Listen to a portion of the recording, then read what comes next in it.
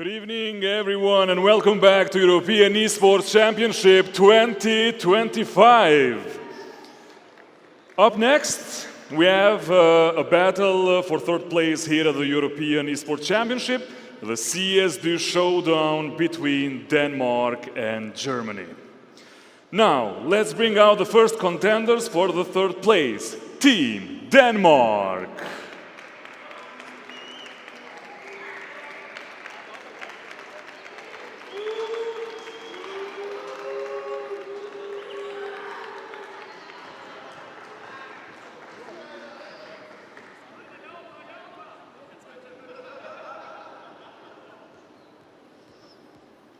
And now, we invite their opponents, Team Germany.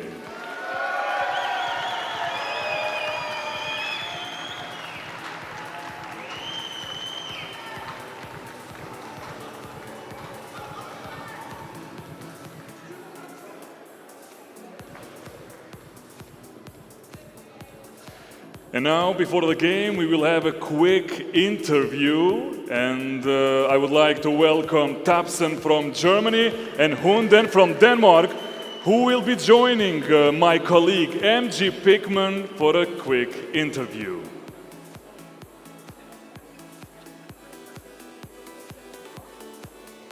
Hello, hello.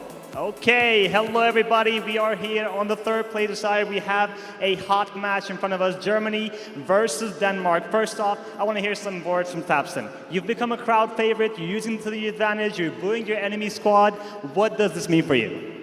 Obviously, it's a pleasure being here in this stage and also in this country. We believe also this is a huge country for CS.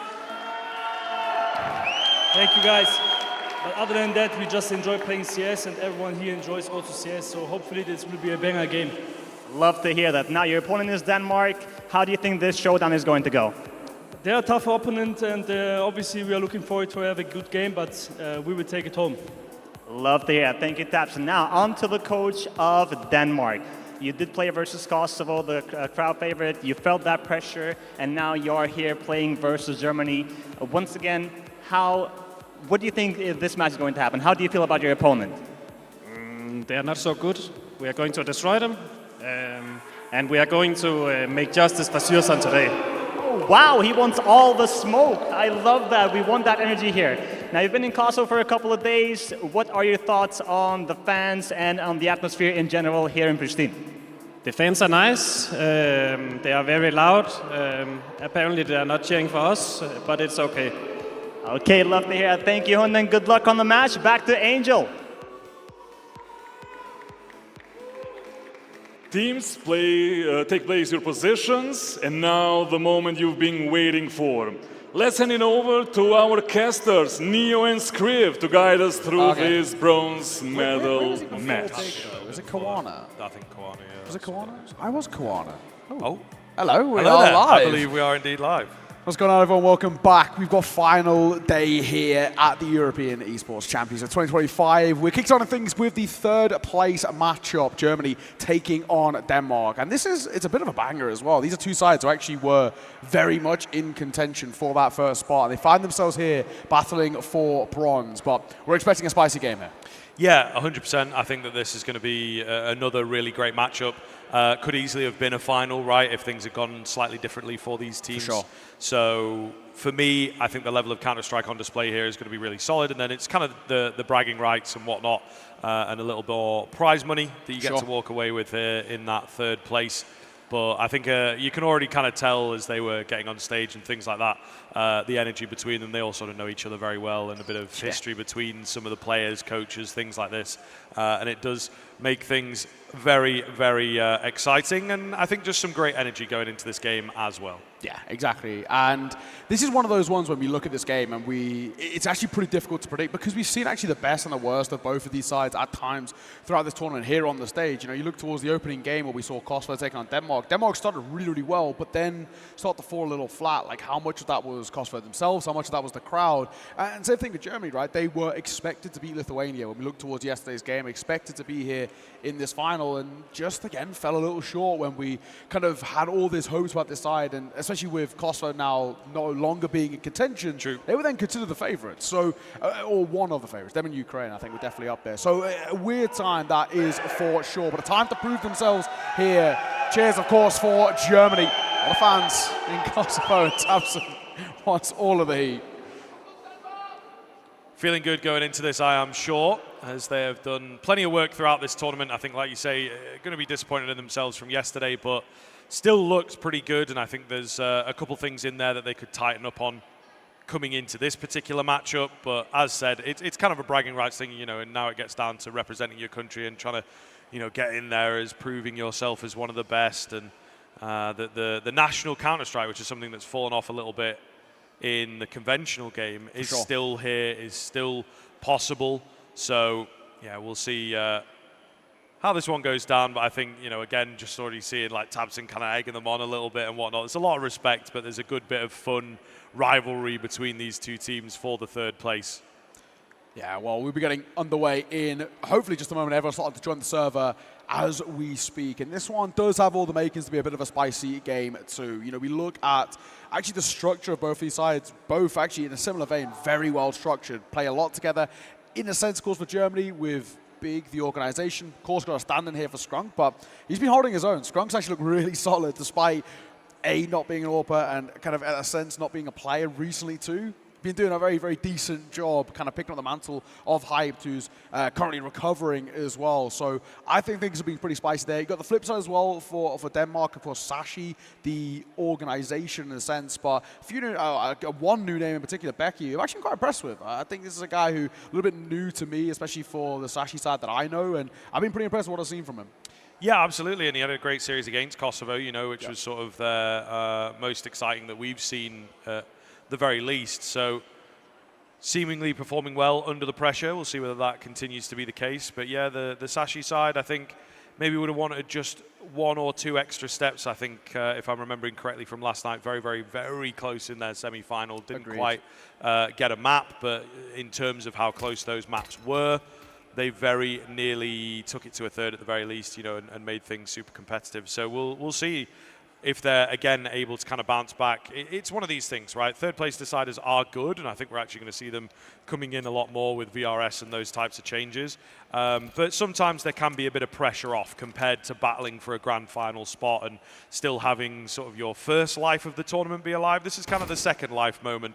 Yeah. So sometimes you can see teams and players play a bit looser, play a bit faster, and that can lead to some more cutthroat Counter-Strike for sure. Yeah, exactly. I mean, for Germany as well, we're looking at kind of back-to-back 13-11 losses as well, and that's where things can be, you know, pretty tilting in a way. I think they would have thought at times it was close. I mean, we look at moments as well where JDC was playing fantastic. He was stepping up in a real big way as well. Crimbo, a lot of late-round situations where that's where he does a lot of his best work and looked fantastic. So, you know, this German side want to prove to themselves kind of where they stand, especially against Team Denmark, we still know, as you mentioned, very, very well. Sashi, on the other hand, and the Denmark roster, unfortunately, wasn't as close. They kind of got masked a little bit by Ukraine, especially that map number 2 of Train. No real competition there, but I think that's just probably testament to how good Ukraine are currently. TNL, being the organization, have just been lights out for about a year now, sort of seemingly coming out of nowhere, led by a legend in Nana Kane, and they have been so, so strong. So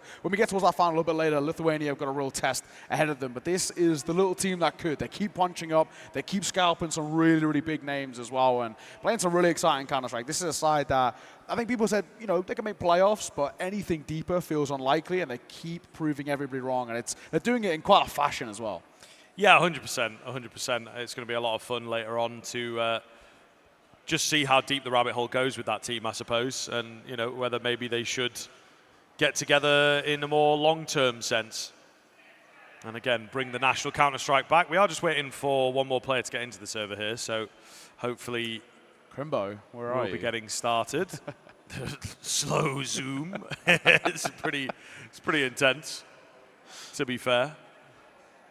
A little warm up before we get. He's trying to ignore the. He's like. Yeah, he doesn't want to. Pretend it's not there. Pretend it's not there. There you go. There you go. Getting the crowd riled up.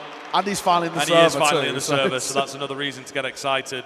It's a win-win. We should be getting things underway, hopefully in just a second as well. But just had a pretty exciting back-to-back Dota game as well. Not that I have any clue what's going on in Dota, but it was pretty fun to learn.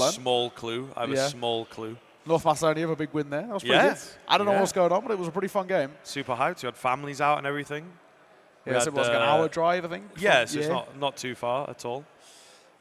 The GOAT Zip Zap. Zip Zap. One of the best names. Got to be one of the best names that I've seen in a minute, to be honest with you. And he was farming. He was looking good. He was looking good. Apparently, you know, he was the guy that they needed to rely on. He was struggling in the first game, came back in the third. What a story of redemption, you know. That's my MVP right there. Yeah. So hopefully we get a performance like that for this game. We had JDC yesterday, looking absolutely fantastic in that first game. Back-to-back aces on one map, which is just kind of unheard of. So we might get a few stars coming alive in this game. It's kind of an interesting conversation. I feel like both these teams are a little lacking in super, super impressive firepower at the moment. There's players in here that I think at times, maybe in different rosters, different eras, whatever, have had that. But at the moment in their life cycle of the CS and what they usually play, because they also play Team Counter-Strike, I think there is a bit of a drought of consistent star players for both of these squads, actually. Yeah, I mean, it's actually been one of the big main arguments for both of these two sides. You look at that kind of Team Germany. When JDC came in, this is a guy who, of course, has been fantastic for a while now. I mean, ever since kind of his post-Mars NXT days, right? But you look at him individually, should he be the superstar? I mean, you'd argue no, but he's been stepping up in that way. Kind of exactly. On the flip side as well, same thing for Cabby, right? You know, he's been a guy who I think has actually been putting up fantastic numbers, but should he be the superstar? There's definitely that argument there as well. But we're going to get on the way in just a second. We've got the Veto to bring you as well. Inferno is picked by Germany, Nuke picked by Denmark as well. And Nuke's a bit of a Danish kind of map as well. It has been for a long, long time. It's a map which Sashi have actually looked very, very solid on. So Germany can really be tested there. Yeah, I think Nuke in particular is a map that some of the teams have been trying to keep Denmark off. Yeah. I think we had a chat with Ireland, right, and they really got flattened on that map. 13-0, you know? So really not a good look there, and it is indeed a good clean map for them. So this is going to be quite a curious one. That being said, we've got Inferno as the first map out here from Germany. This for me is probably their cleanest performance that I think we've seen was on this map. Just really, really well put together, and again comes down to what we know this squad for, like the utility just perfect, the timing's perfect, the commitment to the game plan always there. So this is going to be another pretty tough battle. I believe we are about ready to get into things here, folks. If we need it as well, Mirage are decider. They're kind of the great litmus test as well, that map number 3, a map that everybody knows and loves. But I think you're right, we're about to get underway here in our third place matchup. It's Denmark taking on Germany. Battle for third, and we'll kickstart things on Inferno. Germany on the T side of their map pick. Denmark on the CT. 3 towards B early here for Denmark, as they look to get aggressive in Banana, in fact, for the first exchange here. Not going around the corner, but playing up close. There is a set, 2 sets of Julies, in fact, and yeah, they are both in at Sandbag. So a dangerous point of no return for Team Germany if they opt to go past the broken wall. Got 2 flashes on Skrunk as well. These have kind of got to be bangers. I mean, Lucky's playing anti, so might not even make that much of a difference.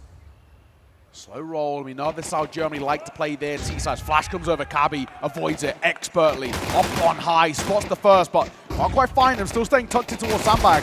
Lucky doesn't need to peek here, but Cabby will fall. Patty in support. They overlook the angle. Lucky going to get 2. Make that 3. The 4th nailed. What a start here for Denmark. And QB's all that's left. A 1 versus 4 for him. It's one that feels impossible. Lucky starts it off. What a run for him. Patty gets 1. It's Lucky with a quad. What a way for Denmark to kickstart this series. Yeah, super clean stuff. The Julies, for a moment there, I thought, oh, he's kind of gotten past that window of success. The Julies usually have a very short window to start getting the kills, but he does well to stay alive, as well as eventually getting that spray down, I suppose, is kind of the only way you can really put it. Solid stuff from him. It's a little unorthodox to that double stack in sandbags. Yeah, but it works so well. One guy sold down the river so that the other can take over and Especially win the round. Oh, nice find. Crimbo going to open things up. Run and gun with the Tech 9. Pat's going to get caught. And Typhon has to show a lot of respect. He has to buy time for this rotation. I mean, they're all rotating in. It's pretty aggressive, to be honest. Especially given the early smoke down. In the same vein, Germany also not necessarily backing off and running away, waiting for this smoke to go down. So maybe that's part of why they rotated everyone across. The old tit for tat here. Denmark trying to make the right call, desperately trying to make the right call as the M4 retrieved is really the scariest part of this round. And that kill, it comes so early. Still have so much utility left here, Germany. So they have an advantage, and you know, it's not a bad looking round for them. Super aggressive here from the CTs though. The dry push into Banana to try and win back the round, and they will do just that. I think completely catching the T side off with that. Just weren't expecting that level of aggression. Nice work, another multi-kill for Lucky. He started off really hot in towards this game. It's what you want to see, especially for Lucky individually, a guy with so much experience under his belt and that tenureship at that top level. Somebody that you need to sort of light up the server a little bit. And probably Germany being that as a force buy, if it was, it leaves her with not a lot to work with here. So red carpet rolled out for a third for the Danish side. And it should be relatively easy to get. Couple of upgraded pistols, nothing too major. They're going to show a lot of respect early. No banana presence at all in the first few seconds. They'll be playing retake on that position if they want to. Only if they want to, I feel here. Just waiting for some aggression to come their way, perhaps, on this T side. Quick flash, quick follow-up, but no one on the other side of it, as Denmark will give full respect to Cross. Just going to back away and concede the banana control. Not super late in the round, and we saw in the last how proficient they were at retaking banana if it was needed. Nice smoke as well, just as we creep towards that minute mark. Might force Germany elsewhere, but not decided on where they want to finish. Stack towards A, double towards deep on B, so Denmark are pretty ingrained on the sides. Kabi probably first contact here, smoke going to come through as well. He takes a tag, but delivers one of his own. And Molotov to slow them, trying to force them in towards that engagement of short. Kabi wants this fight. I'll know it's a lower buy too, so confidence should be feeling pretty good. Still have to make a decision. 30 seconds, we've got to go. They're creeping their way forward, and this is now feeling like quite a committed play towards A. QB, swing, and a find. Looking for more behind it, but Kabi with a fade away will deliver the trade. He gets a second, behind it too. Standing tall, and he's doing all right. Pistol pulled out, but still struggling, and it's all down to JDC. It feels impossible, and it is. Lucky 3 kills, another multi-kill round for him, and Denmark can find a third.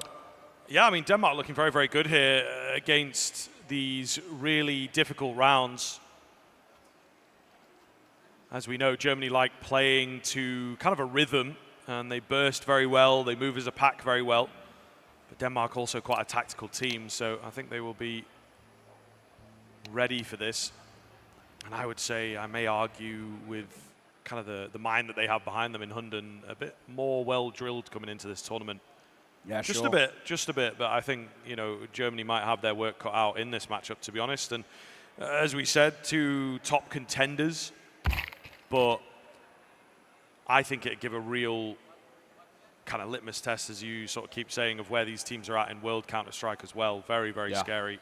They're so structured, aren't they? If Germany can't bring a good game here, then it could be a very worrying sign for the professional aspect of this team.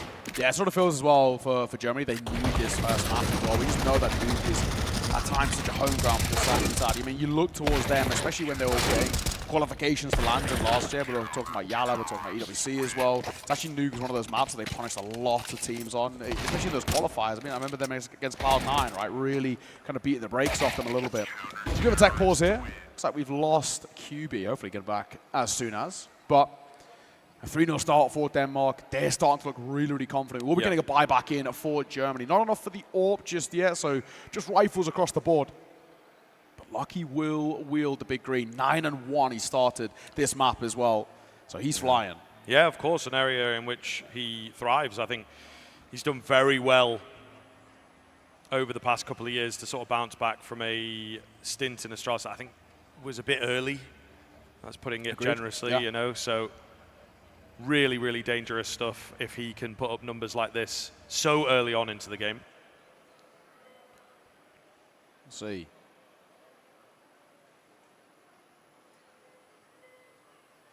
Just waiting for QB back in. Well, sport out here as well in Pristina. Lovely city. We've been enjoying our time. We have, mate. We have indeed. Done a bit of exploring. I can pretty safely say I've seen Pristina now as well. Taking some pictures, you know. It's hot as hell today. But it is pretty hot today. It is pretty hot. But I think it's getting hot everywhere, man, to be fair. We don't really normally get this weather in England, but... It's getting there, though, the past few years. It's you true. know, trust us to talk about the weather, of course. But yeah, it is getting there. So, but we're well ventilated at the moment, so that's good. That's very, very good. 32, apparently. Pretty hot right now. We're still waiting on QB. I've lost him in the service. Hopefully, that's the time before he gets back in. Not exactly what Denmark want as well. Just after things have started going quite well and they've really started to pick up a bit of momentum, you're forced into a slowdown of being slightly iced out. He's back in. Matchmatic is alive as well. So back on the road. Round number 4. The first true test as well as Germany going to be picking up the guns. And this is where they need to kickstart their own map pick. Inferno's kind of got to go their way. I'm sure they would have expected that nuke pick coming through, but even still, it's just a map in which Denmark have looked good on. 13-0 against Ireland, as we said. Indeed. I think both teams with a clean handshake in terms of the maps, right? Yeah. Both getting their favorites, maybe give it a bit of a test. They have both played this map in the tournament so far, so it's not like massive surprise. Obviously very close yesterday, one of those 13-11s for Germany. So Denmark will be looking to capitalize on maybe a lack of confidence. A lot of damage done early here. I think a number of players on Germany, just going for the HE stack. No kills, but certainly helped them out later on in the round, and they are once again looking to wind that clock down as they love to do. But I think it will be a B finish. However, Denmark with a mid-round move. This is pretty clever. And a clean frag onto Crimbo. So that's a great start. I mean, they should surely start rotating at this point. Crimbo, traditionally the lurker on this side, on the T side, and they should know that the pack's not here with him. Lucky going to be tested. Can he hit the shots? The first is fantastic. Scrunk to fall. And he resets up as well. 42nd, they continue moving in. And Lucky's here. They can't keep testing this kid. He's hitting every shot that's gifted his way right now. And down to 2. QB and JDC with an order. The rifles for support. Cabby swings and finds JDC falls. And QB back in the server, but only momentarily. A mere consolation kill, Denmark. That is an incredible round. Yeah, well, I mean, you know, you have a few things. Obviously, they get the first kill, but it's also Crimbo, which in your mind you start to think, okay, that's usually a bit of a lurking presence, so let's have a look. And okay, it is kind of clear. So they gathered a lot of information, keen rotations. And again, just playing the simple fundamental Counter-Strike so well, stacking on top of each other, trading really well out from Church. And that is just what Danish Counter-Strike does and what it's done for a long time. And, you know, again, Hunden behind them, what he has been a proponent of for probably like half a decade now, to be honest, taking it back to the original Tricks lineup. So it's working here against the Germans. We do have a low buy coming in from them. 2 very quick kills and an A bomb site seemingly secured, as well as the plant to come with it. This is really not looking good. I mean, you've got armor dotted about, an M4 picked up an AWP as well in the hands of Crimbo. He's not too scared of that sniper rifle, so we'll see whether Denmark actually do want to commit in here. I think they're hoping for a kill to come their way. It's not going to happen. The A bomb site of Inferno, man, it's impossible. A replenishment of that Moto smoke. So they will run off and save on a full buy round against the half. Not a great look at all. Germany have, you know, been pretty good at winning these as well without bringing a lot to the table, but just a little bit of a gimmicky round. Now is that sort of round replicable? Maybe not, but it's nice just to kickstart your map pick, right? Get something out the way. Like I said, scooping up the AWP in particular, super important. Scrunk will wield it. Give him a chance to get his opening kill. Your save. I kind of respect Denmark in this sense as well. They don't have money super built up at this spot. No need to risk things And around that statistically doesn't favor you. So Germany find their first and now looking to build upon it, can buy around nice and easily too with that minimal investment. So a fairly decent spot to be in. If they can make something out of this T side, we actually have a really decent chance of putting Denmark under pressure before the turn of the half.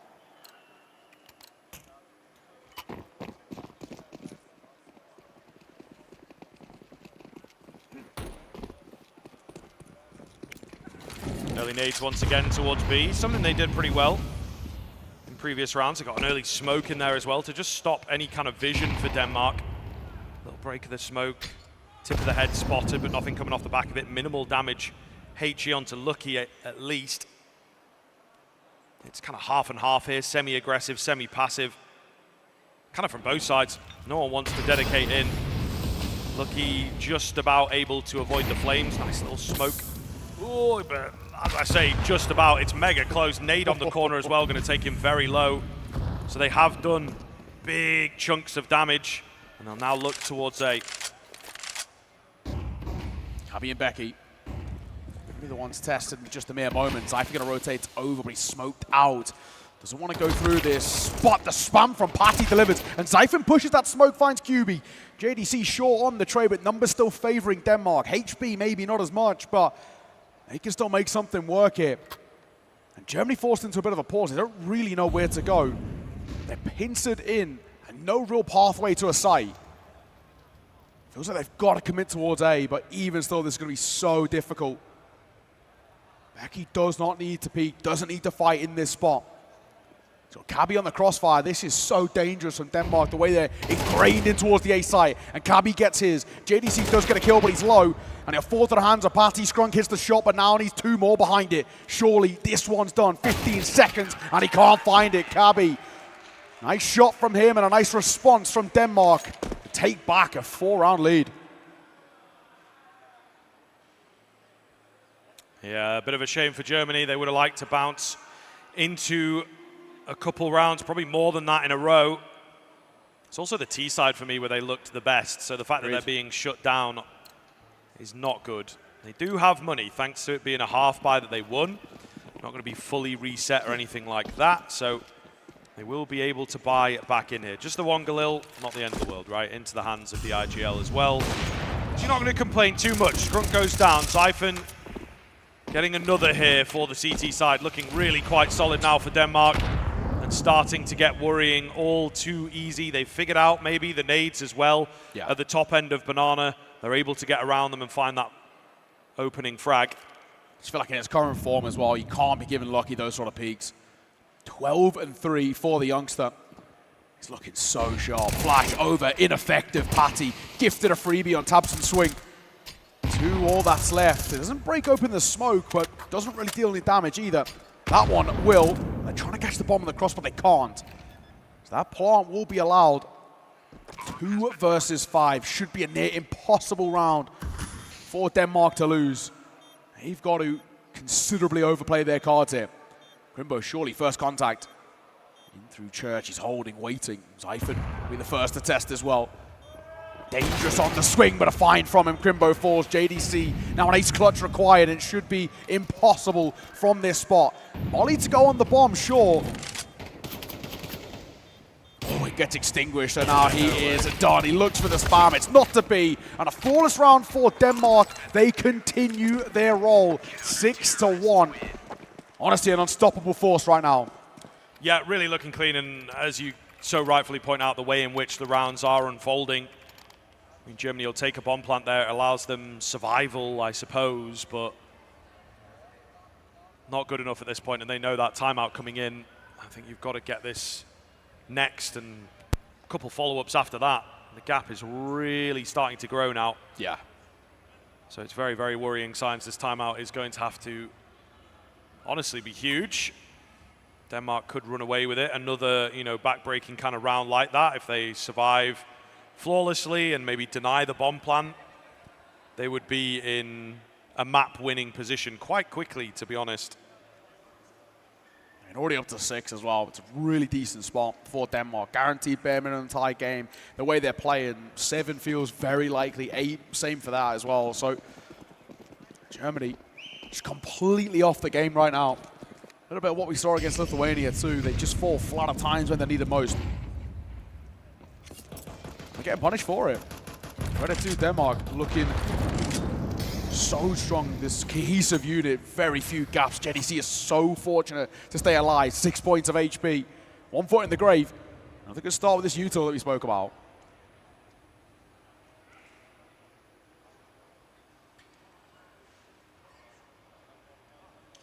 Looking for an A finish here. They really do not want to get this wrong. You can feel just one move at a time. Smoke comes in towards short. Lucky trained up. He's been looking very, very good. Molotov in. It's not really going to do too much to him. Maybe makes his life awkward visually. He's got some backup now as well to work with. Are they going to smoke this off? No, they're going to risk the quick cross, and he's not quite fast enough to land the shot. The smoke's going to start going down towards short, though. Cabby gets a quick trade. He can't hold the line. Man advantage for Germany. The bomb, meanwhile, is pulled away to go B. There's a late smoke in from the lone defender over here. Patty trying to hold, and he will do just that. The bullet skims past JDC. He's able to push in and find him reloading. Goodness me, talk about luck of the draw. And I think with that, they will just have to take the save here on Denmark. But man, that could have gone either way. Yeah, that was so close. You can play proactive exits here if you are Denmark, and that's might be what they set up towards bottom banana. Germany finally finding a second. It needs to be the second of many as well. We need to find a few more, kind of at least 4 rounds on this T side, sort of a bare minimum, if not 5 or 6, to give them some leeway. You know, you touched on it. The T sides look like they're slightly better sides from what we've seen of Team Germany so far. But a good round to find nonetheless. Kind of important push by JDC, especially being so low from such an early point of that round. It's a ballsy move, and it's one that pays off. Great work. It's their second. That save is good as well. You're just keeping the AWP in play, making sure that investments are not too hard, and the AK as well for Becky. Denmark are far from stressed in the spot they're in, especially with Lucky and Cabby both playing as well as they are. But actually, they're going to show a bit of respect. Going to take a timeout, though. Not in a worrying spot, but just making sure. Yeah, for sure. And again, sort of full respect being shown across that they know Germany are capable of indeed closing this gap and closing it exponentially. So we do like that bit of proactivity here in the third place decider. Just keeping cool, which again remains important on a hot day like today. I think also in a game like this, they understand they're in a great position map-wise, then a great position series-wise. If they can secure this map, might just be able to put this one to bed. No real sweat off the brow for them. We'll see what the timeout does here, as they do have a decent buy. Is there going to be anything unconventional, or is it just same old kind of round? It looks like there will be 3 towards B, so perhaps a plan over here for some banana control. Yeah, early banana control from them has actually been pretty solid too. They haven't been committing to fighting it, but that util that's forcing Germany into slightly awkward peaks is making life a little difficult. You see, slightly tight. Oh, Lucky boosted, and what a flick, what a find. Strong going to get caught in midair. That's the sort of shots that we're looking for, the difference maker, and sort of where you look towards Team Germany, that lack of having hyped, then starts to show just in that raw head-to-head duel. Yeah. You value Lucky every single day of the week. No disrespect to Scrunk, it's just how good Lucky has been so far. 13-3. Yeah. I think for me, probably the best AWPer in the tournament. So he's kind of living up to that at the moment. Definitely in this matchup. QB. We'll find a 2-piece, but it's Lucky on the trade back. This is where it gets a bit more interesting. 3-on-3. So they'll start to move in.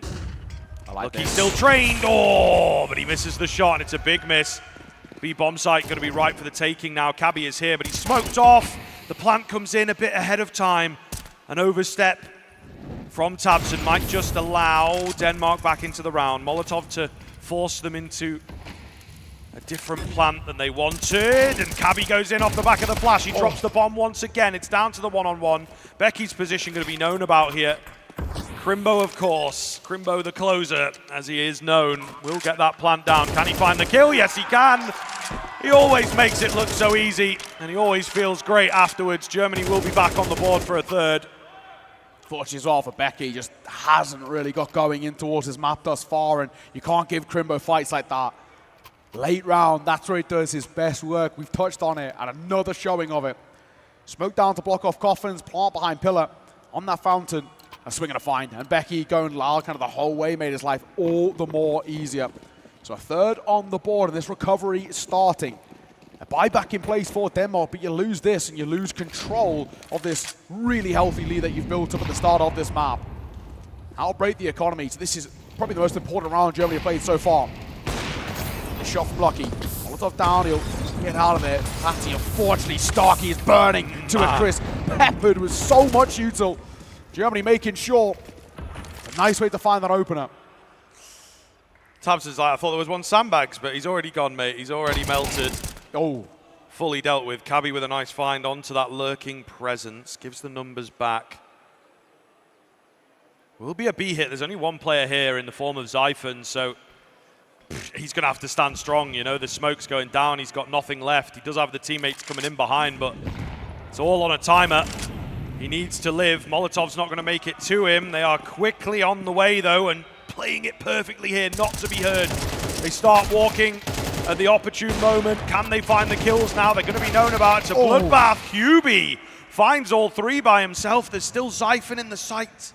Alone, Tabson is ahead with the bomb. He gets dropped. QB is low. This is definitely doable, but Skrunk with the impact kill. He's been struggling, but he will close out number 4 for Germany. And just one kill like that as well makes such a difference for his individual confidence, but also now by breaking the econ over towards Denmark, so recovery definitely on the cards now for this German side. It's like something out of this first half. Give yourself the foundations before heading in towards your CT side. This one should be a freebie. Only upgraded pistols really to work with for the Danish side, and armor a luxury they can't afford. Good spot for Germany. Did require a big 3-piece from QB. Take it all the same. Nice tag onto Skrunk. Pop shot with the Deagle. Cabby's getting pretty close as well. Don't overthink these situations. They stick as a pack. They'll have no problems running this round. Tabson maybe looking to not give the game away. Another stacking nade comes in. Decent damage onto Patty. They're going to go for a gamble stack here. They do also have Lucky pushed pretty deep into second middle, so they've got a good idea that it is going to be B. They're ready and waiting. Player up on the boost. Another one boosted up first, so this is a pretty scary looking setup. Of course, super weak weaponry here. Lucky in behind. Could do a lot here if he plays his cards right. Jumps a bit early, doesn't land the headshot, but he has, I suppose, disjointed the push. It's 1 for 1 at the moment, still with a threat in behind as well. A lot of damage being done with the molly. It's Becky up top who brings it back to the 2-on-2. They're all on pistols, it would seem. QB left low, smoke goes down. That's going to create some space for the bomb plant here. Lucky's also repositioned, so they don't really know where to look for him. The USP goes flying in, and now it's just Lucky on the edge of the smoke, but they're ready for him in theory. Goodness, Crimbo took a moment to react. He will get it done. Every round is hard work right now for Germany. I think Denmark can take silver linings away from that, though. 3 out of 5 kills with minimal investments, not bad at all. It doesn't really matter in terms of monetarily speaking over towards Germany. Final round of the half, and Germany have recovered up to 5 now. And a chance at tying this game before heading in towards their CT. I think with Denmark, they'll be left reading a little bit. Quarter pause didn't really change or affect this game all too much. And 3 rounds ago now. Yeah, they've been struggling after they lost control. They've just been unable to regain any of it. Pop flash, maybe a bit of a quicker play here. Becky, what have you got for us? The support are Lucky, one apiece. So Denmark start well.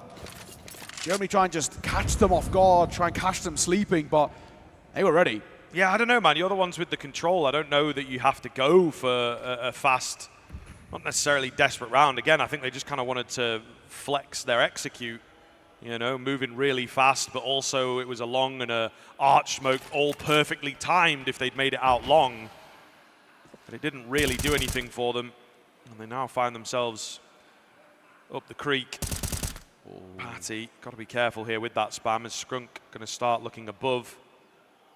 In towards CT. If he goes a bit too wide, even with the smoke down, it's not going to be the safest. Patience. Oh, will not pay off. I thought he'd maybe landed a bit of a tag, but not even that. Hello, look at this. Crimbo on that lurk, as he's done so successfully before, gets two. So well played from him. He doesn't know about that third, so Kabi's actually slipped the net a little bit. But a 3 versus 3 ensues. Crimbo's got this A side, but it might be a misrelay of information saying that this is completely clear. Kabi's lurking, he's in the back lines, he's actually in between the two here. And he might be on for the flank. He knows they've not come with him. So Crimbo's all on his own. He'll be known for as well. The flank, they're coming back straight into the open arms of Kabi. And Molly down, look at the time as well, 13 seconds. They've got to find the shot. They can't. Kabi delivers onto Scrunk, and that's that. No time for Crimbo here. So Kabi single-handedly winning this round for Denmark. Timer is gone. Denmark will be locking in a 7th before heading in towards half-time. Now, it wasn't exactly the best finish for Denmark, but they'll take that round at least. Yes, absolutely. I mean, it's a difficult run for Germany in the beginning. They do well to pull things back. Unfortunately, unable to bring it as close as they possibly could. It is a difficult one for them, but maybe we'll see in this second half if there is a bounce back going to happen.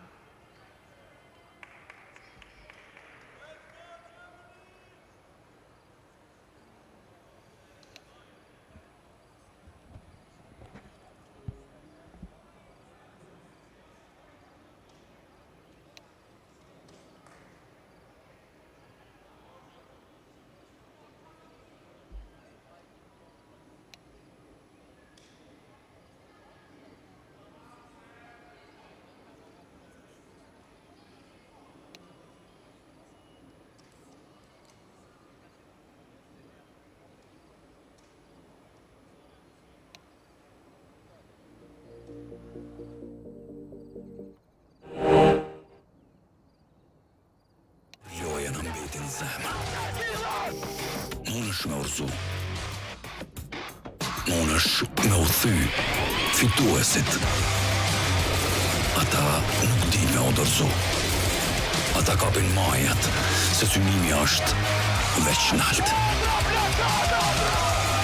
Heronjt I takuem, e heronjt u banam vet. Në Kosovë, aty ku toka merr frym e ëndrat marrin hov. Hajde ta djegim arenën.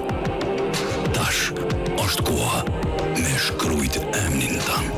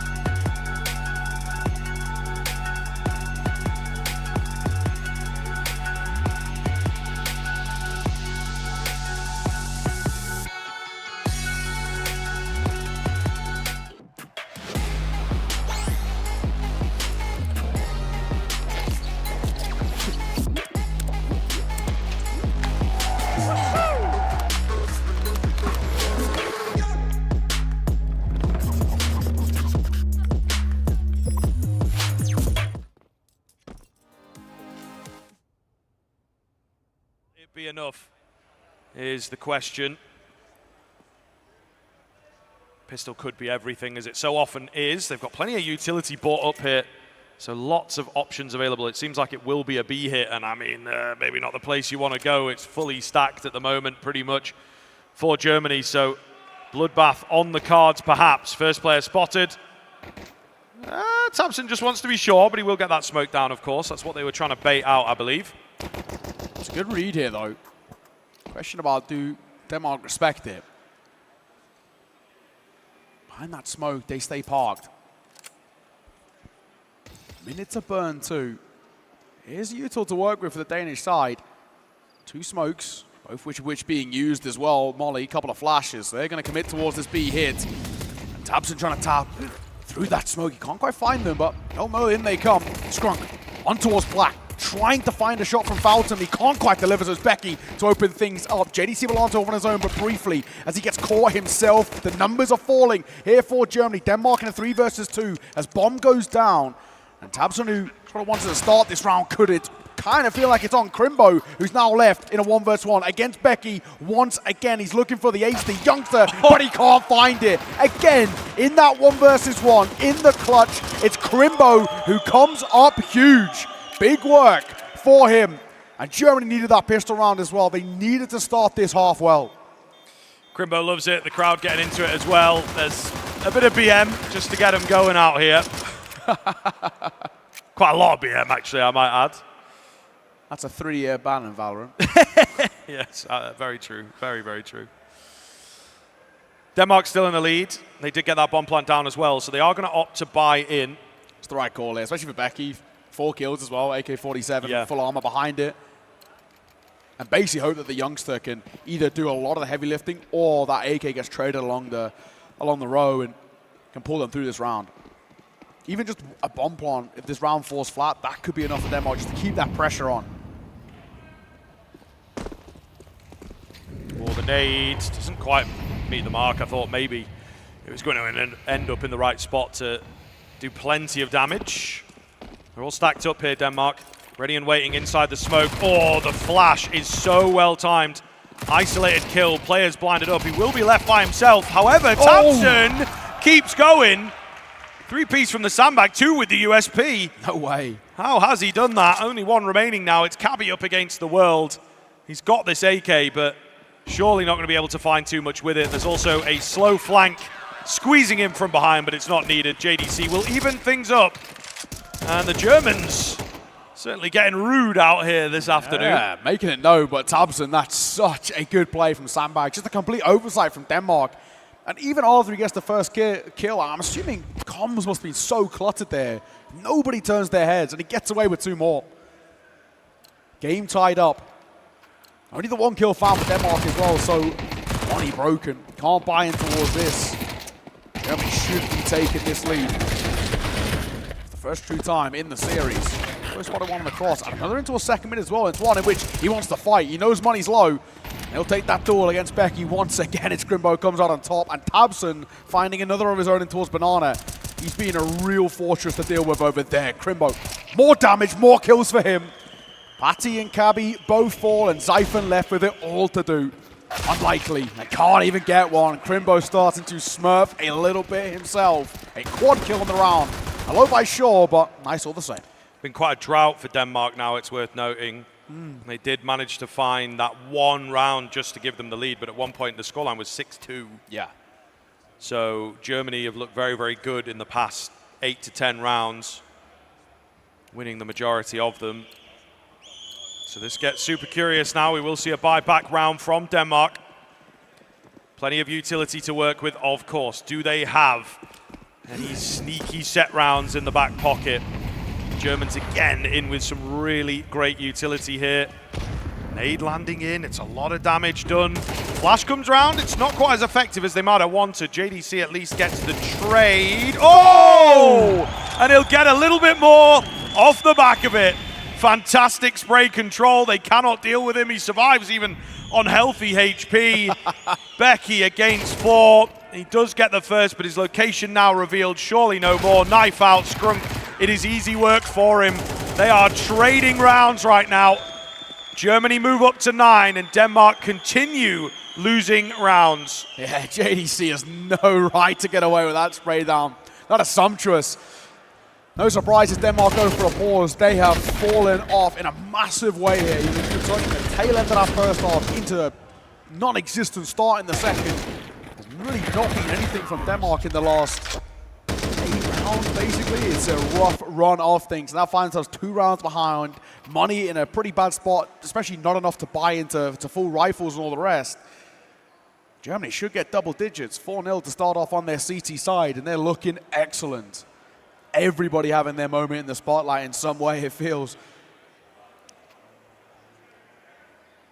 9-7. Tech9s can still be a little bit difficult to deal with, but Germany just full of confidence. Momentum completely on their side.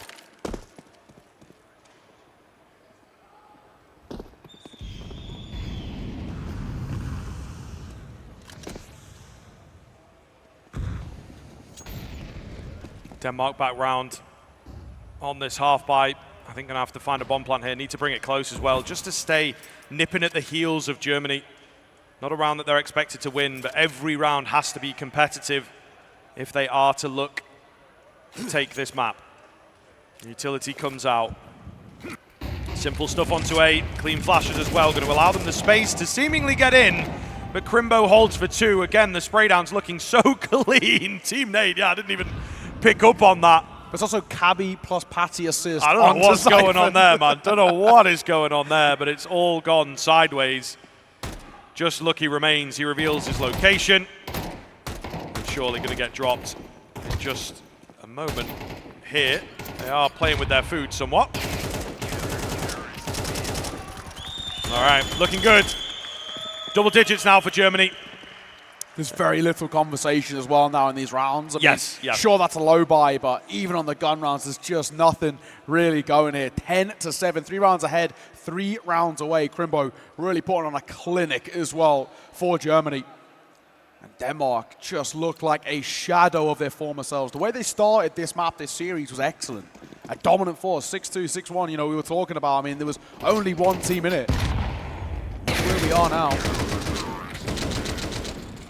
They buy back in. And Denmark fall flat here. They're playing for overtime, and that's a pretty big ask. Becky deep in towards Apps early.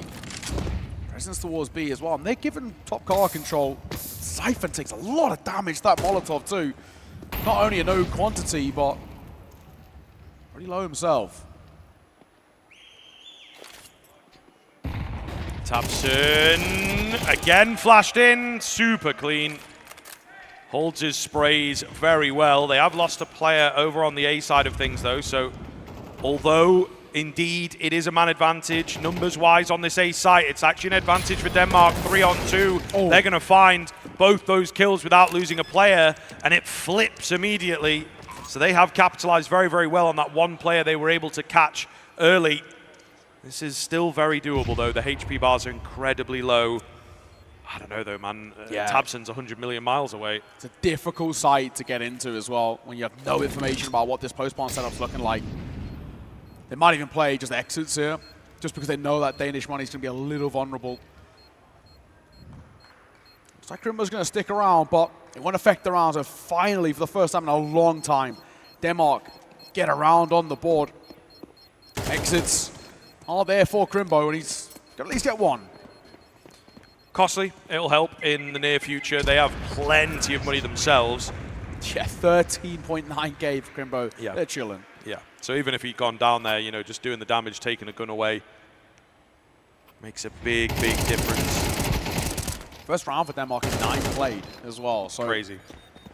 Really shows how far they kind of fell off the bandwagon a little bit. The big thing is that just can't afford to be a flash in the pan. They've got to find some consistency here if they want any chance of this map. If that's just a one and done, their economy once again takes a bit of a hit, and surely Germany just roll towards the end of this map.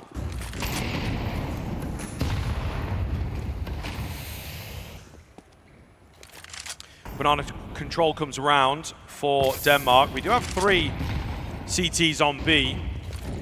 Curious to see what they're going to be able to do here, whether they want to go for that mid-round banana control. Seems like not, and I mean there's so many mollies going their way to just kind of stop them doing anything. But Denmark will pull off, move towards A.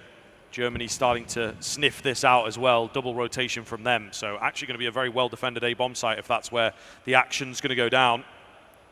Yeah, it's true. I guess they're just going to keep trading util. Leave JDC here. Has a smoke in his back pocket, and probably another one dropped as well. Minute left, not a bad spot. So it's going to be a bit of a bloodbath towards A. And Crimbo boosted up as well. He makes a bit of noise though, so that'll avert attention. I'll keep an eye on it. That setup looked good until he fell. He probably could have caught at least one making their way through mid. Yeah, but there is also the fact that he saw like nobody there. Yes. So they think that there's not really any A presence at all. A great late smoke here from Xiphon as he goes on the solo lurk, the solo sell. So ultimately pulling 2 away from B, but then Moto smoke comes in. They're still not super far away on the rotation, but again, Crimbo is back and forth. He doesn't know where to go. What is the decisive call? And there just isn't one. And with that, 3 kills coming in. Xiphon strikes at the perfect moment. They could plant on either bomb site, but they choose A. What a round from Denmark, actually. Yeah, that is so clinical. Not even going to lose a life as well. That's one of the best rounds we've seen from Denmark all map long. They're going to make sure as well. Lay it into them, hey. If you can dish it out, you've got to be able to take it yourself. It's true. And Germany will call for attack pause, so a moment of talk, and this is kind of a perfect moment for Scrunk, especially to get on the mic here. Not exactly putting the numbers up, but it does a lot for how the setup of Germany looks. They have lost a little bit of control, so we do need to find our way back into this. Sure, money's still in a completely fine spot for this German side, but you just got to make sure you don't allow Denmark to spiral. They're very good when they start that snowball effect. When they start chaining rounds together, they're a difficult side to slow down and difficult side to stop, and I think Germany realized that more than anybody. So a one-round game, 10-9.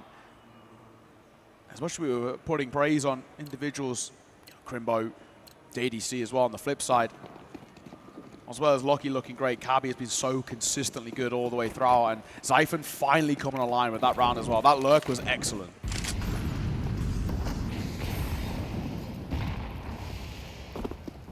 Tabson takes a bit of fire, but nothing too substantial just yet. Feels like the most important round of the map so far. Could be of the series as well. We've talked about how good that Danish Nuke is. So arguably a must-win. It always, feels good to get your own pick. Yeah. And pretty damn bad to let it slip. You picked that map for a reason, of course. So Germany in the lead, but it hangs in the balance right now. Especially because this is a series where it feels like both sides, on paper, statistically so favored in their own map picks. Yes. We've spoken a lot about kind of Nuke and Denmark, but as you touched on, as we came in towards the series, Inferno has looked like a really good map for Big. I think Dust 2 has also looked pretty solid for them as well. But Inferno is just where they have been really able to dominate throughout this tournament. 50 seconds, bomb heading towards B. 2 players there to meet them, but they're smoked out as well.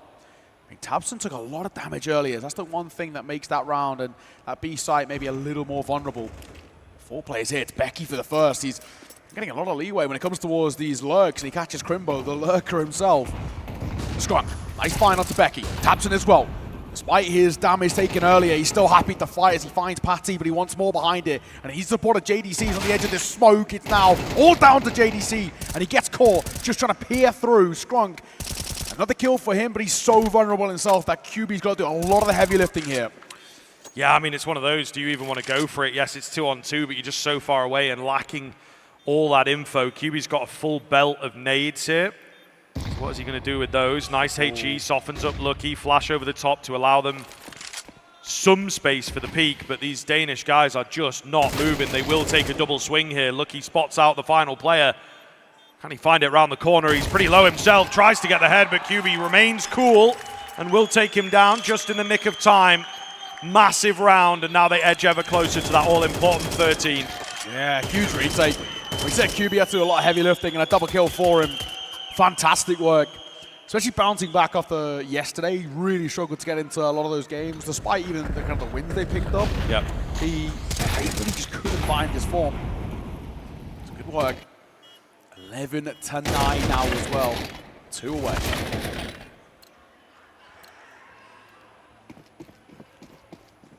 Right, let's see. Is there anything left in the tank for Denmark? Such a disheartening one in the previous, you're very, very close. 1 round in it, and you lose out in the 1v1. So I think they are relying on some of that experience, some of the voices within this team to just keep them together. Arguably time for a timeout, you might have said, but they opt not to do so. Quick burst, see if there's anyone on the other side of these nades. The answer is no. They take quite a lot of fire damage for that trouble. Pretty healthy nade as well. Xiphon starting this round sub-50, deals a bit of damage himself. Counter control is such a priority. Looks like Denmark are going to stand tall here. 4 remaining, and as those smokes fade, that's where they want to finish. There's 2 players again to meet them. Got so much Utah on that German side to keep replenishing smokes over towards front of that B side if they want. And there's the first.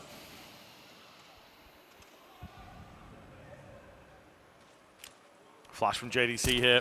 Tabson's actually gone early, so it's a bit more of a contact flash. No way. Okay. Should never get away with that. Yeah, just creeping around. I mean, it's a slight change-up, isn't it? You know, usually people are going to expect a flash, so they feel pretty confident to sit on the other side of the smoke. Nades in hand, maybe. Could be really big here. Rotations come in as well as Tabson gathers so much info. He gets himself another kill. JDC's gone down. A right-click hit. As, a little messy. Crimbo gets through. He somehow ends up behind them, but he was so blind from somewhere. It's all gone awry. The digits will be tapped in. Denmark have the advantage, and they are desperate here. What is going on with these flashes? So many players just have no idea what day it is, where they are. QB on 35 HP is going to try and go for it here rather than saving out. I mean, might help them in the next round, but he's quite deep into the action, so feels like he's got to go for it. Loses his head. It's double digits now for Denmark, and they bring it back within 1. It is not over on Inferno. The flash from QB was really good, but Scrunk pulls his knife out. Like a bit of a weird time to do it. Right here, I mean, there's a free kill on site for him, and he... Maybe a sort of panicked... Yeah, a little quick switch, but he fumbles it a little bit. So a one-round game. And a one-round game that should be tied up momentarily. Money not good for Germany. First time in a while, forced into an eco of their own. So an MP9, a couple of upgraded pistols is as good as it gets. They've won rounds of this before, but this one feels considerably more unlikely. Early Molly, QB, gotta hit this shot, he can't. Becky dropping down, the MP9 picked up, and I mean, Scrunk will recover it, but what he does with it is a different story. He's got no armor. Yeah, I mean, it's a money maker, you know, you want the 1 kill, give you a slight boost into the next. 2 would be gold. But I don't really think that anything's going to happen with the MP9 or with the rest of the round in general for Germany. Slow creep up long here. Could be overwhelming in just a matter of moments. They don't quite get round fast enough, but there you go. They're able to isolate a couple, and the trade will come back round, but any damage going to be good damage. Just keep things a bit tense, keep them on their toes constantly. 11-11 here, timeout coming in. I mean, well saved, I feel, for Denmark. Super important round, of course. And just try and get a read and a feel of where things are at. It's not going to be the best buy for Germany. Yeah, tough time. A big conversation. You know, for Hunden, you look at him in terms of now we've recovered. It's about just cementing this in stone. We have control of momentum right now. It's kind of, in a way, Germany who are feeling on the back foot. Full 24 going to be required here in our opening map of this third place decider. It still really feels like anybody's game. Germany have seriously cooled down. As they buy back in, this is for all the marbles. You lose this, you lose the map, as simple as that. And that puts this series up in the air.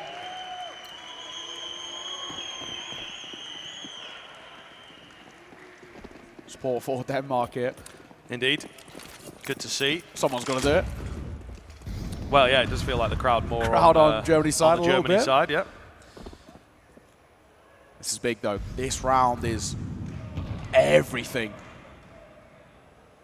Cabby. Oh, shoulder spotted. Can't quite hit the shot. But information gathered. Molly down. And they now take this mid-brackets control. They don't actually really have to do anything with this. Just having that control itself forces Germany back. Pure timing moves here. Cabby looking to be the entry. Crimbo on the corner. Scrunk ready for the fight. Oh my goodness. Crimbo loses his head fast. It's Scrunk on the FAMAS that finds 2. He's really quite low here. So just about squeezing out the advantage there. Meanwhile, JDC here pretty quickly. Yeah, they very, very astutely realize that the initial smoke is not quite good enough. So they will indeed get the re-smoke down. That makes life very, very difficult now. I feel like you kind of have to go for it here.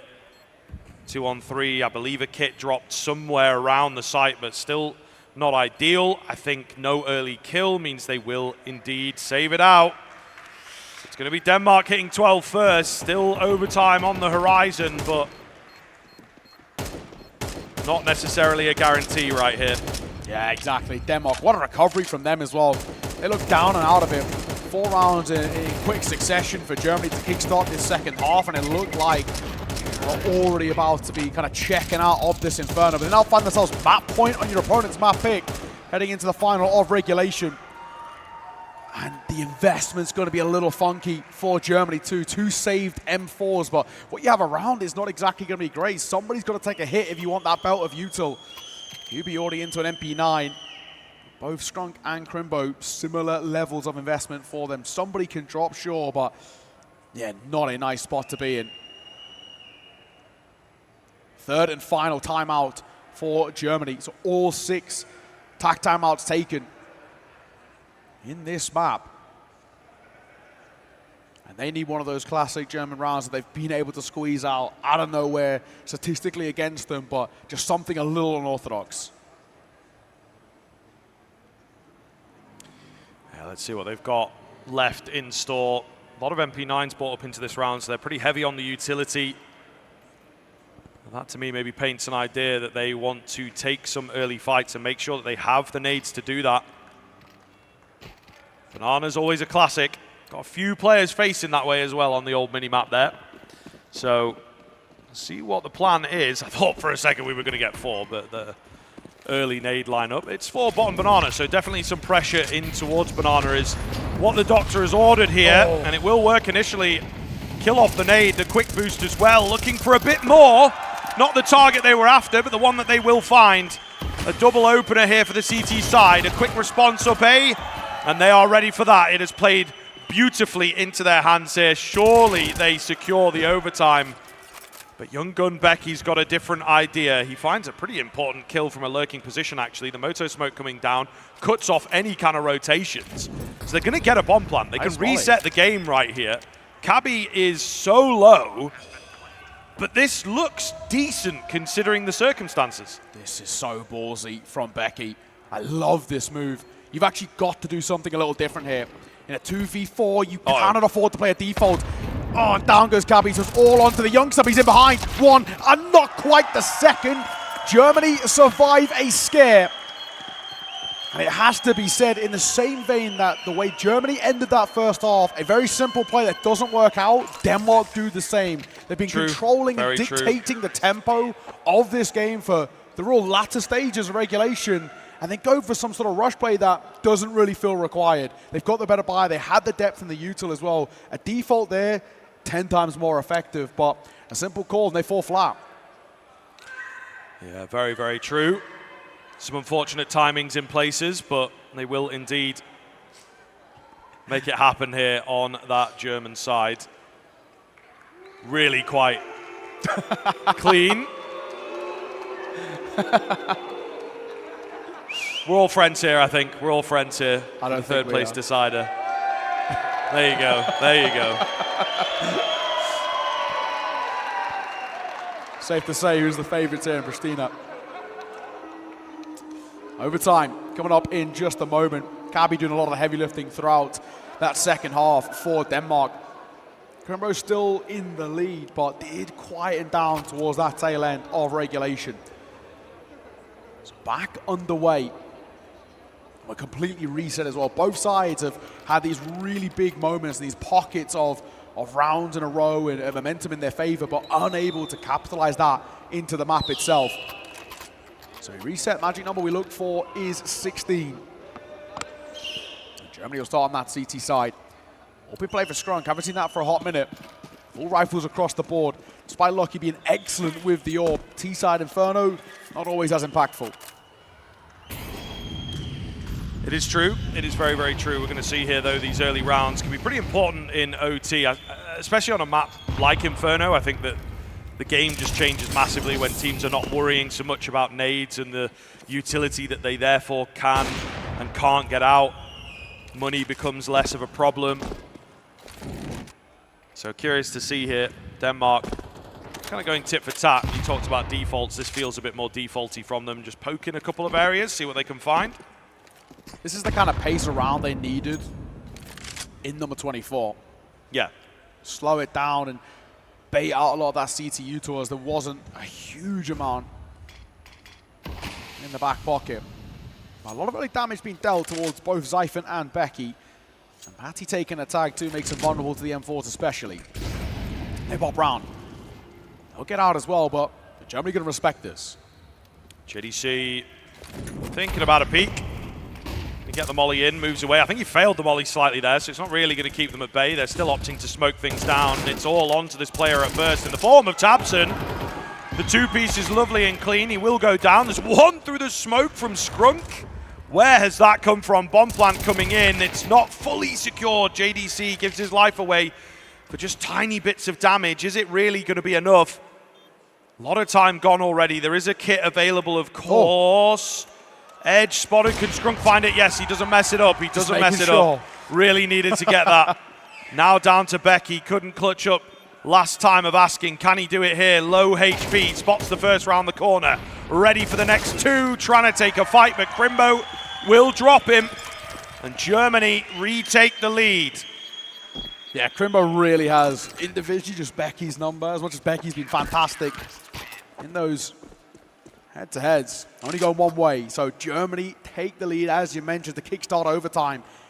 We need at least two in this first half and then this CT. At times their T-side looked a little discombobulated, bar the end of the half. Maybe positive signs in the sense that a lot of their best work came late when the guns were in play. Either way. Double orb setup as well for Germany. Crimbo going to wield the secondary. Did see that a little bit yesterday, especially on Dust 2. It wasn't too bad of him. Doing it a lot on Dust, to be fair. The orb moved around quite a lot, so surprised that we maybe have only just started to see it again. And Mirage too as well, right? And could be with it. It was kind of a bold call. I think money really comes into play on this map. There's just some baseline utility that you really need to make sure you have every major round. But into OT.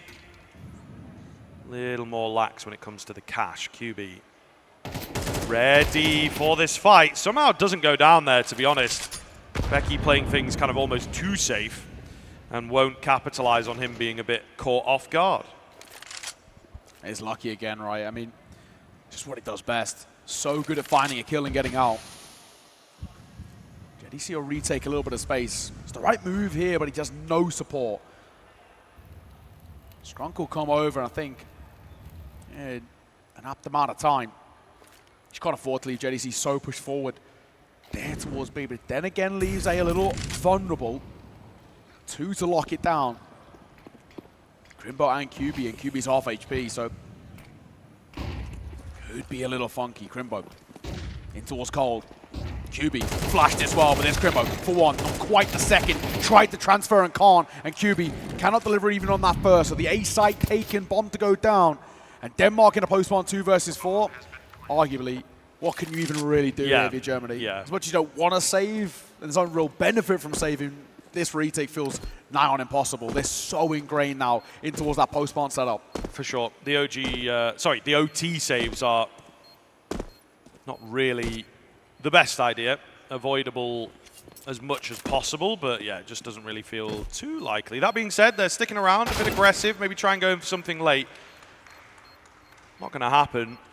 I think JDC needed to start moving a bit earlier. He's just, I don't know, looking for something on the way out here, maybe take an AK with him. Maybe some style points here as he knows that they are likely to be saving in the corner, and that's exactly what he's going to go for. Fair enough. Takes two down. Just annoying more than anything. They're going to be able to buy anyway. It doesn't matter too much, honestly. One of them could have been the AWP, but even then they just get the AWP back. So I don't know. For the stats. Yeah, for the stats. He's gone positive now with those two kills. True, so there we go. Either way, 13 all back and forth tit for tat. It's just how this game is feeling. Neither side really getting a stranglehold of the control. It still feels very difficult to predict. Those don't know, like we said, the race to 16. Early molly, I like the push from QB. Has the support of AWP at range as well. The flash, though, unfortunately a little ineffective. QB will fall. Skrunk, thankfully there for the trade. There's Becky on this lurk, and he's been getting a lot of space with these lurks. Skrunk will come through with a volley. He's going to go ahead of it, and Skrunk hits the quick shot. Love that from him. Needed to hit that. He loses that. They get a lot of space towards A.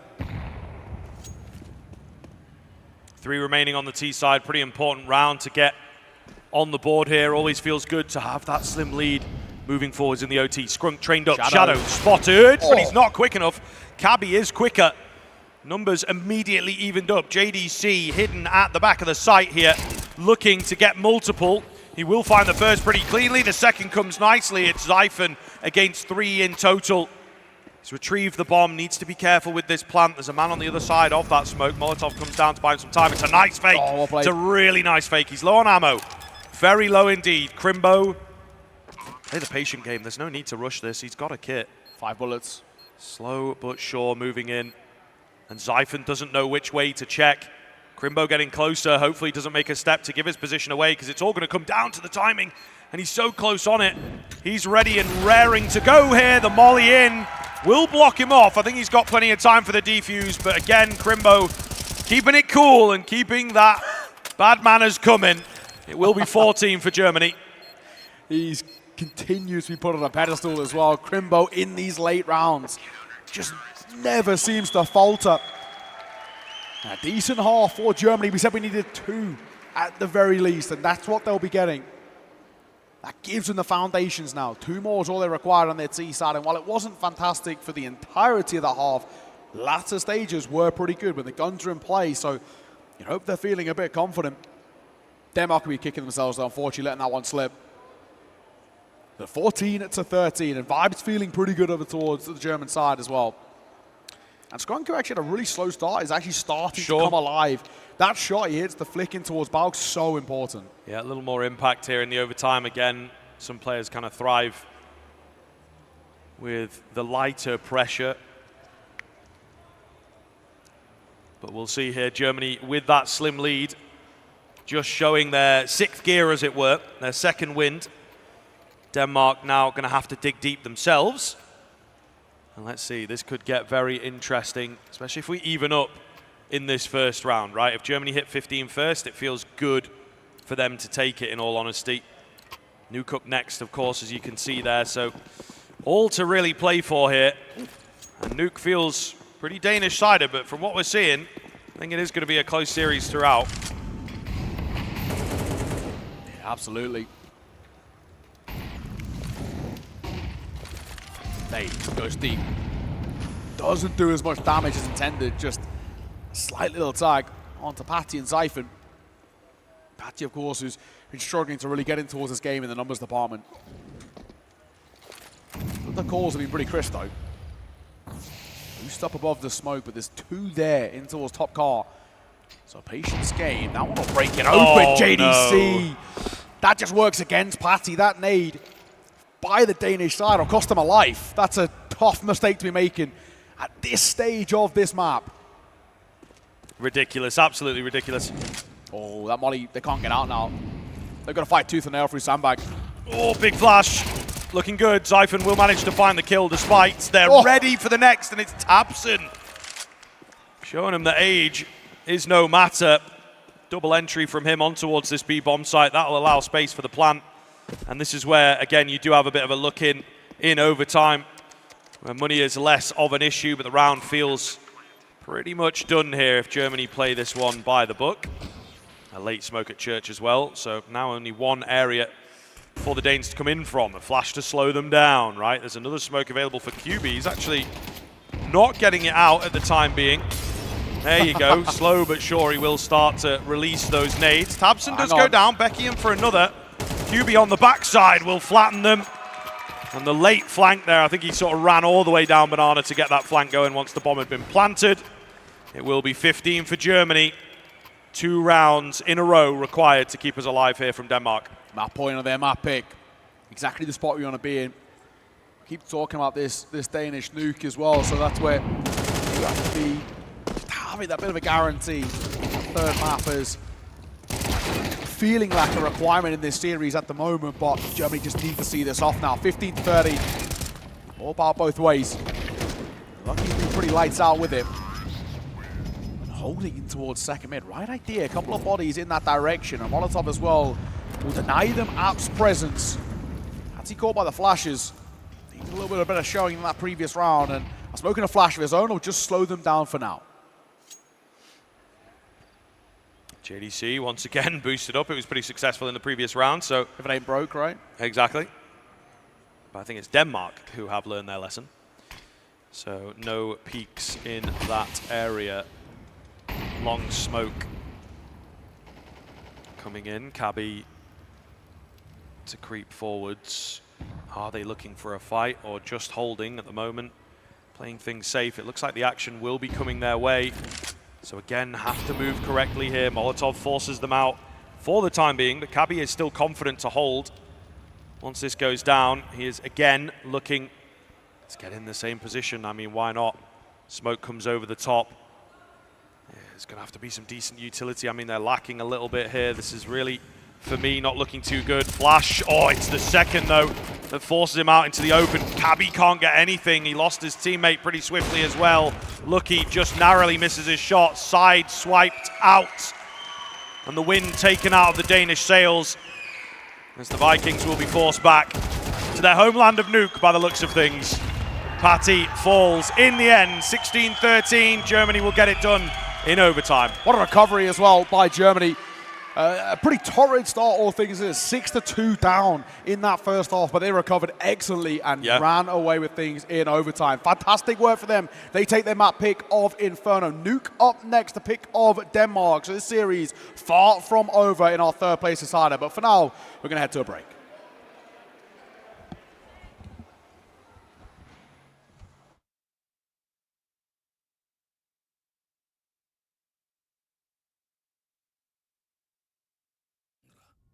Sydflak, Zemra zjar. Në Kosovë, aty ku ëndrat nisën ekranet vogla. Ne u ritëm, por loja na mbeti në zemër. Munësh me urzu. Munësh me u thy fituesit. Ata nuk din me u dorëzu. Ata kapin majat, se synimi është veç nalt. Heronjt I takuem, e heronj u banam vet. Në Kosovë, aty ku toka merr frym e ëndrat marrin hov. Hajde ta djegim arenën. Tash është koha me shkrujt emnin tan.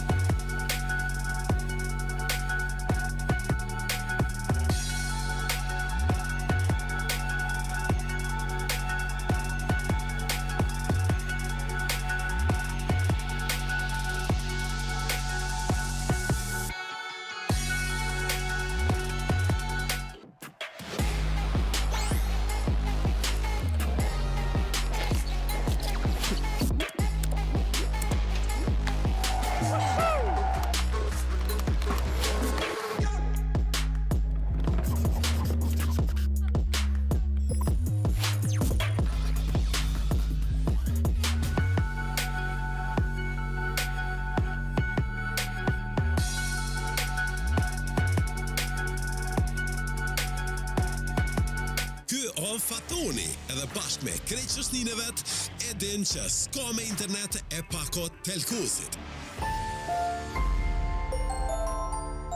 Telkos, dashnin lidhjet parë.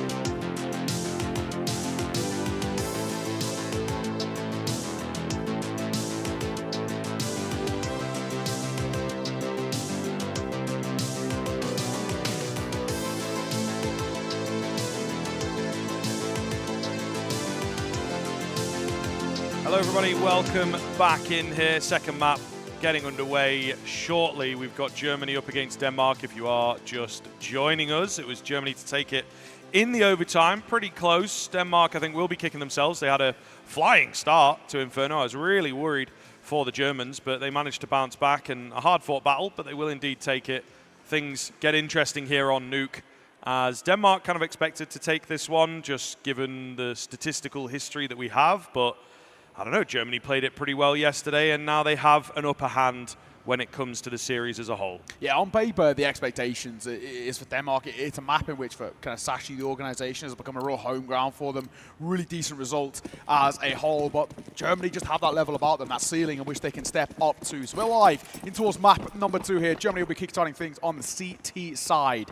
Looking for a little bit of a stronger start, but QB going to be first, tested, and the first find as well. Second behind it before he falls, so not too bad for Germany. JDC trying to tap away. They can't deny the bomb going down, but numbers favored them, and they should be added as well. JDC's running out of ammo, but he hits that shot on Becky.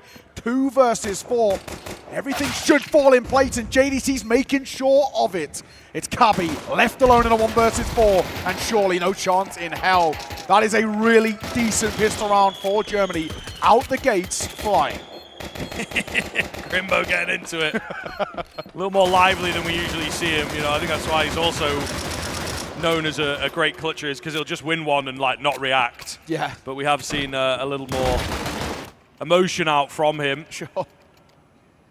But yeah, really great showing, of course, coming in. Germany picking up where they left off, and could be difficult. Denmark, do they have the energy required? You know, it's been a long tournament, back-to-back games, and moving around between stage and booth, and lots of Counter-Strike happening, few late finishes for them as well.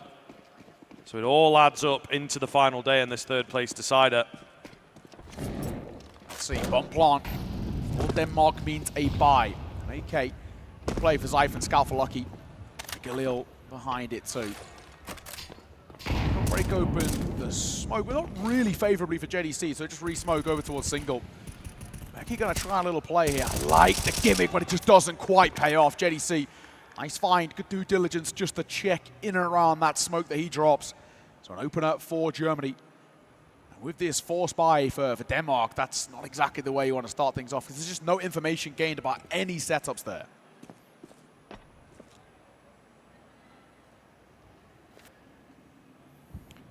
Slow roll here, but they have managed to find some decent space down towards Secret.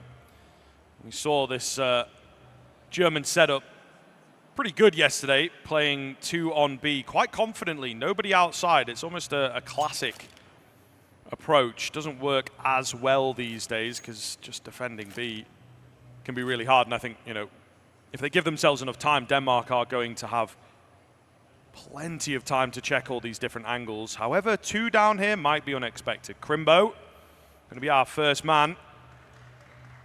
Eventually, door opens. Oh, and he's jumped by accident. Still manages to find one, actually. Tabson up top. He's got help from ramp, and they have all swarmed onto B incredibly quickly. Germany with a great read. The old bait and switch there. It's like, yeah, you can have outside control and walk right into our trap. How does Crimbo get away with a kill there as well? He panic jumps and somehow still flustered. Nails a shot. So a lovely second on the board for Germany, and Denmark, unfortunately, that force buy amounts to nothing. Even just a bomb plant would go a long way just to keep the funds and the finances there, but not to be. So an eco to be taken. Deagles across the board. Still can be a little precarious. You know, the Danish side are sharp at times, especially Lucky and Cabby. Did some nice shots in that map number 1, but does feel relatively unlikely. Early nade and a bit of a spam. Tabs are going to show respect and get out. JDC also here to help out. Tabson looking for a little more. Got to be careful.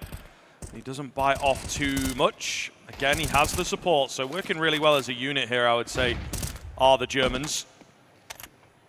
Looking to get things moved up to 3 pretty cleanly. Crisp shots. Nice find from Lucky.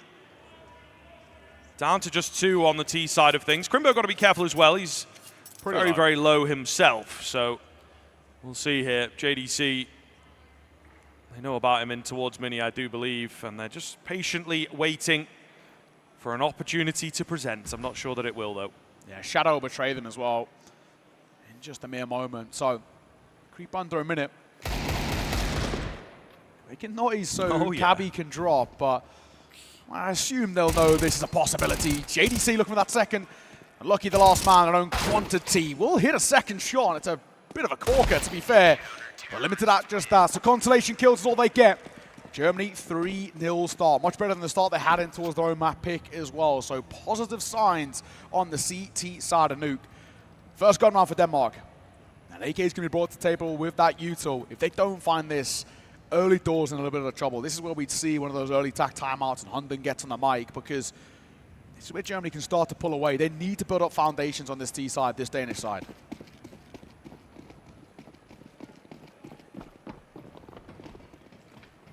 All right, here we go. First full gun round coming in.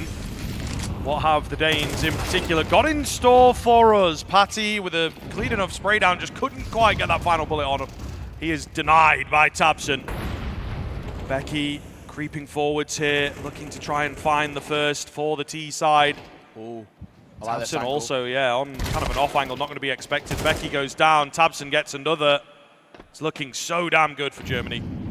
I kind of love these sticks around as well.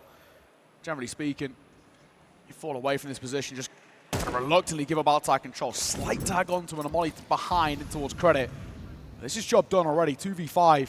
Feels next to impossible for this round to fall in favor. But here's the two big hitters over towards Denmark of Lucky and Cabby. Looks pretty low, a missed shot. Information gathered, no kill found just yet. Still got 55 seconds to work with. It's not in a complete rush either. Nah, looks pretty damn good here, I would say. It's a pretty mean 1-2 punch. Top hot, top rafters. In towards Mustang. It feels impossible to kind of break this down from this spot. And even with a consolation kill like that, it still feels unlikely. Krimber going to drop down as well. That'll be known, and he will be dropped. JDC 4-2. And Germany continue this flawless start. Not really much of a conversation these rounds either. Yeah, I feel too many targets to get through for Denmark, or the remaining two Denmark players there. But we'll see here as Germany feeling pretty comfortable at the moment, streaking them together. And yeah, again, just the way that the rounds are breaking down, it looks so damn good for them. Another low buy in for Denmark. They're as yet to really give us anything to get excited about. Time will tell. But Germany could very well have done enough to flatten them. You know, losing in overtime when you feel like you're in control of the game is always difficult to deal with. Tabson gets his first. He will be traded out. JDC going to hear them dropping down. Has to be careful how he plays it. He's done a lot of damage through the smoke. No kill, though. So they do have a flat 4v4 to play this post plan.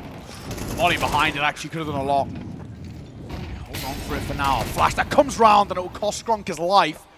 Full blind as he just peeks around that corner and ramp. Kubi late on the lurk, but non-committal.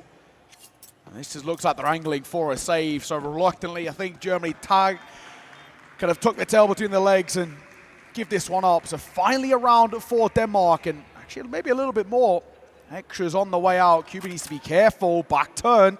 He could fall, and he will. Becky, nice find. It's a quick trade of 1-for-1, but any damage is good damage. Nice tap from JDC for that second.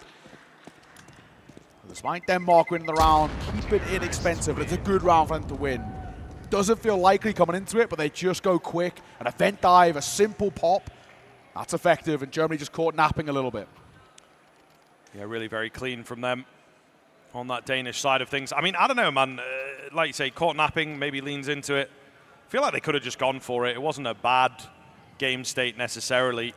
So I say, it's CS2 though, isn't it? It's just I suppose. Rare that you see those numbers as a advantage. Especially from a team like Germany. Exactly. You know, maybe if we had Kosovo in the house, they would have gone for it. But not the case here. All the same. See if they can bounce back on that German side. Quick outside execute coming in here. Molotov is a little late. Cabby's already down. Tabson playing around the smokes. They really have no idea. Something slightly missing from the repertoire. Maybe needed a HG to break in. JDC has thread the needle here for the trade. So there is that at the very least, and he will kind of confirm there's no one around. The break is there. That slows them down. Tabson wins the clean duel against maybe a couple, in fact. He's still alive. He's still healthy. He could go in for it. He's gagging for a flash to come in from a teammate. No one around to really help him out. JEDC can't get that trade. Becky surely goes down here, though. So just squeezing out the man advantage thanks to the Tabson kill that goes untraded. And Lucky's low, too. This round becomes very difficult for Denmark. A lot of owners put on towards Patty, struggle to really get going. Number one, but the flank from the side. Tabson, versatile on the move. Starts outside, wraps all the way through ramp. Nails the final two. 8-2. He starts off this map as well, and Denmark will go into a timeout there first. Here as Hunter gets on the mic. They need to change things. This has been a slow start for them, and a map in which obviously traditionally was always so sided, but recently we've seen a lot of decent team size be put up at this top level. True. And Denmark just aren't finding it. And actually, you know, Sashi as an organization is where they've been able to punish a lot of tier 2 teams by putting up really formulaic T sides and breaking down these defenses, but they can't get any of that going right now. Again, it's the chatter in between maps, isn't it? You know, it's never, ever easy, regardless of where you're playing, what you're playing for, to lose out in overtime, especially a game that felt like they should have taken it a couple of times.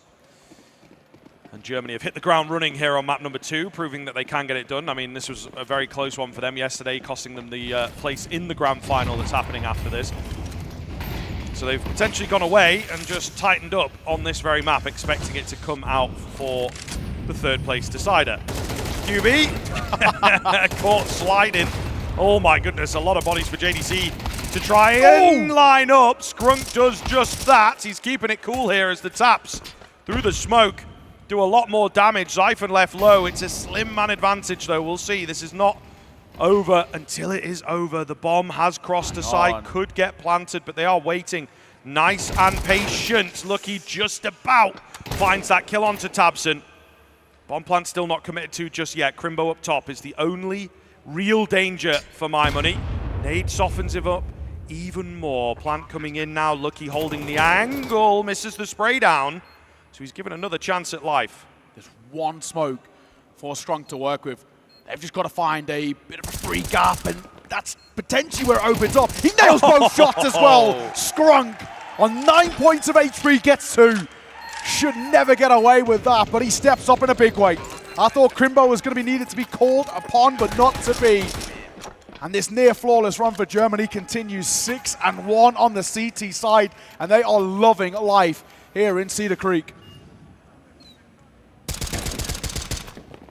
It's a little flusters, isn't it? Yeah, it is a bit. He makes it work. He loves it, though, the short bursts.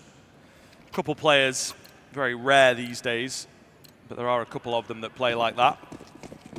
More for the accuracy, you know, slow is smooth and smooth is fast, as they say.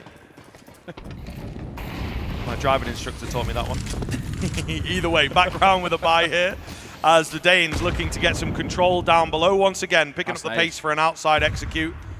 But the kill comes in here, the damage done. I think they'll know about this. JDC made noise there as well. Zyphon knows about this. Definitely would have heard that, and information relayed over. And JDC makes his way back up, but there's Tabson. Pounce of his own, and that'll clear this lower control. JDC has to step up huge here. The low player first of Becky, which feels like an easy find for him. The second fight, and he gets both. JDC. Man, he continues to be lights out in this tournament. 12-2, 7-1. The scoreline, Germany love, and especially in this instance, they are pulling further and further away. They've guaranteed that lead now in this first half, and I mean, Denmark looks non-existent. Yeah, I mean, looking individually pretty good as well is the worrying sign here for Denmark. Just a bit more energy to them. But yeah, we got Zyphon, we got Patty struggling to get on the board, really. 0-7. Yeah, not a good look. That's tough.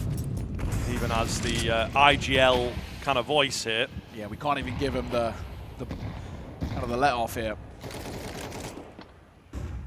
We'll see though. Once again, trying to get a player down secret, but changing things up, going faster at the ramp rather than at the secret player. So just trying to add subtle changes to the attack, see if there's anything that is gifted to them. It's actually quite a safe stance here from Germany, so they're all going to make it down the ramp again, though. The Germans are comfortable with a solid B setup. Nice and confident. Tabson, he doesn't need any help. double spray down. He's onto the USP to try and look for a little bit more, and as they go round to clear him, there are so many defensive players to just cover that B-bomb site. Xiphon alone as this lurking presence. He's comfortable here, but he's not able to find anything. Up to 8 now. It's getting really, really, really troublesome for Denmark. An unorthodox angle as well from Crimbo. Top silo there on the site. 8-1, their second tack timeout taken here for Denmark, and understandably so. They have completely lost control of this game. Germany are running away with it.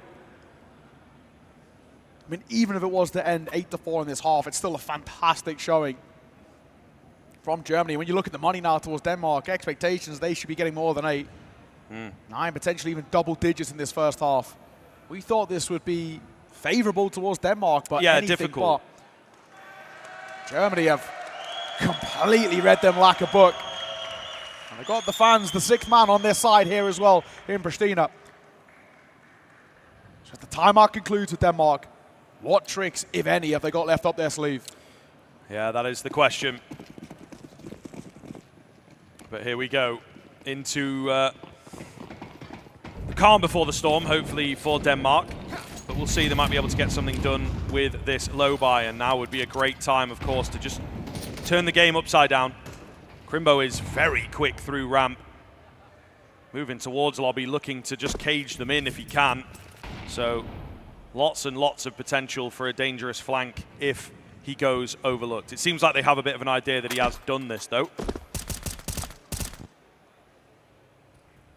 Nothing really offered up just yet.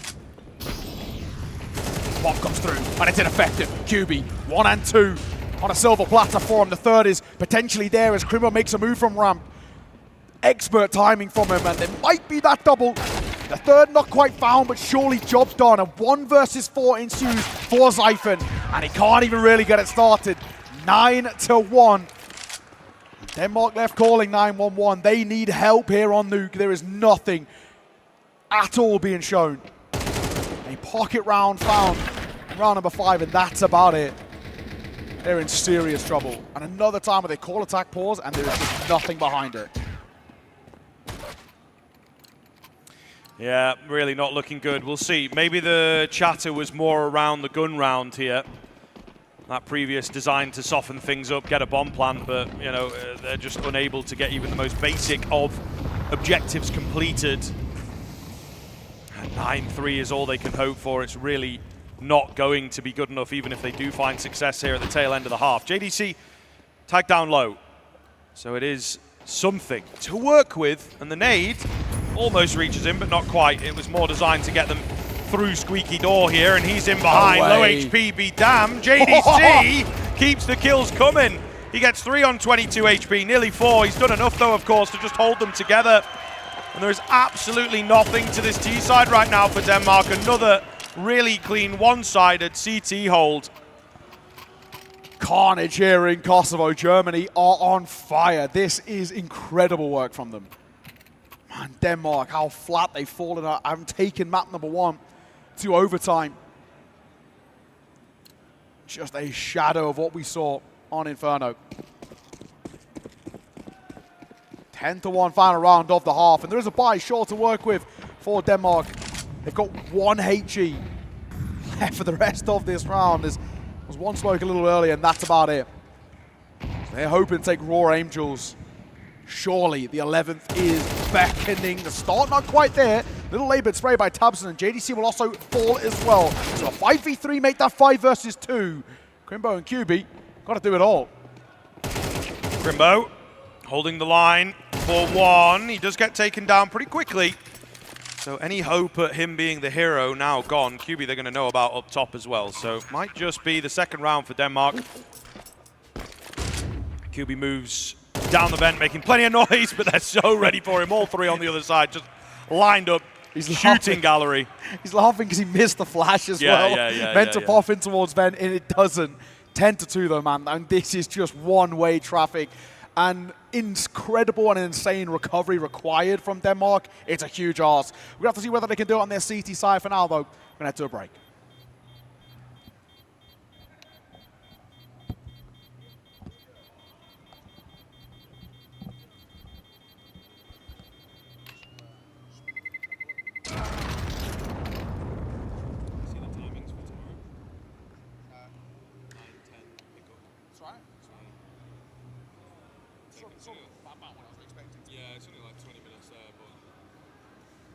better safe in like nations like this. You never really know what to expect.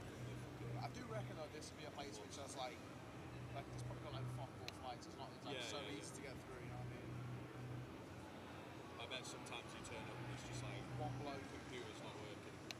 Yeah, or just like which I've had a couple of times. Just one geezer, like he's in all the passports.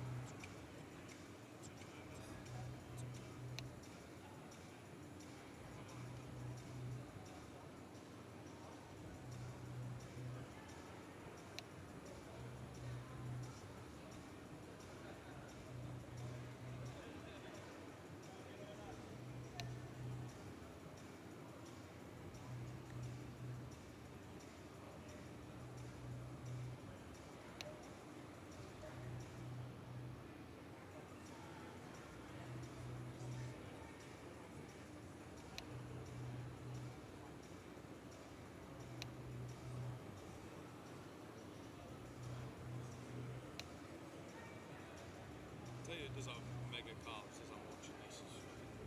Buy food. Yeah. To be fair. For some reason.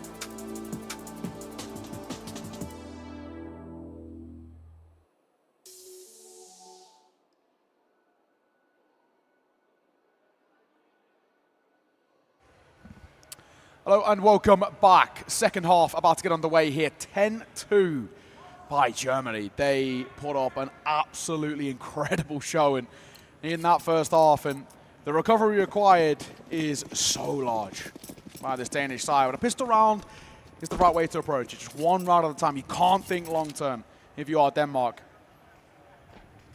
Just take it in small steps and hope they compound. Never easy. I mean, when you've got to do it on the CT side as well, it can be pretty difficult. You know, one round that comes a bit too close, suddenly you've got no money for the follow-up. It's much more punishing. Becky on high gets Molotov'd out, so he will go down early. Lucky is insanely blind. Siphon, though, looking crisp, capitalizing on all the distractions. He will go down through the smoke. Patty goes blind, and now does Cabby. And QB keeps his crosshair clean. Full ace coming in all that carnage. He will manage to find a bit of a miracle to get this one potentially over the line for Germany. Jumps up to 14-7 off the back of the ace as well. Brilliant from QB. Had a couple of moments yesterday where he just went a little quiet, but what a way to step up and probably shut down all hopes of this Danish recovery. 11-2. No surprises they go for a force buy. They've really got to take a gamble here. They've got nothing to lose in a situation like this. On M4, on MP9, a few upgraded pistols. JDC going quick, and he'll get down as well. May not even be known about in the chaos and the clutter of the util. And Tabson will come and join him. Now, he will be heard from the garage player, but what difference does it make? Yeah, they're going to get panicked, of course. You know, 11-2, you would, so plenty of options. Germany also feeling confident to just kind of take the fight straight to them. Kabi has crept in to a pretty awkward spot. Siphon eats that nade. Oh, it's 2 for 1, and he gets the head of another, but he leaves QB so low. I think dinking him through the first player, I'm not sure. Either way, 4 on 3, loads of damage done. Not out of the woods yet for Germany. A lackadaisical approach to the round, as you might expect given the scoreline, but it looks like it will indeed come back to bite them. Wow. JDC up against 4. He could take some guns, make some money, but the round itself looks pretty difficult. We'll see. These first couple could be telling. Oh. There he goes. Okay, can't find it, unfortunately. Denmark will get that third in the bag.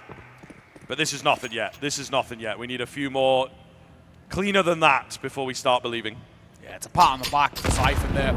Those two shots are so well played. And as you mentioned, the kind of collat headshot too. Lowers QB. Really well played, especially after being naded down to 17 HP, I think it was. Ridiculous stuff. But yeah, like you mentioned, a long road to recovery still. Half buy for Germany. Eagles across the board. Only the half armor on JDC as well. So they need a couple of sharp shots themselves. The first is a tag on towards Zyphon. Home a little bit. So the seeds of doubt. Pat needs to be careful too. He's now a little bit known with that spam. Crimbo still testing. He comes over. Damage dealt again, but only just a little bit. They're trying to utilize his outside control to drag attention in this area. Clean from Cabby. Crimbo looking to try and find this head over at Credit, but not over peaking, not giving too many chances across. Advantage for the CT still looks good. Double swing there. And this one looks like it will be seen off pretty easily. Curious to see what Germany can do in the next round, given the way that, you know, they just sort of went into the Deagles. Having a bit of fun with it, maybe. But all the same, flawless round from Denmark. Just going through the motions here, but as yet not had too much resistance. Yeah, not much of a reaction just yet from Denmark. They know the job and the mountain ahead of them that they need to climb. This is all right. At least if they can keep chipping away and make the economic situation a little awkward, keep Germany on their toes, keep pushing them back bit by bit. Like we said in towards that first map, Denmark are pretty good when they get momentum in their favor. They're very good at chaining it. It's just about finding it now, something they have been unable to do here on Nuke. Now, for the first time in a while, we get to see real consistency from them. This round should be a freebie. It's a low buy and lucky for the first. It's simple. It's just the pistols. No armor around them either. They'd like a bomb planted around like this. Any constellation kill would be nice, but anything else feels unbelievably unlikely. Skrunk's got the Zeus as he's trying to draw him in. Yeah, feels trying to very draw unlikely. them in. As long as discipline's shown, he shouldn't be gifted it. He really does want to bait them in, though. Yep, he's really trying. He's really trying. Come on. No one's coming, mate. Yeah, I think they know that something There is up. There you go. He finally goes a bit too wide and he will lose his head. Oh, well. But, yes, this is the beauty of the Zeus. He probably gets flanked from ramp, though, I feel. Once again, QB trying to bait them in, but yeah, it's worked against him in the end. So Denmark will get another generational comeback on the cards. It all begins here. First rifle round that they have to contend with. Like we said, one step at a time. That's the only way you can approach a deficit like this. Back into the buy for Germany. An opportunity just to shut down all of these conversations. AKs across the board, Util to work with. And a full reset. Sure, their economy got broken, but like we said, with so many rounds in arrears, they can take gambles and gimmicks with like that full deagle buy as we saw. So it looks like standard A utility. Smoking a molly, Becky gets tagged down to half. Nice little HE.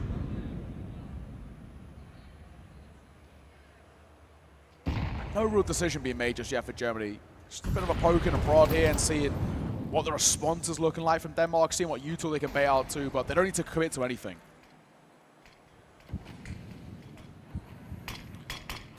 Outside smokes, are they going to do anything with it though? It looks like it is more of a fake out. Maybe a late A hit, something along those lines. Playing close to the smokes. So we'll see here. Zyphon holding passive, Patty holding passive. It's all going to start bursting in just a second. I think they're waiting for that squeaky door smoke to go down and just waiting for these outside players to get a bit more control. Lovely flash. Patty does not know what's hit him, but Zyphon was there to get the double trade. So numbers look good. Lucky on the AWP as well. Difficult to deal with, and they've not been able to dedicate in. It was another door smoke that keeps that player at bay. It didn't come together as nicely as they would have wanted. Cabby commits to his position, finds a dink, surely locks this one in now if he plays it correctly. They're both incredibly low. They do have the bomb, but the support will start to join Cabby, and he's doing a good job here of staying alive. He might even get both, and he does indeed. Clean stuff from the Danish side. Again, only losing one player, so the gap continues closing. And they're building up real stability in terms of their finances as well, so at least they've got that backbone to fall on. Well, Denmark, this is the way to approach it. Like we said, you can't think long-term in spots like this, just one round at a time, but so far, so good. Still that deficit remains at 5, and still that long road to recovery. And there will be 2, if not 3, full buys from Germany in between, but well, Denmark, at least opening the door to that conversation a little bit. Tech-9s on Deagle, bit of half armor. Not a full investment, half investment for Germany, but one that can still be a little precarious. True. You can never underestimate a round like this. Even just Pistols a in the right hands. Right, goes a long way.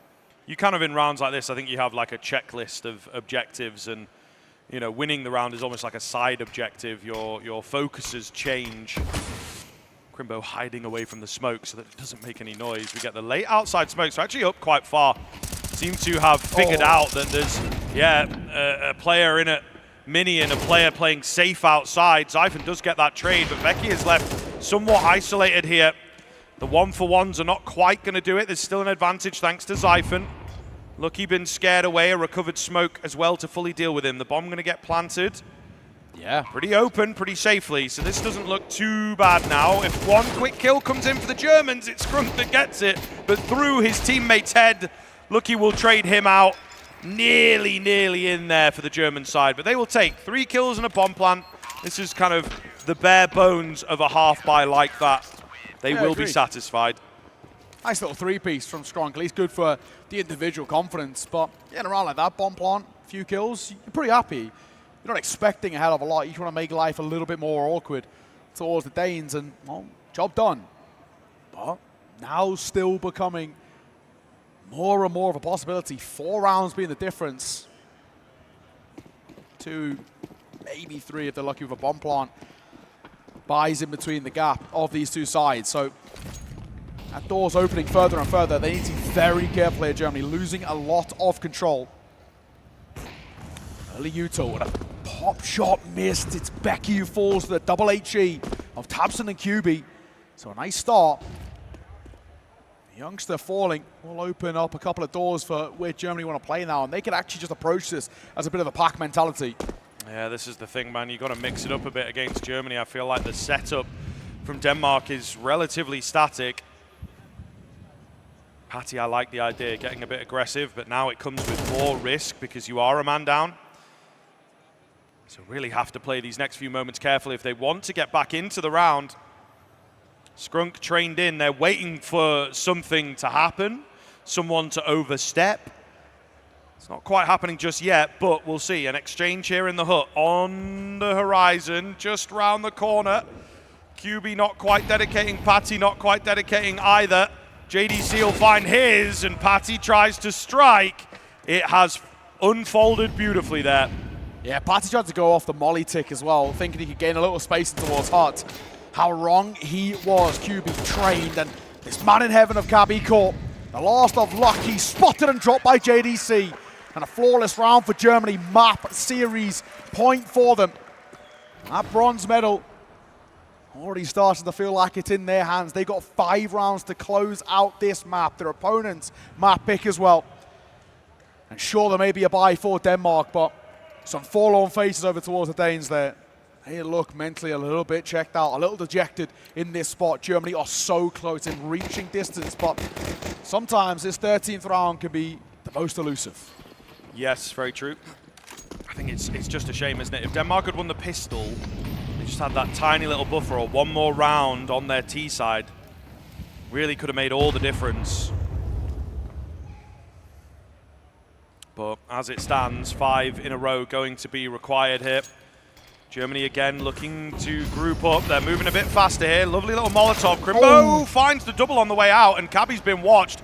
Surely got to be done. Lucky is in towards heaven as per usual. Again, as I say, kind of a static setup. It's been read, it's been figured out, and many holes prodded and poked over the amount of rounds that Germany have had to work with because of their substantial first half lead.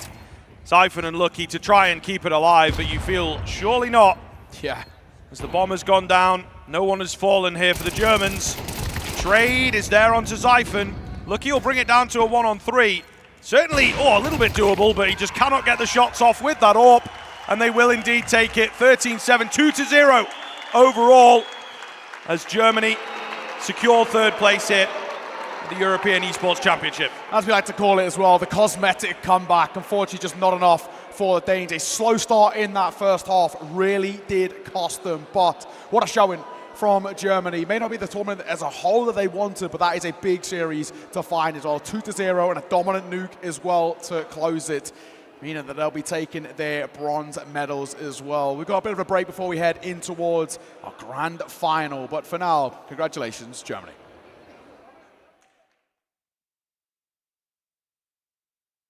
Andra, Südflak, Zemrazjar. Kosov, a ty ko andra pinsan ekranet voglia. Ne yritän. Orjojen ambitin zema. Munash norsu. Munash meuthy. Fituesit. Ata nuk di me odorzu. Ata kapin majat, se synimi asht veçnalt. Heraint itakuem, heraint ubanam vet. Në Kosovë, aty ku toka merr frym e ëndrat marrin hav. Hajde ta djegim arenën. Tash është koha me shkrujt emnin tan.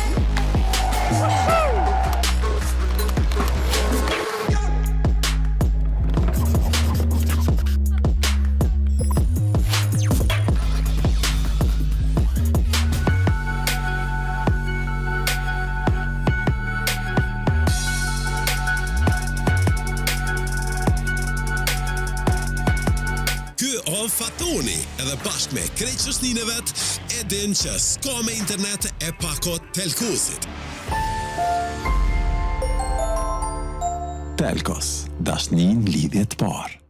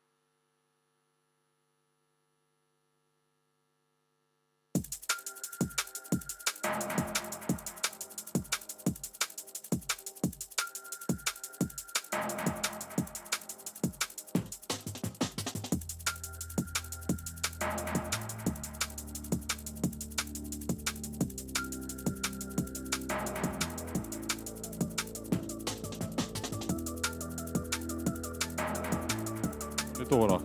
Dosh me lësho. Në dysh. Qa një në dysh.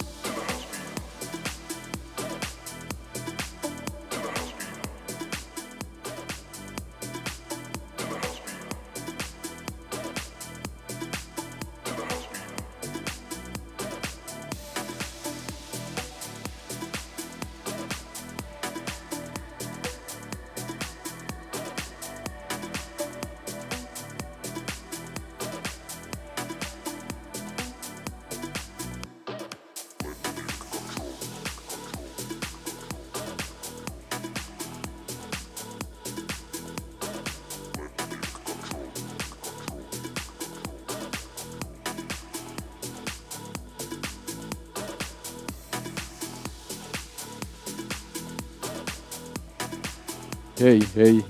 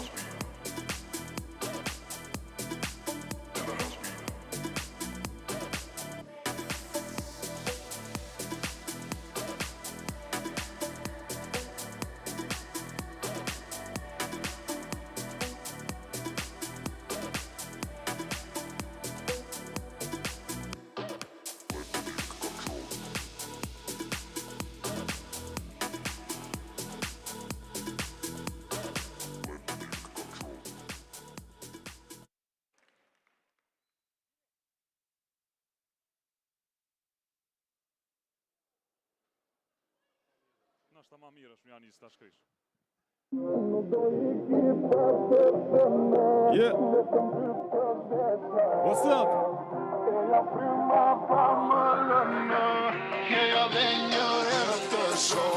Ha baby, fla bende, 23 kraj gjente, qfar jetë, aqa jetë, dhora ta ka boaj tjetë, snowflake, bartene, sa I zez, kjo I vetën, life changes, pa tjetër, tash strangers, partnere, e në ndo për love tjerve, s'jo për shtat dhe karaktere, lejse, mos të folin te në fjallë, tretën, valë, detën, po I është ideali, zhetën, gjithë me dasht me gonë modele, lagje je kopirë, le fshekur, pa më shtiti, o të egur për suksesën, rapid dekur, tuj me ndjenje, rapid dekur, gjur me shenje, Pure Angel, diskoteke, dekur, vegan, stop për t'keshe, njohu, baby, vlesh so vetën, hot, break it, now you made it, proud lady, be pa shtetën, jo, drejken, dorë më vetë me maj dietën, shake it, me kong drejkit, kur dik mari, mos ka tekit, takat, prada, maja, pjedestale, maja, drejken, foto, aparata, shkrepen, ka studente, e qytetin, starin e momentit e, nuk do I kipa të thënë, vetëm ty të desha, e ja fryma pa më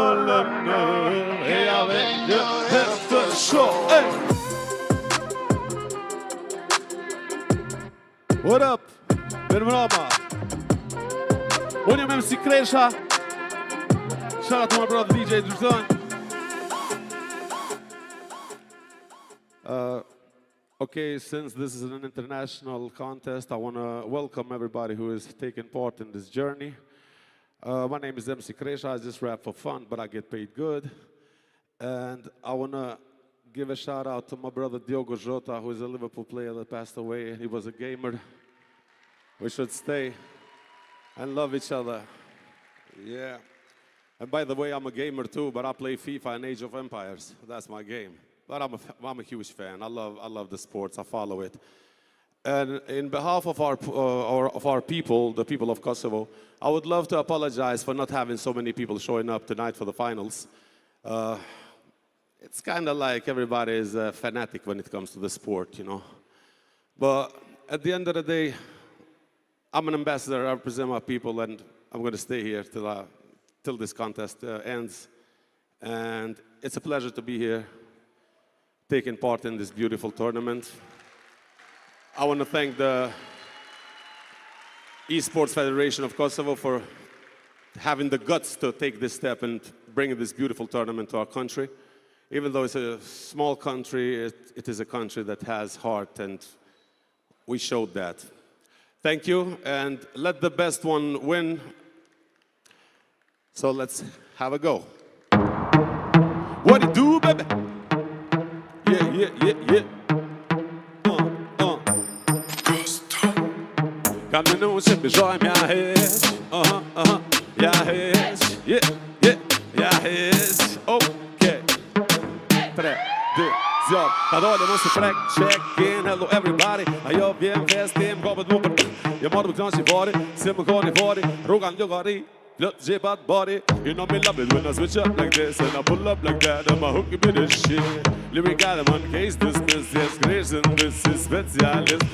Yep, det var en perfekt sa DJ kör en däckmarsch som ses det träck man. Vänta, jag med sannet delta, på med sannet småta, rewind selecta. Roll that shit, rewind selecta. Pop that shit, rewind selecta. Yeah, with that shit, rewind selecta. Pass it up. Kan vi nog se besköjm jag häsna Kongsborg på hedröst bios, ja. Fyrike shorten, kom sjå på små inviterton, så stött med min ton, bäst du till oss, ja. Fyrike shorten, Jag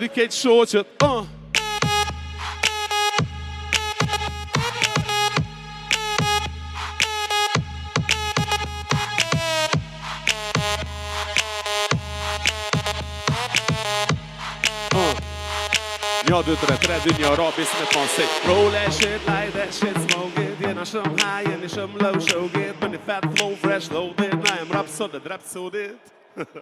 God jag har vet, money I get it. Swaggen med vet, jag kom mig jag get it. Vet som hans fresh är, det vet cash gilly. Reverer mig så det bitch nin värst ner. Puff puff pass det så poster. Jungeli och glas pass ner. Dillen dras det sig med ner. Get money fast, man change it. Bad bitches only. Today du på telefonen. Fulibel mot taku som na Johnny. Jem do fluturu så shiboni ena mat. Amok tena praktu ju Benjamina na putu gina siara pesamar hade reina bag musik ju sabina na doga tavolina sangsena ena divatzia. I get money I get it. I do it big, ain't no did it. Hey, but you did part of that shit. Perfect you from Lasham Vivid.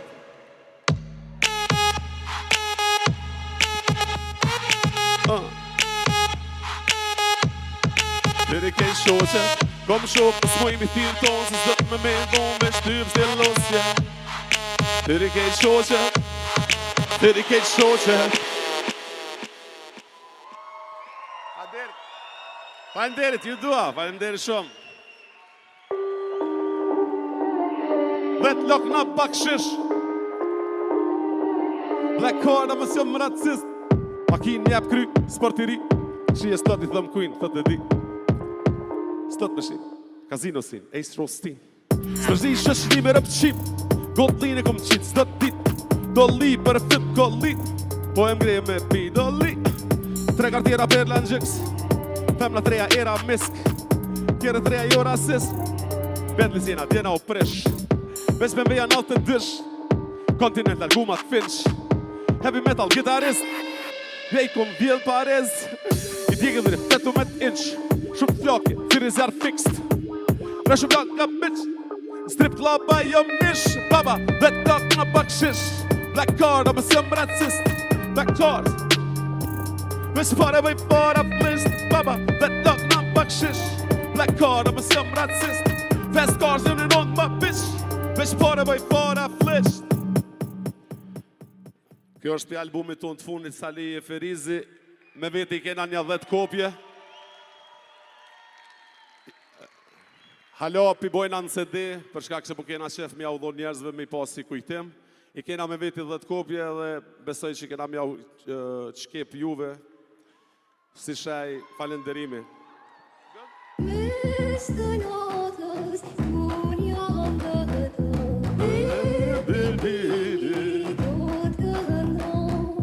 Rose red, diamonds blue, black, brass, naked, new. Rose red, diamonds blue, black, brass, naked, new.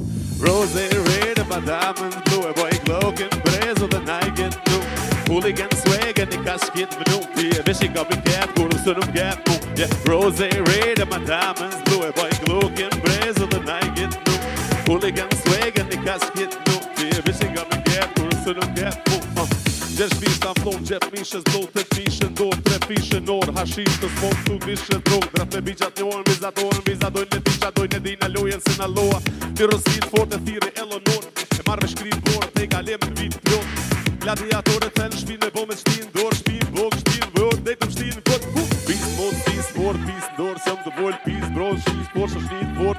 skivor, tivor, S-lož, S-kova, mirë kime ishte tërkestoj me qemi so. Yeah, ain't no love for us, but kid bought shit up, green up, up and chub, these nuts, she love, crocodile, Copperfield, turno Copperfield, Enoch. Rose red and my diamonds blue, by Logan, praise of the night get new. Hooligan swag and the casket new. Yeah, fishing got me cat, put him son of cat, boom. Yeah, rose red and my diamonds blue, by Logan, praise of the night get new. Hooligan swag and the casket new. Yeah, fishing got me cat, put him son of cat, boom. Thank you. Let's play! Knock, knock, are you alone? No one's out here and I was not far. Some for the ladies. Love, love, you're already home. Party's over and you don't look so good. Hi baby, sen një lejtë, shkundi mu i zvam. Edhe i treti, sa në vëndrojnë të mundu me koni njëti. Pa është jamja ma jo vashingeti. Lejtë shoqë që të pensja vlejti. Shvetit harojnë si të bojnë prerë për veti. Mas leti i shkollë mi dhonë në fulma. Para se me bazi qka ma shumë në. Apo të kujtonë, atë kom shka këtë dhimbje. Tëmë të pona, atë kom shka spigona. Veç për sigurona që e mirë dhe me njëherë po largona. Rrugve me shi, ku me shumë ftoftë dhe s'ka dashni. Era bre fort, jetë shpejt s'tuhi. Unë e pres trekulli. Apo nesh edhe ty vetën, sigurona i tretën. Të e një pajtur vetën, që s'muna me ta ofrune ty. Jetën e ondra, veshtigjeve t'arta, ligjeve t'galta. Jo distancave t'larta, lëtipje, lët fashën të atë lagta. Të nishën të da plaga.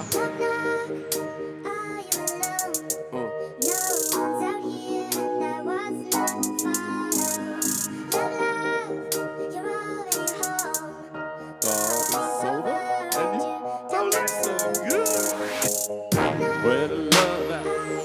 Where the love at? Tell me where the love at? Where the love at? Where the love at? Tell me where the love at? Tell me where the love at? Tell me where the love at?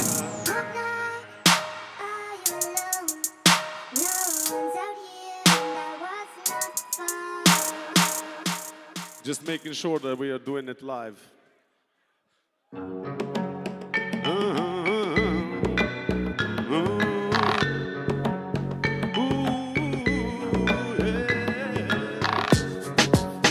Te me non shemo në shtama, se s'mo në shastor ka me ble pa mu. Leo më luj eksizjona, për ty në të matrona mi bu pa mu. Kime my, bes kime më qe. Sem keraj, me bube. Ty t'ka prish parja, po ma në vella vita. S'muna për të zonë të gati, se zemna s'prita. Nuk lën shumë gjurë ma të se djeka s'pia. O do më m'smu nga lumë të më muke hingjëna. Tona nëndër jëmë dhe dhe po. E qa foto në ty t'i vashkë shfandroj me ndjën ty. Të më muke hingjëna. Tona nëndër jetë më vro. E qa foto në ty t'i vashkë shfandroj me ndjën ty. Ti me në që mu në shtama, se s'mo në shastor ka be ble pa mu. Limo dupi limonada, gjiro me limon gjata mi bo pa mu.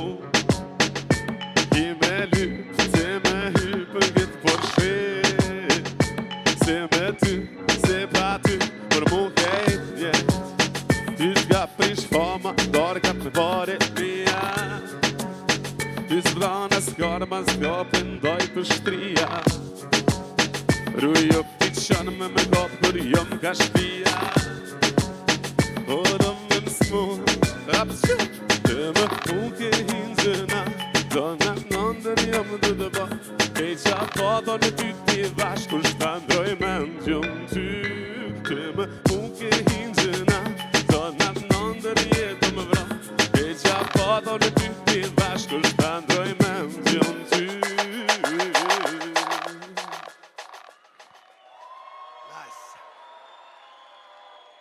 Okay, for the last one, for it.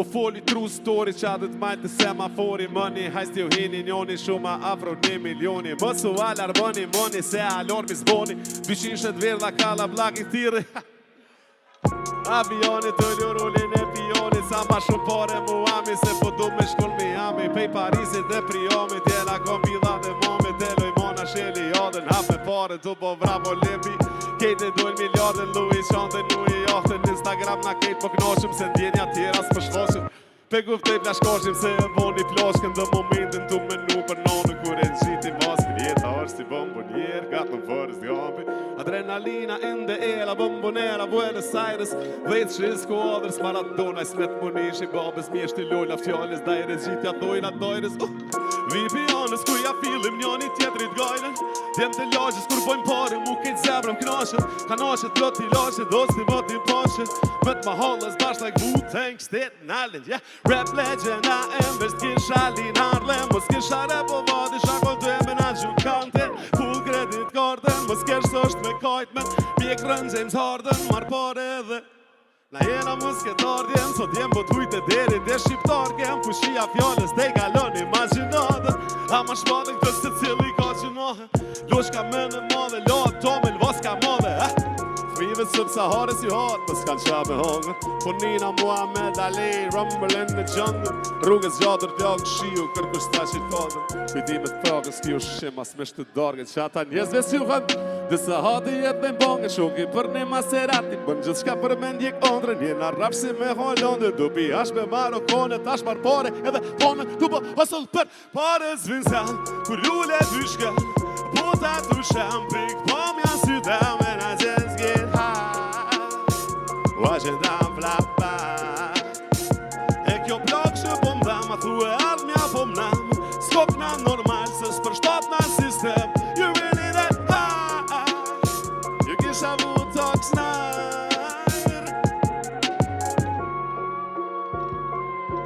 PNT, shout out to my brother Lyrical son, Lyric Aslani, Shamsi Kreshta. Wow. Faleminderit gamera, ju dua. Unë e kesh Shamsi Kreshta.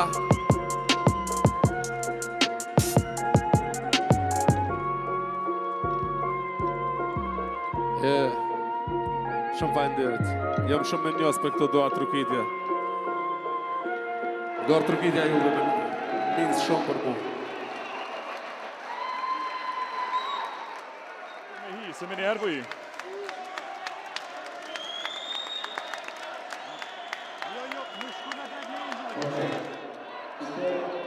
Që to speknojmë, që të kongë speknojmë po pengojmë, se halo se kena marrë instrumentalin, e ja ko mërzi me kënu voice-over, i bjenë si me armë ja u vjedhë parët. Play that shit. I love you. Faleminderit shumë. Let's play.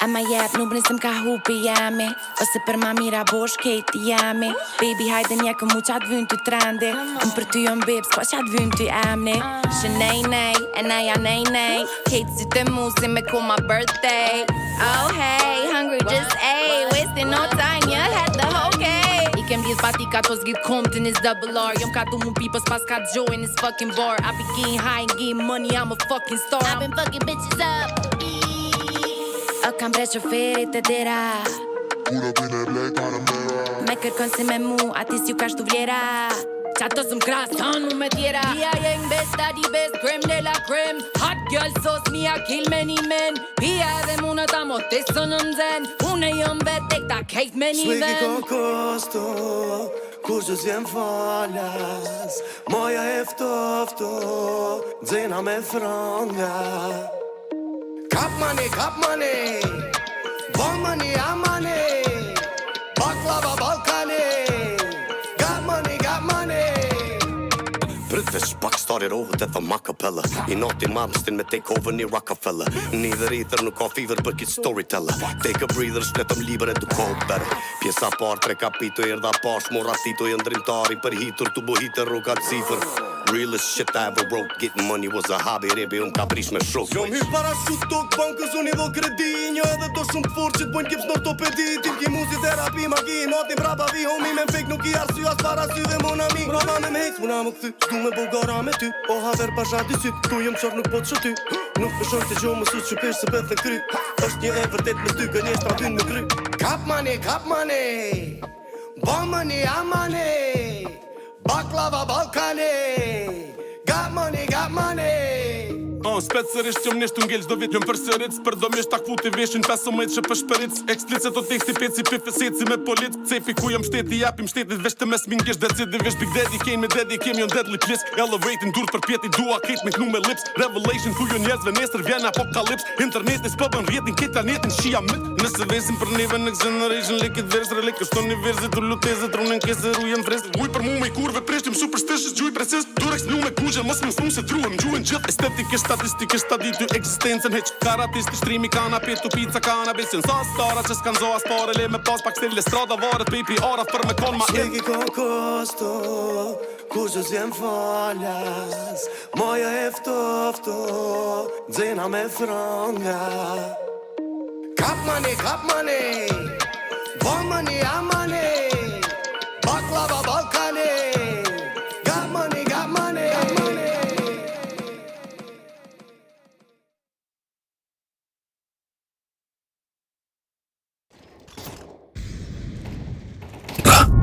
Sytflak Zemra zjarë Në Kosovë Aty ku andra linsën ekranet vogla Një ritëm Për loja në mbetin zemër Mun është me urzu Mun është me u thy Fituesit Ata nuk din me odërzu Ata kapin majat Se synimi është veç nalt Herojnët I takuem E herojnë u banëm vet Në Kosovë Aty ku toka merr frym E andrat marrin hov Hajde ta djegim arenën Tash është koha Me shkrujt emnin tan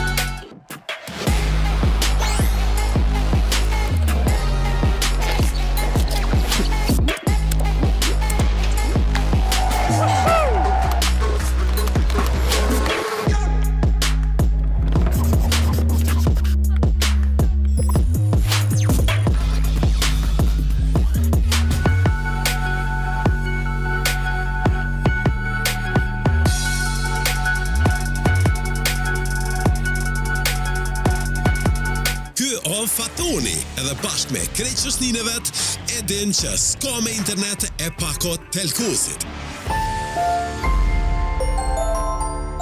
Telkos, dashnin lidhje të parë.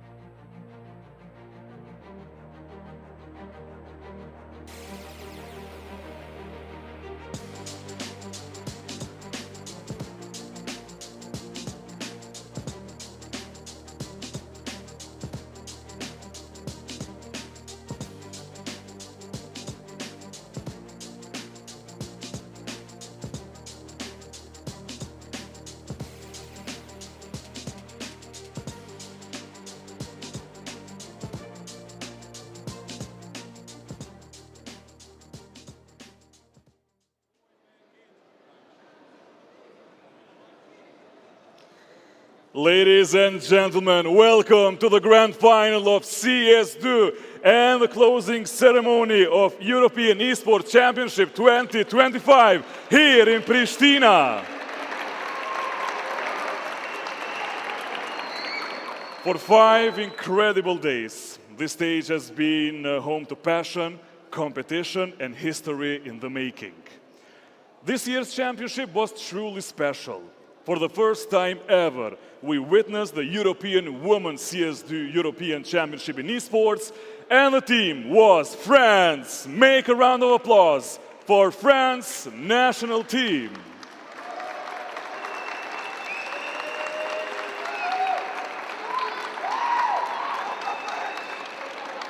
France was the first women CS2 Esports champion here in Kosovo.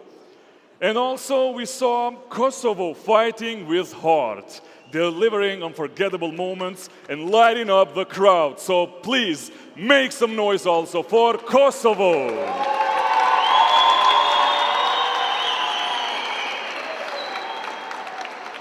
Also, we saw a thrilling final in Dota 2 between the best of Europe. And now we reached to the last match, the last final, the Clash of Titans, Ukraine versus Lithuania.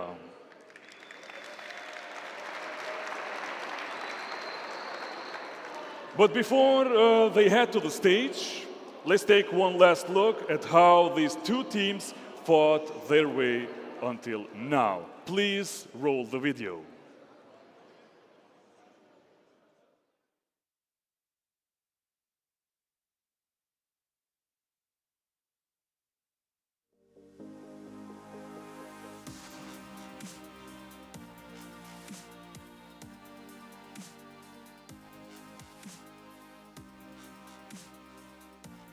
Раундів поспіль, і буде лаків так само. Fast being hit here, and it's one of the smartest to deal with there, playing for where he just was, and he's moved brilliantly, and he keeps finding the headshots.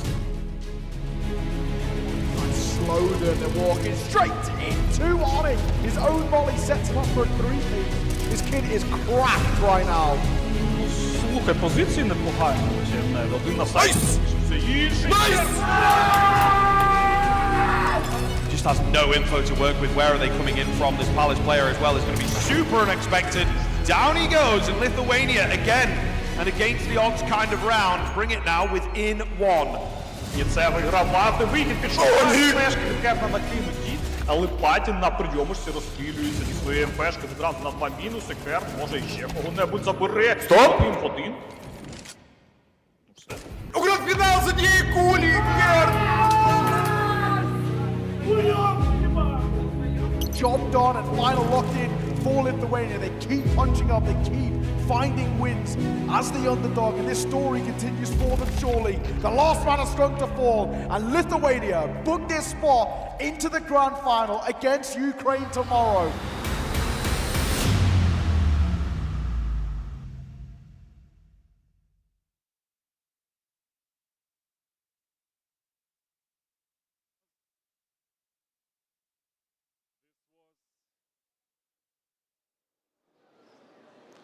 This was a beautiful promo, and now, ladies and gentlemen, it's time.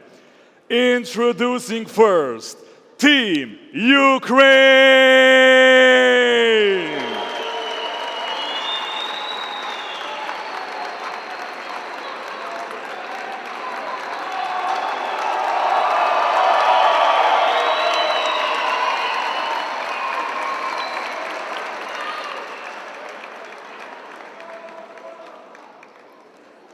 And now, their opponents, ladies and gentlemen, Lithuania!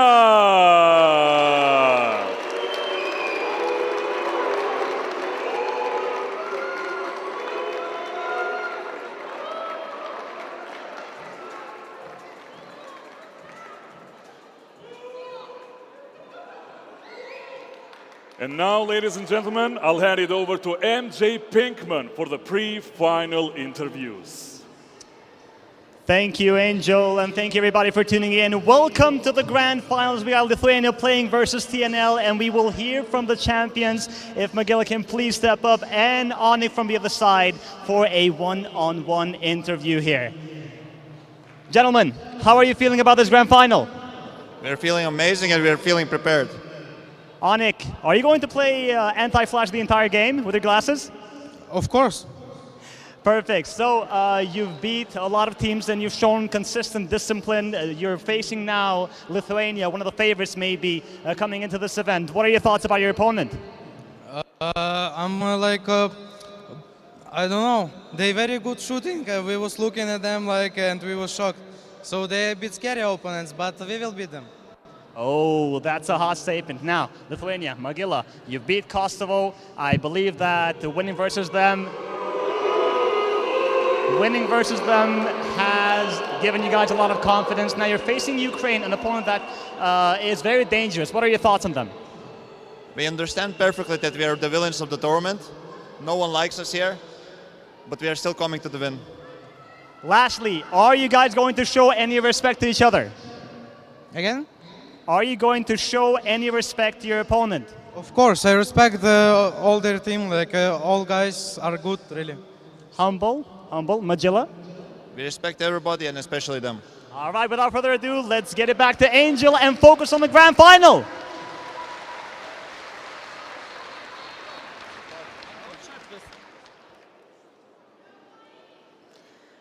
And before we begin with the final showdown, we want to express our heartfelt gratitude to the International Esports Federation for trusting Kosovo to host this prestigious event.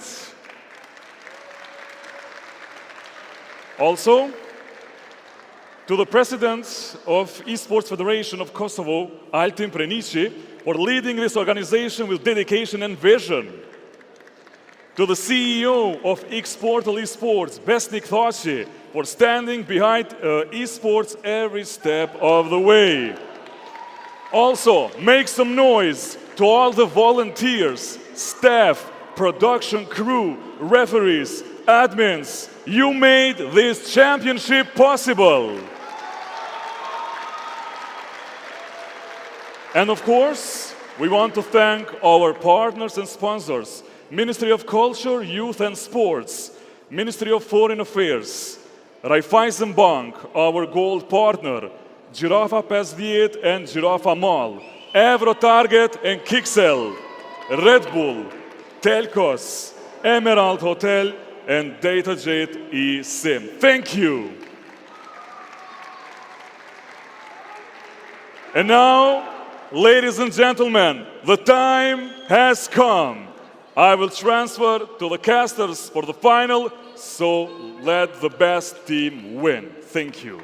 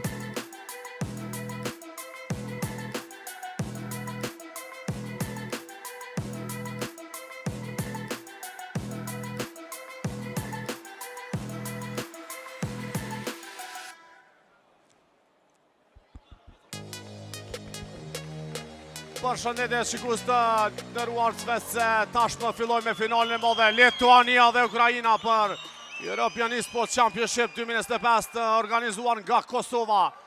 Më pa por tashmë nuk se kemi pamin T-side se gjendet Ukraina e në anën tjetër Lithuania në pjesën e cities. E shohim një play në Puggers of Lithuania. Ryu, he's been sharp all tournament himself, and he hits 2 to start things off. Spartus, one of his own as well. Knife with a fine, but Ryu adds to his tally before finally falling, but it's a 3-piece for him. Onik, he's given maybe a bit of a chance, but needs a quad clutch in this round to give them a pistol. Yeah, certainly going to be difficult for him, of course. Smokes onto the bomb, he's just trying to draw them in. They are not moving, they're giving full respect to Crosshair. It's a really big round. It's always great to get that opening pistol. Quick swing, spots him out, but again, no over peaks, no over faces, and it's something that, you know, Lithuania have kind of got available to them, is if they've added that tiny bit of discipline to their game, I think they really could turn up the heat here. Oh, that's not what you're meant to do, good sir, and he knows that. Lots of noise made. 40 seconds left in the round. Zigas keeps his cool and will get the pistol for Lithuania, as they so rightly deserve. It all comes down to him just making noise there on the drop. That's the thing that really does kind of kill his chances. Let's talk stories, let's talk narratives heading in towards this final. Lithuania, you mentioned it, the little team that could, a side who we expected to maybe get towards the playoffs. Any more feels unlikely. And here they find themselves in a final with wins already over Kosovo and Germany. Kosovo as well in a 2-0 fashion in front of a hostile crowd. I mean, that was unbelievably sick. A lot of it stemmed off the back of incredible individual performances from people like Ryu, who started well on the pistol, Magila on an AWP, an anchor player who doesn't necessarily AWP normally, who's looked so comfortable on it, and Jugas as well, the Navi Junior star who's looked so solid. I mean, you look across this team and everybody stepped up. BMAS's experience has been invaluable, but Knife gets in behind and Magila gets shot in the side. This Ukraine team, from the get-go, they were my favorites, and they've proved why this tournament. They pounce on towards B, and a plant should come through momentarily. The transfer's close, but Ryu can't quite find the second. And BMAS thrust into a 1 versus 3. This is such a difficult one as well. So very crisp, this Ukraine team, and we are seeing tastes of that already. The individual battlers of Lithuania being immediately shown that they can be matched in this series. Really looking forward to see how this pans out, and if we can get those names that you mentioned from that Lithuania side answering once again. But God almighty, the CIS region, it's just insane. They print these players, it feels. These are 5 guys a year ago I think nobody had heard of, you know, and then they just kind of come out of nowhere and they are storming ahead up the rankings. Might even start getting some legit VRS invites. I'm pretty sure they're inside the top 30 now. They're really looking like a solid side. I mean, they're actually in a position now where they're on the cusp of kind of guaranteed invites to top tournaments. Traditionally, it's something in around kind of top 24, roughly, and they're kind of bridging that gap. I mean, especially when you look towards teams like, kind of like Big, for example, Team Germany, who they've been slipping down the ranks. Teams like OG as well, who've not really been in that consideration all too much. They're just consistent, solid performances in Tier 2 tournaments have made them a real stalwart and a gatekeeper at that top end. And I think as much as Lithuania, we kept saying they're punching up, right? That's the narrative of them. Yeah, and that's got to end at some point, right? Ukraine, this side have just looked so good. For those who are maybe a little bit unaware as well, just go and have a look at TNL on HLTV and just go and look at the wins and the amount of wins they've been picking up in the last like 6 months. This side, seriously sick. And just even go and look at their run throughout this tournament as well. They've barely been phased by anybody. I mean, even yesterday against Denmark in the semi-final, 13-4 on train. Their map pick as well decimated them, 13-10 up the 1-2. I mean, they made light work of what is a really difficult side to break down. So, this Ukraine team, you know, my favorites coming in. I expected a good performance, but how easy it's been for them, I mean, it's just a showcase of how good they are right now. And a lot of people thought about them being just onliners, and the fact that they've been so dominant on LAN, arguably even more dominant on LAN, is a little scary. Ryu up high. He will be checked, but he finds the kill nonetheless. 40 seconds left in the round. Not loads of time to work with here for Ukraine. going to start dropping down the bend. Dowie is here to try and stem the rotations, but only one. I think he's heard a couple more down below. Gigas is now stuck, but they've actually pulled away from the ramp play. The FAMAS gets taken a bit too easily for my money. And again, Ukraine, it looks scary for a moment. First kill goes against them. But they are able to outread, outmaneuver their opponents. Yeah, I mean, when you look at this side as well, I mean, for Ukraine, they're so good at building up real long-term stability. I do wonder for Lithuania, you know, when we look at their play style as a whole in this tournament, it's actually been kind of that Pugger's paradise, very individualistically based in terms of getting a real pop-off performance from one or a few different players. But I don't know if that style of play works against Ukraine. They're such a tight-knit unit. Dowie gets the trade in towards Magila. Just the consolation kill for him. It doesn't make too big of a difference. I should have touched on the Veto as well, for those who maybe missed it as well. Nuke's on map picked to kickstart things. That's picked by TNL. Lithuania have gone in towards Anubis map, which has been very good for them. We saw them kind of batter North Macedonia on it a little earlier in the tournament. And then Ancient is our decider as well. We're going to see Lithuania go for a pretty early tack timeout. So Nuke, Anubis, and Ancient, our Veto going towards this one. And, you know, it's, I think, a tough Veto as a whole because two of those maps are actually really solid for this TNL, the Ukraine side. Sure. So it becomes difficult. A couple of people to keep an eye on and maybe even not too familiar with Ukraine. I think Cairn's probably the main one you look towards, generally speaking. I'm a big fan of Dowie. I think Dowie looks really, really solid. And Fleerax is a name that's kind of bounced around a little bit too. Generally speaking, Onyx is towards the lower end in terms of the numbers, but I think he's an interesting player. He can be a little rogue, a little weird to play against. I think he's hard for a team like Lithuania, who maybe don't have the systematic depth to break down him. He can be a little rogue, just wandering around, but sometimes they're the most awkward players to play against. Yeah, we're going to see here not too much expected out from this round, of course.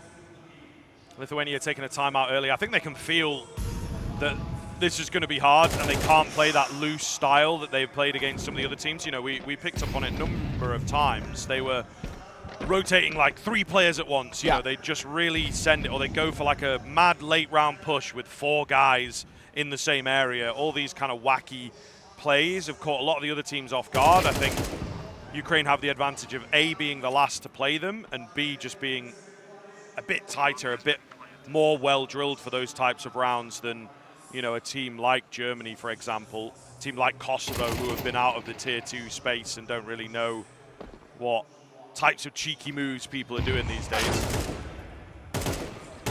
Now he's dealt through the stairs onto Jugas. We need a real pop-off performance from him. It feels like we're already getting Ryu stepping up, in all fairness, but we need kind of Jugas alongside him. We need Magila in towards the AWP. I think, you know, like I said, this is a guy who's traditionally an anchor player for his respective side, and a guy who doesn't really AWP very often, who has actually looked really comfortable on it. You know, he out-AWP'd GXX, which unbelievably surprising. And then when you look towards that Germany game as well, I mean, sure, Skunk is an AWPer, but he made it very clear that he wasn't, right, with how solid Magila looked. So I've been actually thoroughly impressed with him individually.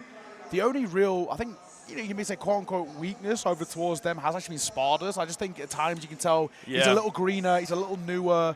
He can be a little bit more uncomfortable, especially when the pressure's on. I think we actually saw it against Kosovo. You could tell pressure was getting to him in some of those situations where individuals like Ryu, even though he doesn't have a load of like LAN crowd experience, it just didn't seem phased at all. Same with Jugas as well. But I think that's when you're in an organization like Na'Vi in the academy side, you really do get a lot of support around you. Yeah, and I think that you're expected in a way to eventually play in this kind of format. So I mean, when you sign the contract, the pressure starts there. Yeah, so he's already had like, yeah. what, like a year and a half of you know, I've got to perform in there. Yeah. Like a top 30 side themselves. And I'm sure these days they might have a little bit in there where, you know, they maybe go to some local lands to get used to it, or maybe they have some of those like master classes or something from someone on the main team or an experienced ex-pro. Nice play damage in a lot of these big qualifiers. Well, I know, you know, just around the corner they're going to be playing in the Pro League quals and stuff. Oh, so my. Here's Dowie, and that's why I highlighted this kid. Mechanically so crisp, and Emass will feel it. They line up for Magila. There he is for 2. That'll change the narrative of this round as numbers favor Lithuania. And this now gets very spicy in transition. Knife tries to catch one. He then gets caught in the side. And it's Fleerax with it all to do. He taps away, but he misses the first. Molotov will come down to try and isolate a fight. And he just about gets out of dodge. But man, a 1 versus 3. Already tagged off, but he's a known quantity. Iesf showing his mechanical prowess. What a round to 5 for Lithuania. Actually, quite comfortable. Yeah, really well done. All comes down to Magila on the swing. I think causing a lot of carnage there in the backside. A retrieval of weapons, so Lithuania not messing around here as they will trade up as many M4s for AKs as they can, which ends up being all of them, in fact. Kit retrieved there by Magila in the end, so that info's come across as well.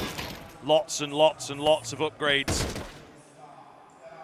Lithuania, it's a good round, it's a big round. It could be an opportunity for them to snatch the lead away as well. Early doors, and nothing set in stone just yet. In terms of HLTV officials as well, this is the 29th time in the last 3 months that Ukraine have played this map, and they've got just shy of a 70% win rate. Damn, okay.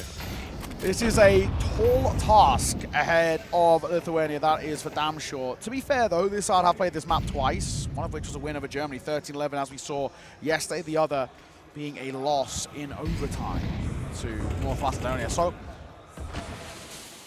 it's not like a map in which they're not versed at playing, but they've got a big task ahead of them. This is a map in which you can even argue that in the Tier 2, this TNL side might be like a top 3 Tier 2 side on Nuke right now, maybe even number 1.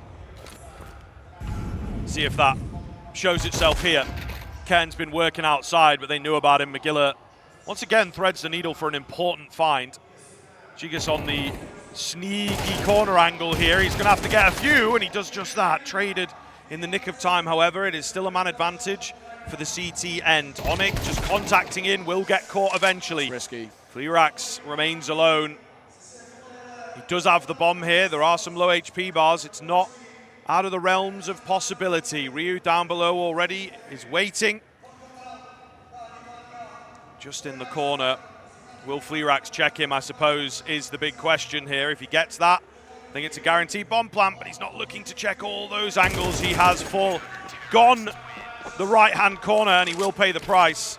Yeah, it's an orthodox, but well played from you. I think as well in that sort of situation where you've got the advantage, why not play a little gimmicky? You know, he's got so many angles to clear.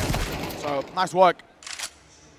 It will be now a tied game all, and I mean, Ryu out the gates looking pretty phenomenal so far, in all fairness. He's really started to find a lot of form, and it's kind of what you want to see. Of course, Team Ukraine, TNL, coached by a legend of the game, Kane. Well, a guy who, of course, many of the OGs and the youngs will know. And a pretty good guy to have kind of around these quite young players, quite green players in their own regard. A guy with a lot of experience under his belt. Ryu for 2. It's Dowie and Khan. It's the 2 big hitters dropped early. Knife will find one, but Spartas, BMAS, and Jugas all combine and shut down that low by Lithuania. Take the lead as well, and they do it in quite the fashion, just making sure there's no questions about it. So, nice work for them. Go quickly in towards a tech pause, unfortunately, but that's a good round for Lithuania to have under their belt. In those rounds where statistically you should be winning it pretty hands down, they make sure there's just no questions. Yep, solid stuff so far, keeping it together. The timeout as well that they took a few rounds ago seems to have paid dividends.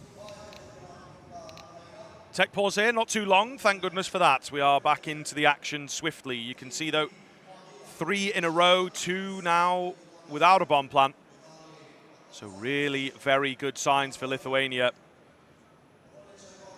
We're going to have to see if they can keep it going. Ukraine running a little short on cash themselves, but they will cobble something together here. They take attack just as the wow, okay, just the round timer was come down as well. Classical, man, yeah, classical.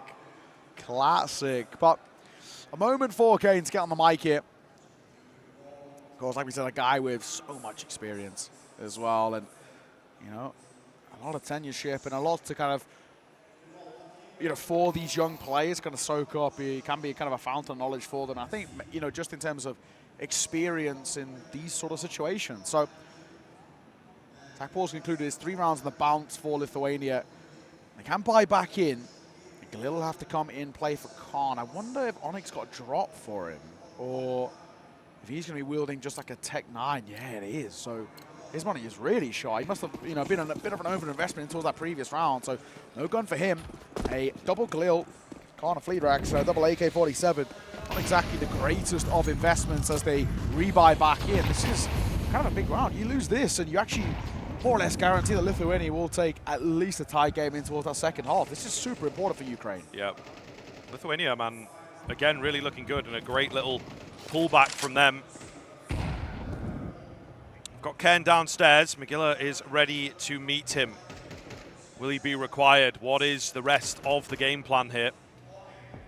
Magilla on the AWP. There's 2 down here. He's got to play this very well. Careful with the over faces. Surely gets the first. No, but he misses the shot. Not quite fast enough. There's some of that pressure of a unlikely AWPer. Ziga sitting behind the box here will also get flattened. Oh, and it's a quick spin around as Ryu's only able to get 1. Magilla keeps cool for 2. And they're all over. He will get spun from pillar to post. He may well have done enough, however. 2 on 2 for the bomb plant here.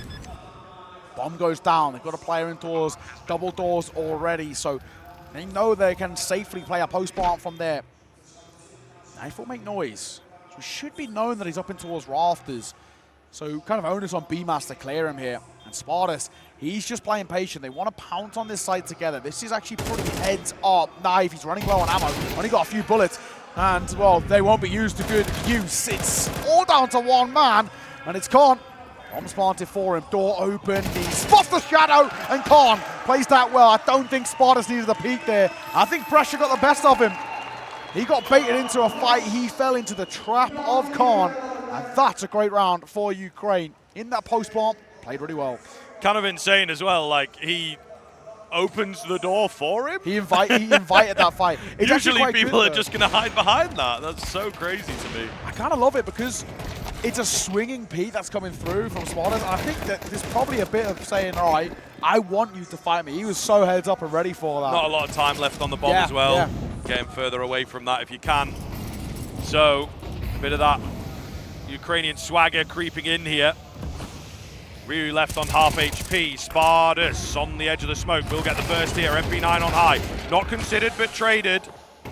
Ryu looking for a little more. He will go down. Spartus has made his way through the squeaky door. Picks up 1, make it 2. It's actually Zigas that helps him out. Magilla's gone down.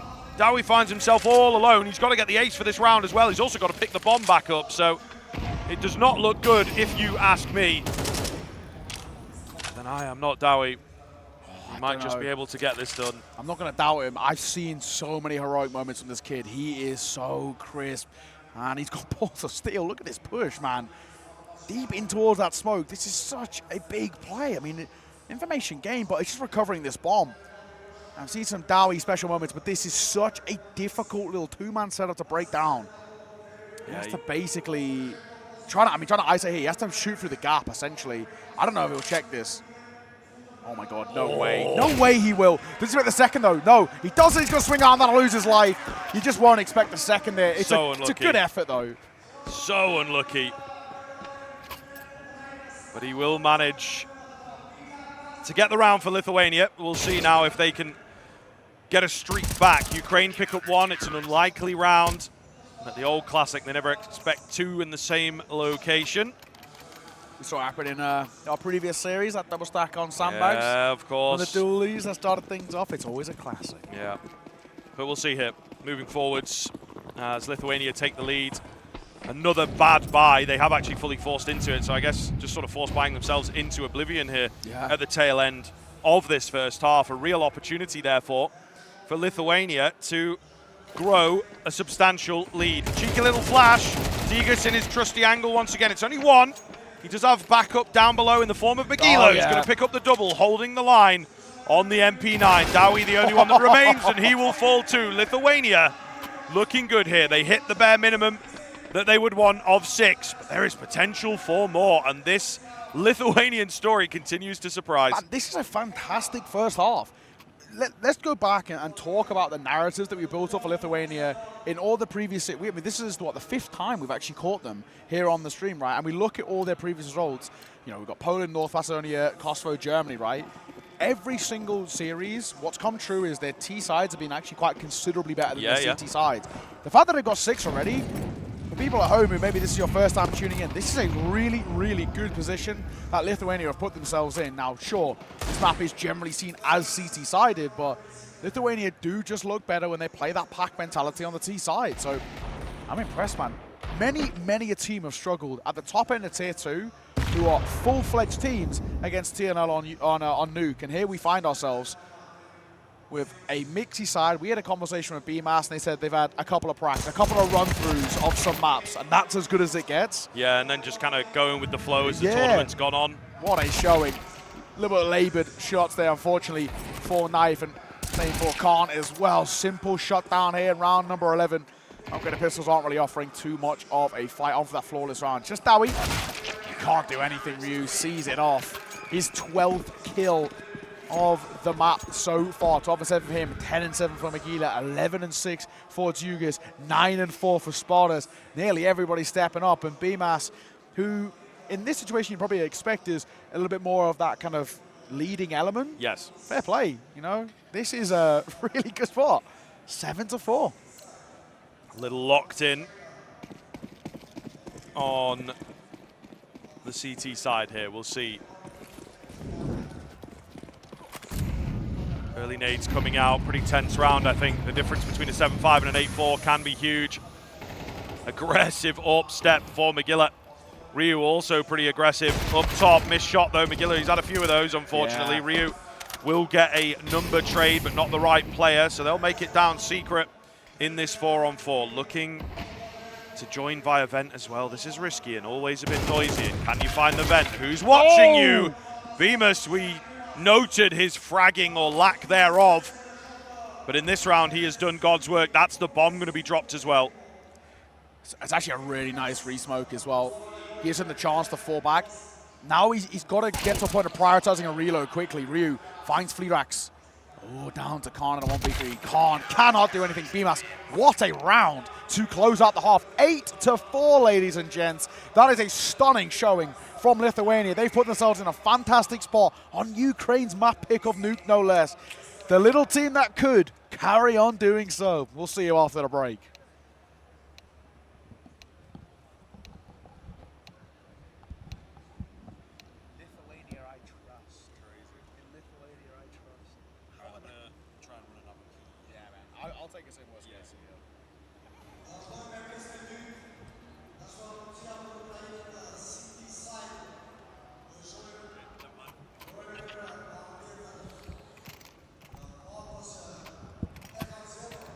Oh, looks like a short and sharpish break as well. Not quite the 3 minutes that we're used to here in the finals. We want to get all of the action. So we're back on the way, nice and early.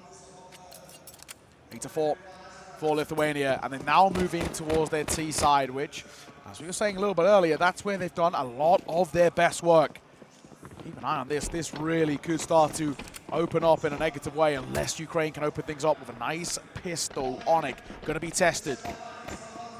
Got to do a lot here, Onyx. He doesn't always really fly in the numbers department, as you can see as well. That's pretty traditional for TNL. He's tagged down low as well. BMAS is getting in behind. I mean, this is a crazy little pincer maneuver towards the A side that they've got built up. And Ryu wants to keep pushing. He's got one already, and he's also gaining a lot of information. This is a great setup towards Altman. Yeah, this is again where the advantage of being a bit looser and maybe not having those set rounds, you know, just listen to the mid-rounding. It's really worked well. Surely there's no way back into this A-bomb site, you would assume. It really does not look good. They don't have a kit available. They've got the Julies. That's about it as being, you know, substandard weaponry. Oh, but the Glocks will just mow them down. Absolutely brilliant stuff. Lithuania come away with the pistol once again. The little team that could keep on going. 9-4. I cannot believe what I'm seeing.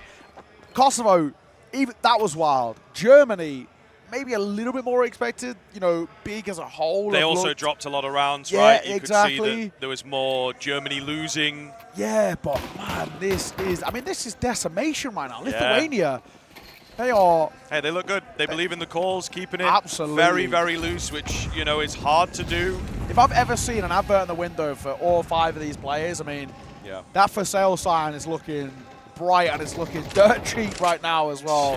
I mean, Bardziugis, of course, who's contracted in, of course, you in a similar vein, but these guys are all looking lights out. Just remind those team owners back at home, Makila's not even an AWPer, mate. He's an anchor player, so he's got a couple of tricks up the sleeve. Yeah, we'll see how far it goes. He has missed, he's missed a few shots but then me. again, 10 and 8 is not terrible. He could be back. I feel like the best round he had was on the MP9. That's true, that's true. But man, like the fact that he's versatile, you know, if you need a secondary AWPer on your side, I'm doing the selling for them. Spartus, a youngster, untested, unproven, and actually looking really sharp. 10 and 5 for him. And BMAS, wealth of experience, time in Tier 1, and you know, maybe proving that he deserves to be back there as well, especially if he's taking up more of a leadership role. Maybe IGL is the future for him. It's kind of one of those things you see. Experienced players take up the leadership mantle. Either way, number 14 is Hughes here. Already lost Dowie. That's the big hitter for me gone, which is what you don't want to see. On it, looking for more. Oh. Nearly gets the third as well. It's not about effort. Khan's off one. Hi, Khan spills the bomb forward. A scout on the angle too. He upgrades to an AK-47. Makila at the same time finds one of his own. But recovery of this bomb, 25 seconds. We do not have a lot of time here. Scout of Fleerax hits a corker. It's all down to the Duke is going to hit the shot. Fleerax, what a stunner. What a round. We needed a hero. He gets 2. Ukraine have been begging to get around on the board just to kickstart something on the CT side, and they finally get it. Yeah, non-stop action there at the ramp. Kill after kill after kill, but eventually it's Ukraine finding the round somehow. So here we go. We might have a bit of a game on our hands. They've got to watch out, and this is one of the things, right? You look across this Ukraine side. We've talked up their individuals, a map like Nuke especially. CT can be hard to crack through if there's just 1 or 2 players taking over the game, taking over yards, shutting out these types of areas. Ryu tries to drop down. He doesn't have the bomb, so that's good at the very least. They were going to wrap around from ramp. It's a lot of damage done by the MP9, but not quite enough kills to net the round. I think they should get the plant out here, the T's, but beyond that, not really looking at much else. Just about. Oh, the bomb's trapped here. I thought the bomb had maybe been picked up. It's not the case. Spartus found himself trapped in a corner, so that's bought enough time for the rotations to come around and indeed, perhaps, no way, deny the bomb plant. We'll see. There's a quick move from Dowie, so it is going to be a timing battle here. Can he deny this? Oh, yeah, looks like he's here to do so, and he will indeed clean up the kill. So that's tough. That is tough. Lithuania, I think, will be disappointed they don't get a return on their investments. Yeah, a couple of kills, but you are right. A bomb plant was really ripe for the taking there, and unfortunately not garnered. 9-6. When you look statistically as well at this side, it's actually pretty even for Ukraine as well on Nuke. 51% of the rounds they get are on the CT side, so generally speaking, right down the middle. So it just shows actually how poor that first half was from them. Quite surprisingly poor. I've seen some very good nukes played by TNL. Just don't see it here, but still plenty of time to get in towards this game. Look at where we're at right now. It's a nothing round for Lithuania. Yeah. No real investment to work with, so it should be a 7. That's a 2-round game. That's 1 gun round being the difference. I mean, may not look like anything just yet, but they're pretty hot on their tails. Lithuania needs to be very, very careful. This next gun round in particular is the most important round they've played so far, without a shadow of a doubt. They lose that, and then we start talking about them squandering an 8-4 half and really falling flat on the T side, which is generally where they've looked better. They have gained a lot of ground here, actually. Shadow's going to be spotted, but yeah, I don't think he has enough bullets. Not enough RPM to take down all those players. There is some team damage that comes in, but there you go. There's the damage they were looking for, the kills that they wanted, just to keep that CT economy a bit modest. But as you say, this is a big old round on the way here. Lithuania may have to dig deep into their strat book to get that 10th. And how deep is the strat book? Is it only a few pages, right? That's the thing. You know, it's the negative side of being a mix and a looser style of play. So let's see, 2-round buffer they hold, but such an important round for them here in round number 17. AK's out across the board. Util isn't exactly super fleshed out as well either. Lithuania, if they're forced into a post-spawn, what, 1 smoke, 1 molly, 2 flashes and an A is all they got left, and around 1 win of 35 in this round. They haven't really even gone for an execute, and they've not been left with a lot of util. This is pretty worrying, actually. A lot of these flashes being burned, but Ryu will get the opener. I suppose they're going to have to do something with it, though, and they've got very little to work with. As you mentioned, the advanced positions here of Ukraine will take the entire bite out of the attack. They have been neutered here. Just 2 remaining. Ryu did get his kill, and he's got himself into a pretty weird spot, actually. Yeah, I mean, Dowie's probably like, oh, yeah, that's my teammate behind me, isn't it? He was not expecting Ryu there at all, so maybe some weirdness here might just get them back in, but I speak a bit too soon. The M4s stand strong, and Ukraine bring it within 1, and this is what I was worried about, the brick wall effect here of the CT side, and it is really, really scary looking. That route is just so flat. Lithuania cannot find any way in. Yeah, I mean, unfortunately, I just feel like they're throwing util for the sake of throwing util. There was no rhyme or reason behind the specific flashes we were getting. I mean, they came in with a fairly decent belt of util, and then we're getting into, like, what, it's 1 minute 30, and you've got smoke and HE left. How do they expect to execute? I mean, Ryu got a spam through a smoke. That's all they got to open things up. So what was the util actually used for? Doesn't it really even bait Ukraine into extinguishing too much of their resources either? So, I don't know, a little weird for me for Lithuania. This is where they start to look a little panicked, a little flustered. Onic for 1. Fleerax will support him as he gets that second, but Ryu and BMAS will combine. Hills of their own, the transfer from Fleerax so close. As Ryu's left, reeling on 5 points of HP. Oh, Magila, he hears this step. You got to swing with that Tech 9, though. Ryu will plant. He's going to wait here. He's kind of got to be a forward foot, and that's a big find. Doesn't take that much damage either. Upgrade of the weapon as well, but he doesn't watch the vent. That's where Dowie's going to be coming from, so he does have the element of surprise. Doesn't really have time to go in for that kit, and ironically enough, doors closed, right? Yeah, okay. This is not going to be easy, but he does have a smoke. Maybe that gives him the avenue that he needs. Yeah, he doesn't spot anybody though, and he will bail on it. Lithuania, really big find in an unlikely round as well. He's got to get now. I spotted it. He like saw it. Yeah. It's like he didn't have time to go there, walking, and then walk back. It's actually just not worth. Too little, too late. Ryu goes down to the bomb, but it's not the end of the world. Finally, Lithuania, you know, off the back of some individuals, but sure, a round put on the board. Speaking of individuals, I'll bring him up again. Ryu, 22-11, man. This kid is just nuts. Yeah.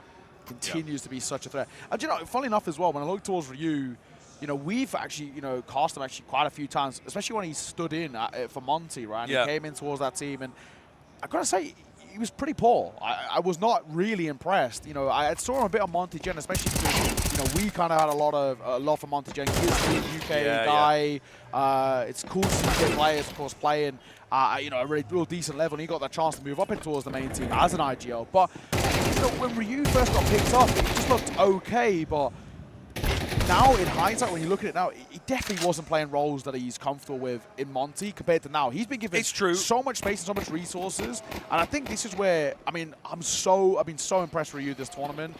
Mechanically, of course, you can talk about that, but like, he's got such a good head for the game, you can tell, when he's given the freedom and the space to work with such a chunky nade, but BMAS and Ryu combine!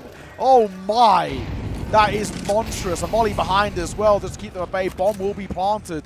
You maybe even angle for a save here. I mean, look at the money for Ukraine. They don't have really a choice. 5 versus 3. It's unconfirmed damage too, and Fleerax will fall, so no AWP saved. My, oh my. Lithuania up to 11.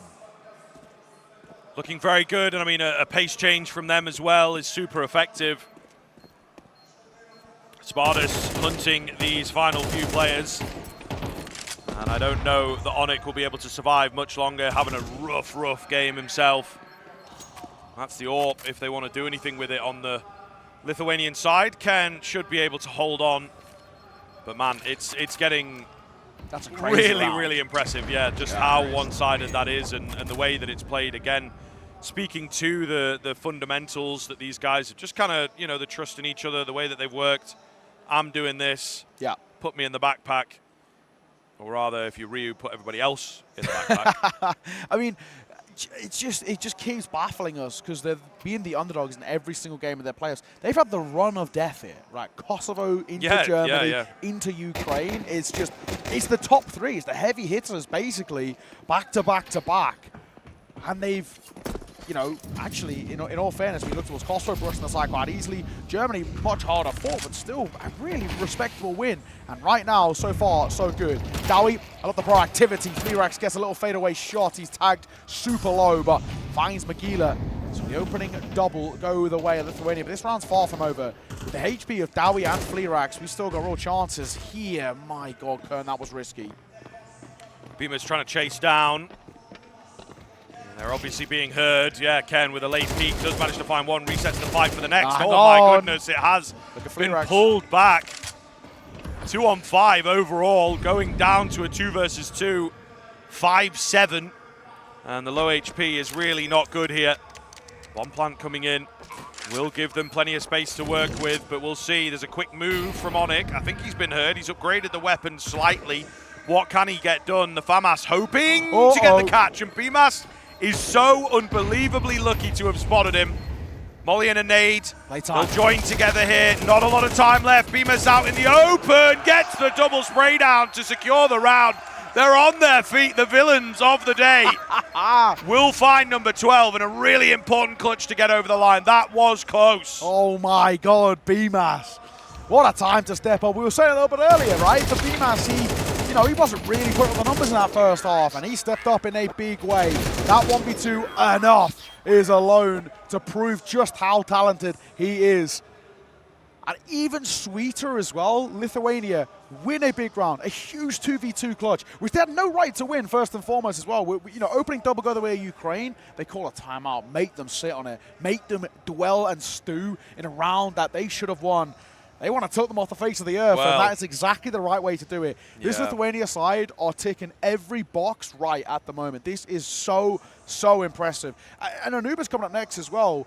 We've already seen that they've got some really decent protocols on that map. I mean, maybe one of the maps that they worked on a fair. We quizzed Beamus a little bit. What's going on? How you feeling? Veto, etc. And hey, as well, just Anubis was the first one out of his mouth, wasn't it? So what did Beamus say to us earlier? I think we're going to win this. They're feeling good, man. People say, I think we're going to win, but he was like, I literally think we're going to win. Going this, better than we are expecting. It wasn't like sky's the limit. It wasn't like like a PR stunt interview. This was we're just chilling here, no cameras around. He's like, no, I just think we're way better. Like we are crisper, and I think we're going to win. And my God, I kind of internally chuckled a little bit. All right, mate, fair enough. You're taking on the heavy hitters on TNL, but.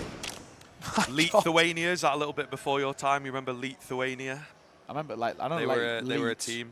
Yeah, of course. But Lithuania, they were like an MDL team. Oh, is it? Yeah, man. Who was BMAS in it?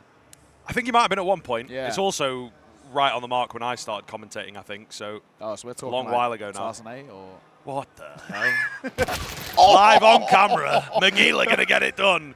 Clean shot from him. That's disgusting at range, right? First bullet. Yeah, well, get him off the AWP and on the entry, I suppose. We do have Ken down below here, ready to put up a defense. He takes the first, traded by the second.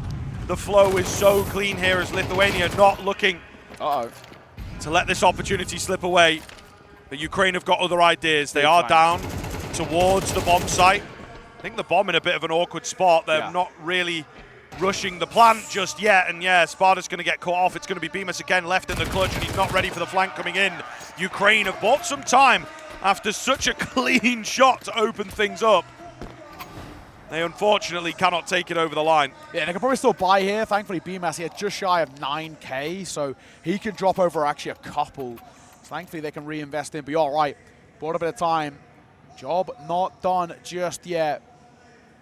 I think you could tell as well, just getting a little flustered there, Lithuania. They needed probably, actually, in all fairness, somebody else in that situation alongside Beamus who they could really calm down. But Spartus didn't really know where to look, and things fall a little flat. But like I said, this game far from over. As much as Lithuania have looked super sharp, Ukraine, they're never going to drop the ball. Magila, another opener. It's at the cost of 92 points of HP, but a kill all the same, and one you'll take to the bank and back.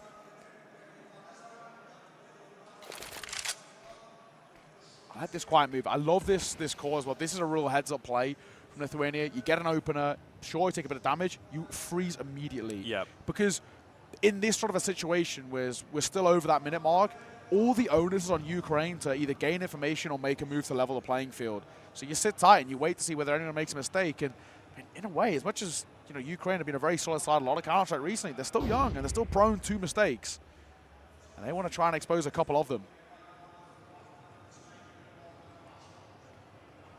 Here we go in towards the A site then. A lot of presence in Hook. Dowie ready for that, but one is not going to be enough. Knife up top.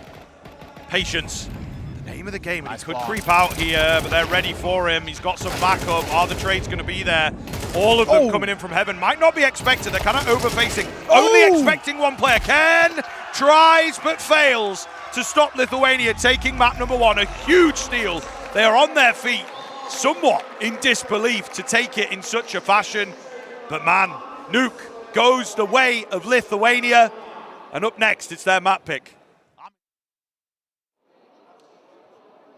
Sydflak, Zemras Jar,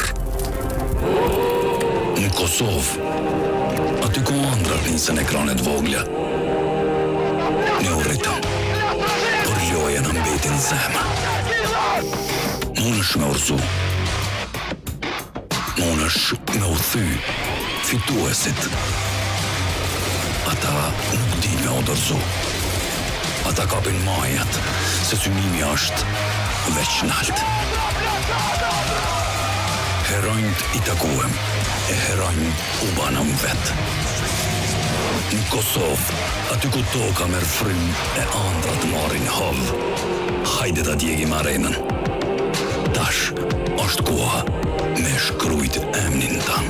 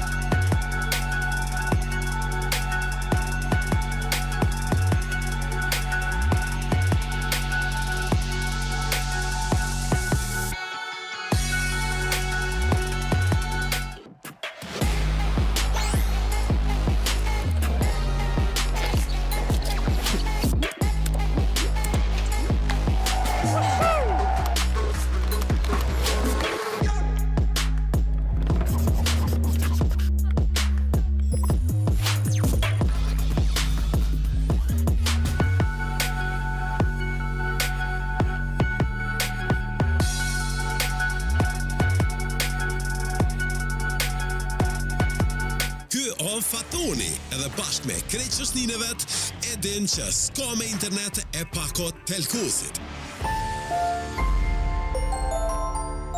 Telkos, dashnin lidhjet parë.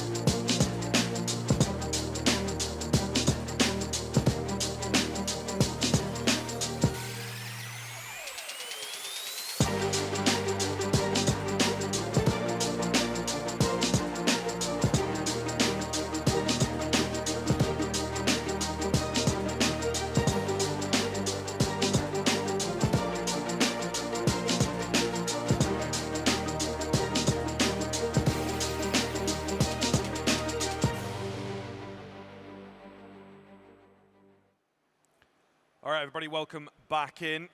Second map getting underway here of Anubis. Lithuania, against all the odds, once again taking map number 1 as, I mean, yeah, you mentioned it, 70% win rate over 30 played, something like that for Ukraine. And we figured it was going to be a really tough run. They also took it in pretty clean fashion, but we'll see if they can do the same on Anubis. It starts with a drop into water. And Dowie's actually going to find 2 with that. I wasn't expecting him to really get away with much. It felt like they were in a very good spot to deal. We've got a flank coming in here from Fleerax, looking to catch another. But he has had a mare. However, the distraction works. Onik hits his shot. In the meantime, the bomb is attempting to bail, but now he's somewhat trapped. Magilla goes down, and Onik with a clean pistol to pull them through. Yeah, needed that a little bit as well. For Ukraine, it's all about this bounce back. Lithuania, this has been a pretty good map for them throughout this tournament. Big win over North Macedonia, 13-5. We saw that a little bit earlier in the tournament. And this is a map in which they've actually felt a fair decent amount of comfort on. So we need to see quite the sharp bounce back from this Ukraine side. And a good start like this on the CT will really help. They're not going to get a bit of a force, though. Double Galil, double Deagle on a Mach 10. The way in which Lithuania closed in towards Nuke, it was sheer firepower all the way throughout. Loose calling style, not too much of a set strat, and just adapting on the fly. And it was working, and Ukraine couldn't quite figure them out. Chunky Nadel, these spotters, really. Pop Flash and Magilla about to come in momentarily. Again, posted on the angle. Shadow betrays Yugis, and he should fall. They line up. He gets 2. Ryu, a double of his own as well, will open up this A site. A smoke down information gathered, and Ryu, who's been so solid all the way throughout this tournament, caught finally. But a quick trade should give them a block. Again, really, really clean on those trades. It's been so consistent throughout the tournament. There is a flank coming in. It has been heard. They know where this other player is at as well. They're so very low. Sparta's inside the smoke. This could be huge. I mean, the CT also holding inside the smoke. Magilla could have joined them, but he does get stabbed from behind. This is all over the place. Spartas finds one, but he's so low for this second fight. There is a kit available for Onik as well, so he's looking to find the bomb, go for the hold, and that's exactly what he's going to do. Spartas trying to play the bait and switch game, but it doesn't work out. Call his bluff, but it doesn't work out. Ukraine just getting that second in a row. It's not a terrible round, though, from Lithuania. Force buy back in, bomb plant 4 kills. You're probably in a spot, in a headspace as well, you're thinking, let's just buy again, right? We're so close then, we got a little bit better of an investment in round number 3. Let's see what we can bring to the table. But Ukraine, 2-0 start. They needed this as well. I think after the way that Nuke finished, they're probably kind of questioning a little bit in terms of their own ability, ways to shut down Lithuania. They need a strong, solid start heading in towards map number 2, and so far, so good. Oh, down. Okay, that misses. He goes through the flames. He might get away with the kill. No, he won't. Everyone's blind, but Jugas somehow reacts in time. The nade will bounce over and actually doesn't really find him. This is really messy, and Fleerax fluffs his lines. This is all over the place. Somehow an advantage for just a second, and it's actually swung back the other way now. Ukraine in the lead. Spartas trying to find his spray, but he can't, and Onik takes him down. This is, again, such a mess, but not totally out of the question for Bemis. Most experienced player on the server by a long margin. He'll get the bomb. Low HP for Onik. He could definitely get this. A minute to play with as well, so he's just going to play things patiently. It seems to be a way that he really enjoys clutching up. Ukraine are approaching this perfectly. You don't need to commit to a site here. You just got to stick together. That's the only way to play it, and just move around as a bit of a unit, play for the trades. You kind of hope that Onik's a bit of a human flashbang in a way too, right? He falls, knife can trade. Oh, there's a bit of a gap here with there's an isolation possible, but BMAS just couldn't quite train the aim. Knife will find the kill. That's Ukraine 3 in a row, and now this will reset this Lithuanian economy a little bit. They can't really properly force inters. Hero AK, sure, but I think a full buy would be a risk not worth taking. Thinking about it, though, there was a Galil bought up by Zegas, but they opt to go down the middle. I think it's right. Half buy around the Hero AK. I think that's completely fair. They've got tiny bit of utility, so a quick idea, I think, would be good, right? Try and get this smoke down and flash behind it, something like that. We'll see what is in store for Lithuania. Dowie moving in quick, not going to be expected at all. They've not heard him. They've not accounted for him. Really aggressive move. We'll see. There's no one really around to trade him, so I think he should be able to get out of here scot-free. Yeah, gets in, gets out. I mean, that's as good as it gets in this sort of a situation. A lot of onus on Magila stepping up with that hero AK. Or at the very least, if he doesn't, somebody scoops it up and does the job. Everybody's got armor at the very least. So there's no one really too vulnerable in this sort of a round. 1 minute 10. Trying to make a little move. Nice timing on the Molotov. Ken gonna find an important kill as Ryu will fall. He's probably the main man we're looking towards in the numbers department for Lithuania. A fantastic map number 1. Magila swinging a double from him as well. Onyx also caught in the crossfire, so this opens this round up a little bit. Molotov will keep them at bay briefly. There's a bit of a split move happening. It's all on the shoulders of Dowie. Yeah, if they're going to buy enough time here, Dowie just hiding away in towards Con. It's not too hard of a guess. And they're just going to let him exist there. Ooh, quick switching off the nade. That's slightly awkward. Still gets a good amount of damage out of it, but he may well have been able to find the kill with it. Beamer so close. Pretty much nets 2. They know. It is down to Dowie. They know exactly where he is at. No kit available. What a steal this would be. Magila is just spotted behind the pillar.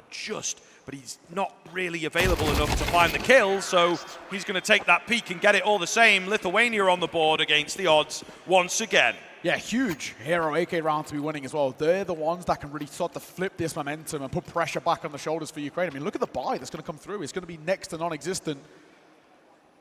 Each and every round that Ukraine have been finding so far, sure, they've started well with 3-0 start, but it's been made quite expensive. They've been losing a lot of lives, and in doing so, it means their economy's not exactly in a good spot. So an M4, triple MP9, and Onyx forces just a pistol, not the start for Ken either. He's tagged low. I don't even know how. Was that a knife? Potentially, that's the only thing it could be, a backstab from your teammate. So even sloppy mistakes like that is not what you want to be seeing. A little bit awkward indeed. But no one's going to know. I don't know. It could actually come back to bite them, to be honest with you. He's also in an advanced position, looking to take an early fight. There's a lot of tension in this round so far in this game as well. It's moving a bit slower than we might expect. The nade is close, but it does not take him down. So Ken, lucky to be alive right now, but he is certainly softened up. Knife up close. Segas, meanwhile, in A main. Could have had both. It is robbed away from him. Knife gets his kill at mid, but he's traded back. Bomb is in such a bad spot right now, so they can't really dedicate to either bomb site. They got a man in behind. Spartus looking to kind of seal the deal here with this kill, and he will do just that. So Ken on 7 HP, somehow the last man alive in this 1-on-3. Still got the shades on the forehead as well. Keeping it cool, but it's hard to keep cool in a situation like this. 1 versus 3, and it might even just be the play to go and pick up an M4 and save it. He knows he's one dropped over towards A main. I don't really think it's worth giving this a go. He's nowhere near the site. Bomb will go down. Round will be won. Just upgrade your gun. Save it in towards the next. You've got no chance in this. He'll have a little look for exits, but there we go. AK's scooped up. Just tuck yourself in a corner. So Lithuania going to find a second. And slowly but surely starting to find their form. They might not even save either. I mean, this has all been hurt. I assume been hurt, but Ryu, no, knife out. Down he falls. So a consolation kill, and he's actually far enough away that the hunt won't really be effective. So AK saved, a little bit of damage to the economy as well. Not a bad silver lining for Ukraine. Yeah, crazy. Crazy that Khan is the man that survives through this round.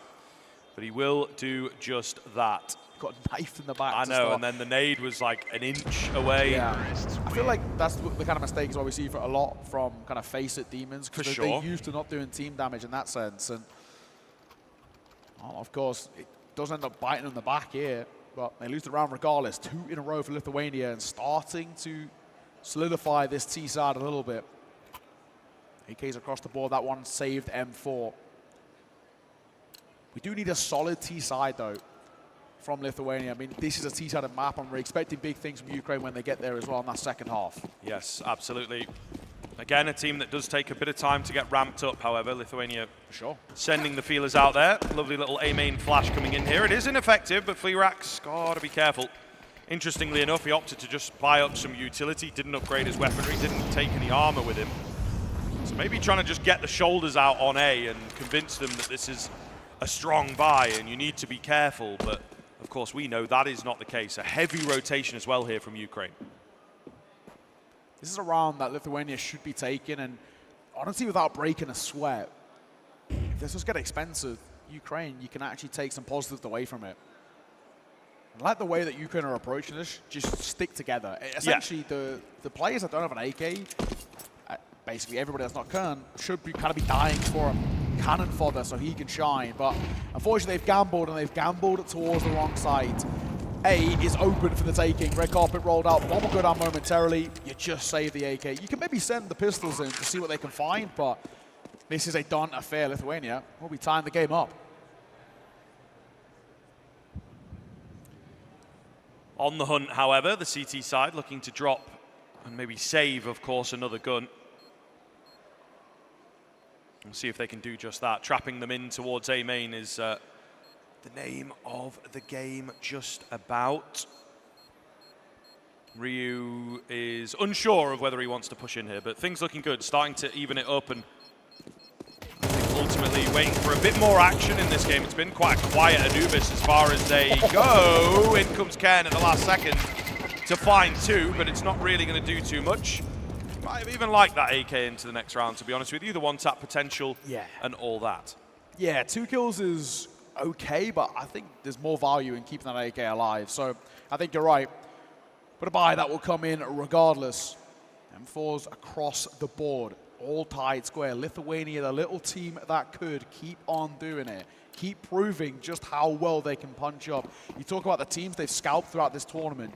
Germany, Kosovo, we brought these up in that first map, and if they add Ukraine to the tally, that is an incredibly hard playoff run where they've proved just how good they are. Magila's got 2, and so much space now towards mid. Onyx makes a push which will catch Spartus off guard, but they're starting to make a move here. The double's on offer, and Khan gets both. Magila's still holding W through the flames, through the fire, catching Khan. Carnage here, Pandemonium and Pristina as we're into a 2 versus 2. Bomb goes down, post plant set up, and Onyx is barely alive, and Dowie now dead.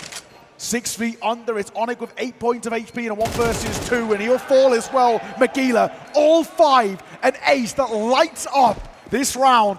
What a way to do it, and that was the most aggressive approach as well. Holding W, he didn't slow down for a moment.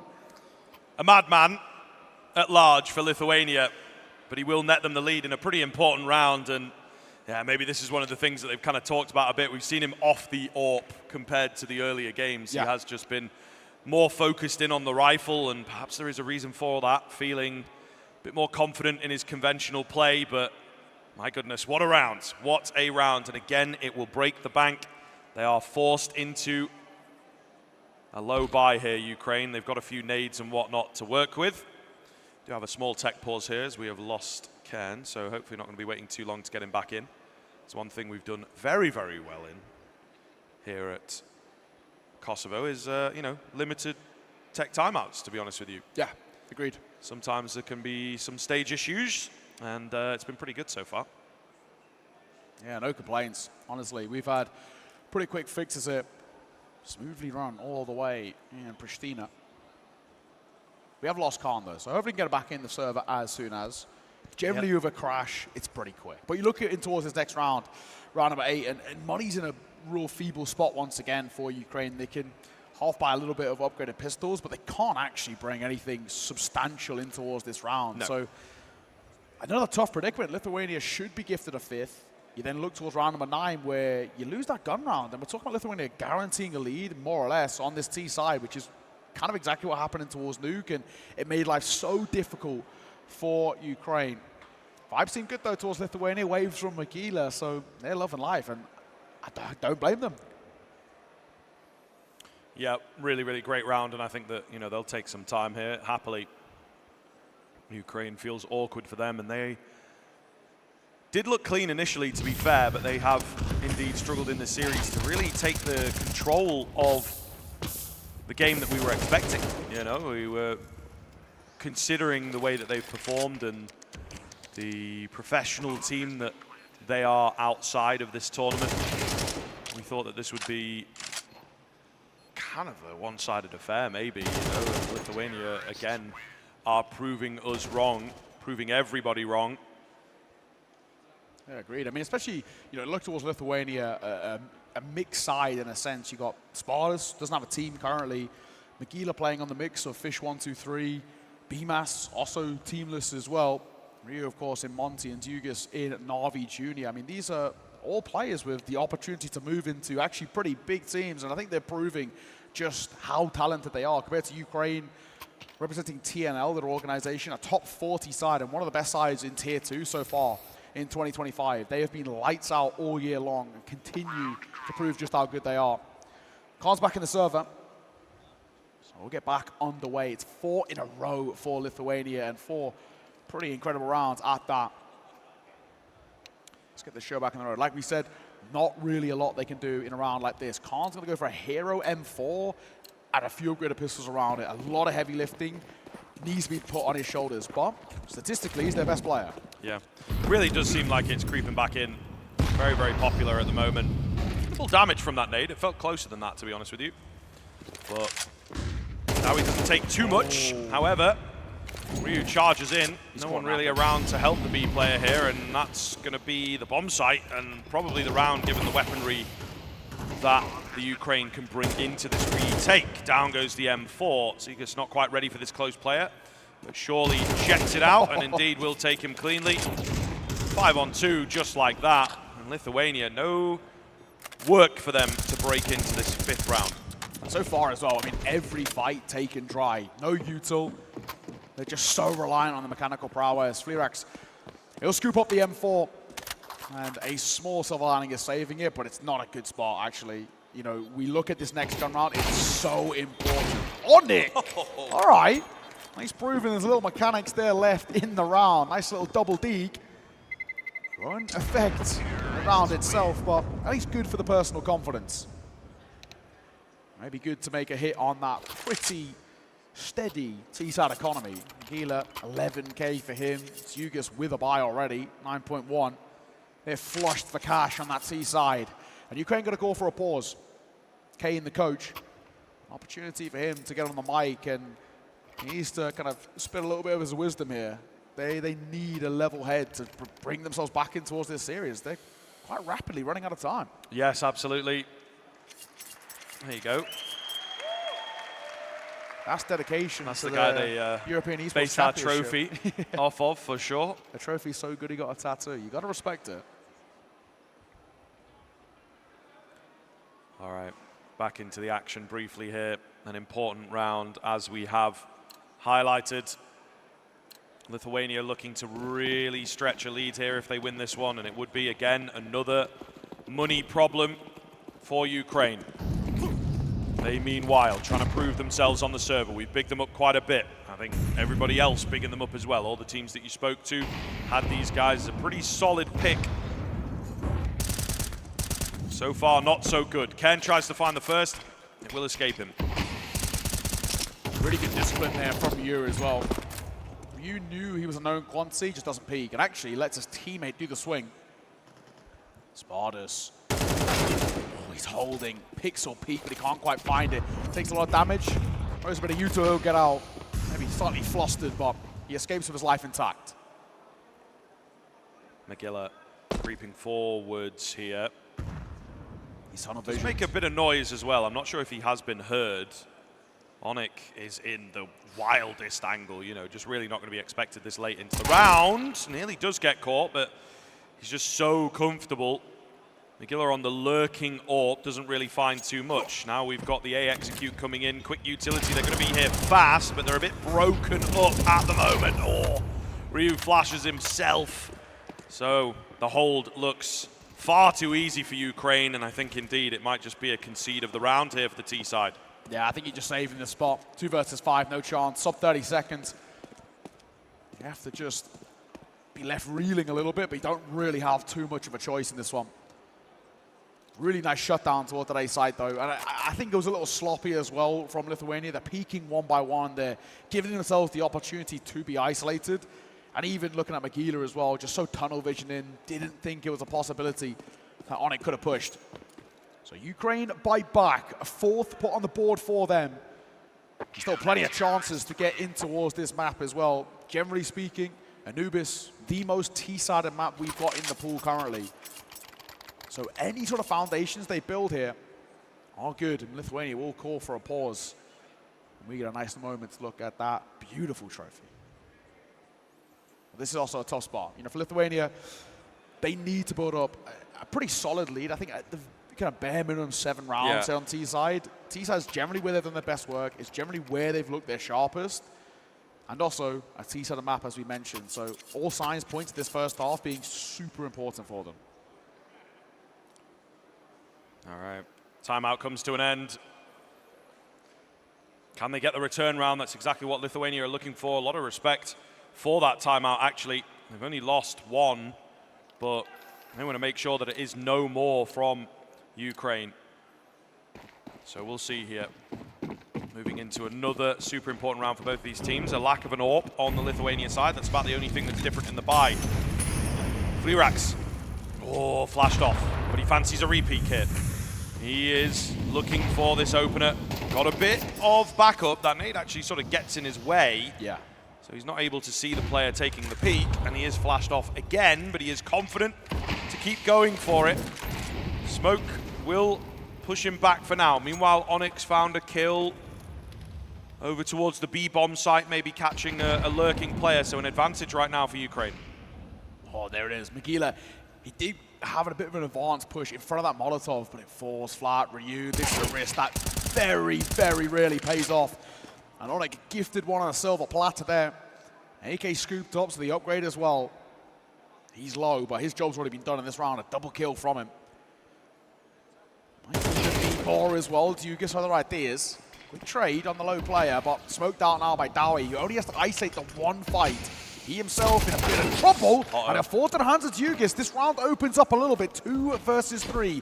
Bomb plant, Beam has tagged up, and he's not going to commit to the plant just yet. He's so wary of the swing coming through, and they both fall simultaneously. Khan and Flirax combine, and Ukraine tie this game up. So many smokes all over that site, so they really do worry about what is coming their way. A fair college try from the remaining players to try and win the round back, but Ukraine is starting to get the early rounds under wraps. Absolutely fantastic stuff. So we do have a few late members of the crowd in. Not quite the midnight oil just yet, but we're getting there. We are getting close. If it goes to a third, it's going to be quite a late finish for these guys, so we love talking about the fatigue factor. For now, it's all about the landing of shots factor. Bemis up on the boost, looking to time this peak. Oh, he will, but Flirax hits the flick nonetheless. That is what we love to see. Ukraine looking to find number 6, and they have an advantage to do it with. That's a stunner of a shot there by Flirax. Reactionary, and it's as sweet as it gets. Smoke down, so Lithuania have to win this from a numbers disadvantage. We're looking towards some of this rifling core to step up. In particular, probably look towards Ryu, right? This is the guy that, fantastic map number 1, but this whole tournament has been the main port of kills for Lithuania. And a little quiet here on Anubis so far. Magila 2 not looked too bad. Dugis been fantastic. So Bemis has to call from the grave. Down goes Magila, so that makes life all the more tough. And it's through a smoke. Dowie gonna find one of his own as well as this round falling apart rapidly at the seams. One by one, they get dropped. Feels like there's really not enough on offer. Ryu, it's a consolation kill, but I don't think it's gonna make too big of an effect. Down to just one. He does catch on a jumping up, but that's as good as it gets. It's Ukraine for a 6th. And a nice little run of form here now, Scriv. Things are looking pretty solid. Yeah, really trying to find the openers in these rounds. Lithuania have not been able to do that. Oh, unlucky, unlucky. An MP5 as well. That's a crazy skin, actually. It's quite a nice skin, but you know, Sad it's like on the worst just gun. slammed that laptop down, by the way. Yeah, because an MP5, the worst gun of all time. Yes, yeah, just a waste of money. Don't never buy the MP5 in a game. Right, we've got some aggression coming in towards B main here. Ukraine looking to end things thick and fast. They do have to be careful because the entire Lithuania team is on the other side of this. Just a 1-for-1, both of them back off. A gentleman's agreement. We're not going to have a chaotic round. Let's maybe just take a 4v4 and see what we can find.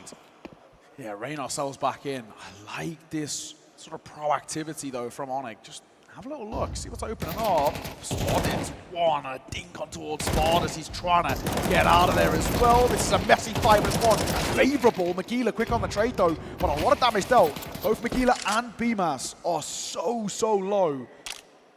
All signs point to Ukraine finding this round still. Yeah, you would think so.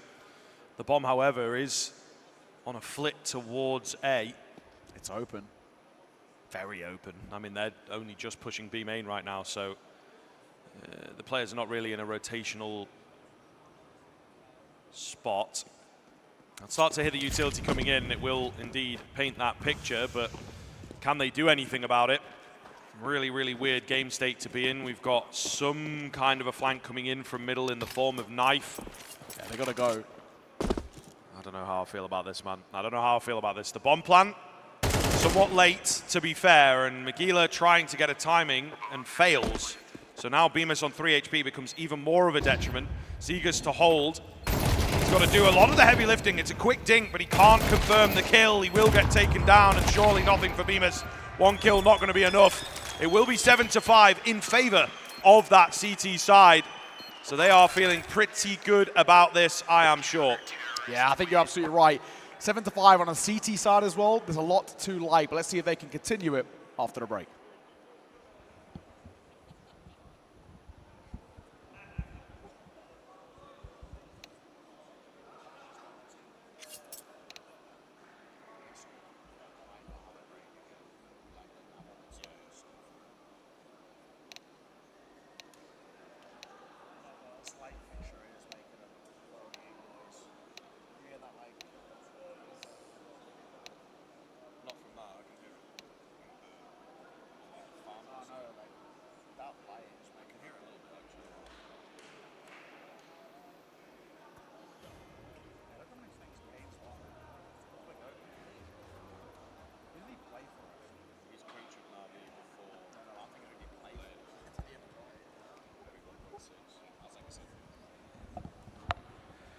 Quick break and we get the show back on the road.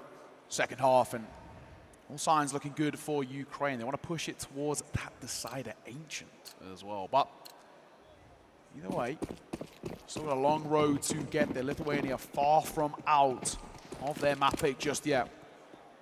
Pistol round 4 that would open things up once again. Start to put that pressure back on the Ukraine side. Don't give them a chance to start this T side strong. They're grouping together. This is a nice move. In through mid, they found a huge gap in the defense here. There is nobody to meet them, so they're picking the litter of where they want to go. They're going to pop in towards the site here. This could get a little funky here on towards A. This body's ready to meet them. Magila and Zugas want a piece, but Knife gets 3, and that'll open up A. What a showing from him. Bomb goes down, and that could be the round in itself. 2 versus 3 in the retake. Post-plant looks favorable for Ukraine. He's close, looking for the ace. He wants a little more. Both coming in from camera. It's a drive-by from Ryu for 2. And he's looking to get 3 of his own as well. All down to Onyx to clutch things up. The bomb pretty far ticked.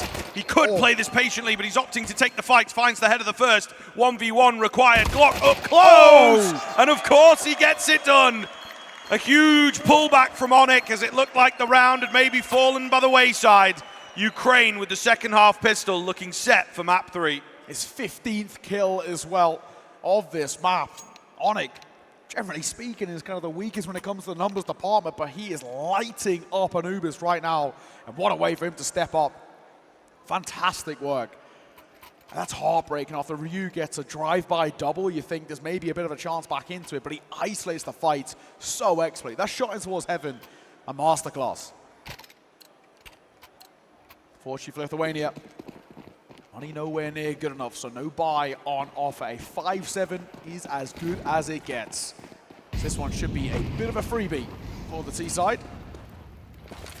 That'll bound around the corner. Unfortunately, Nade's kind of going the wrong way. They've bounced them the other way. Could have been fine. Doesn't really matter. Onyx going to get 3 with the Mach 10. An overlooked angle, a consolation kill for Ryu, but that's as good as it gets. 4-round buffer and 4 rounds away. Ukraine looking good. This could require a map 3. Yeah, I mean, this might really be the round that decides it. In all honesty, if there's no players saving across, you know, the CT side economy is going to be in the toilet for the rest of this game. So they've got to start winning now. Well, the Counter-Strike will continue. So let's see what they've got in store. Utility certainly lacking. The CT side, nice early nade to keep Spartus in check. He's not super low off the back of it, but it will make a difference later on in the round.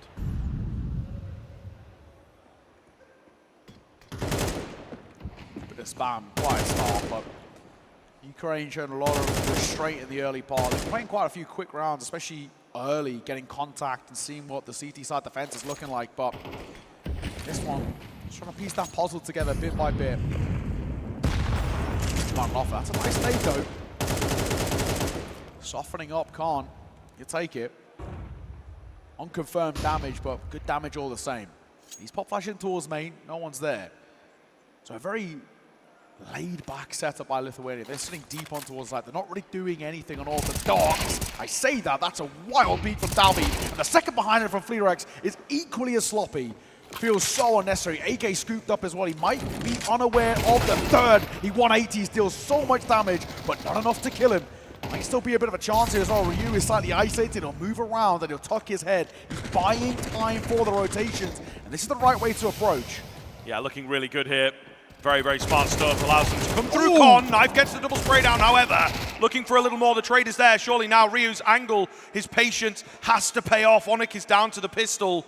Ryu may be almost too safe, but the peak comes to him and he will get it done. A key round for Lithuania picked up. My God, they needed that. I mean, you can even talk about how expensive it was made. Only the one staying alive for Lithuania is still going to have a real knock-on effect heading in towards the next. But all that matters, arguably the most important round of this map so far, they had to take it, and they do.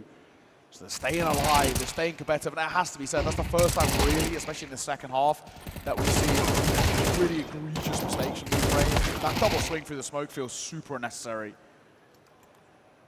Not the end of the world, though, for them. Of course, they can buy back in Bar Onyx, who is on that Tech 9.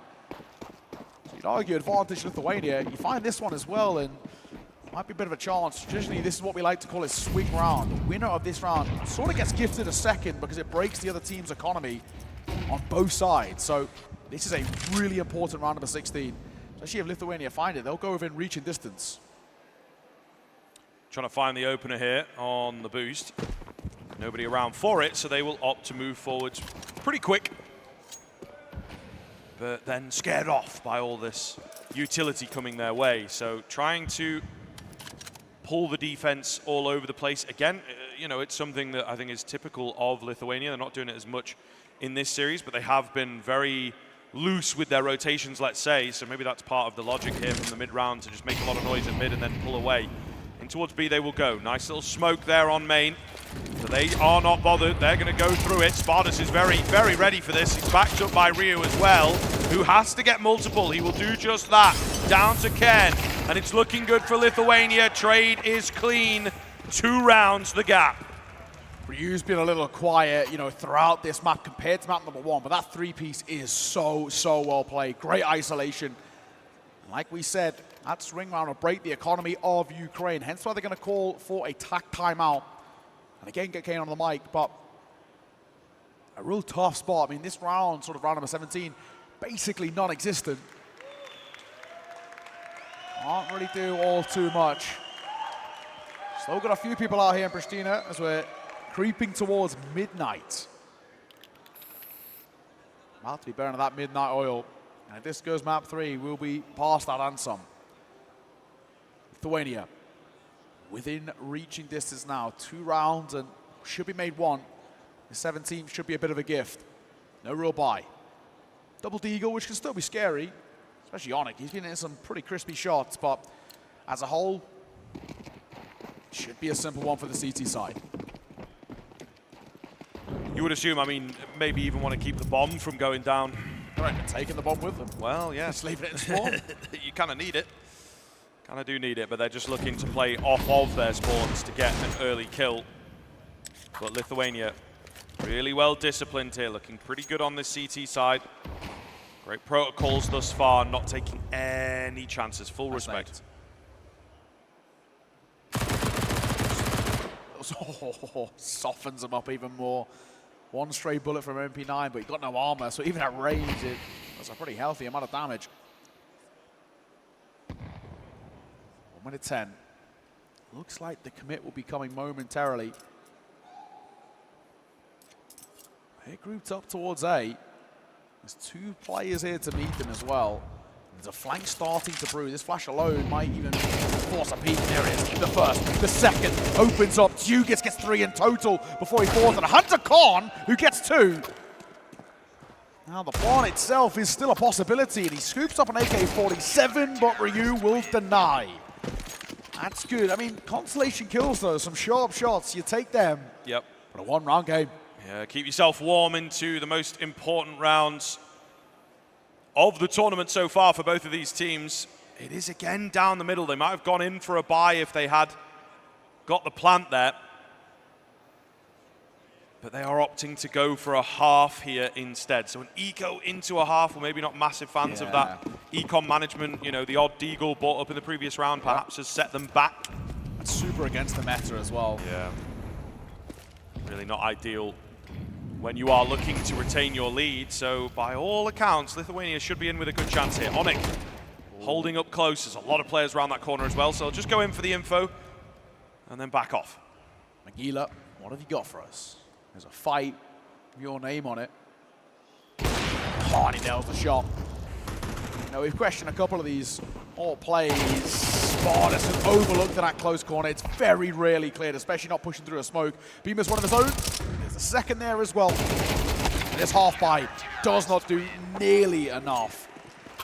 Like we said, eco into a half buy, not a good spot, and some questionable econ management. Yeah, but bro.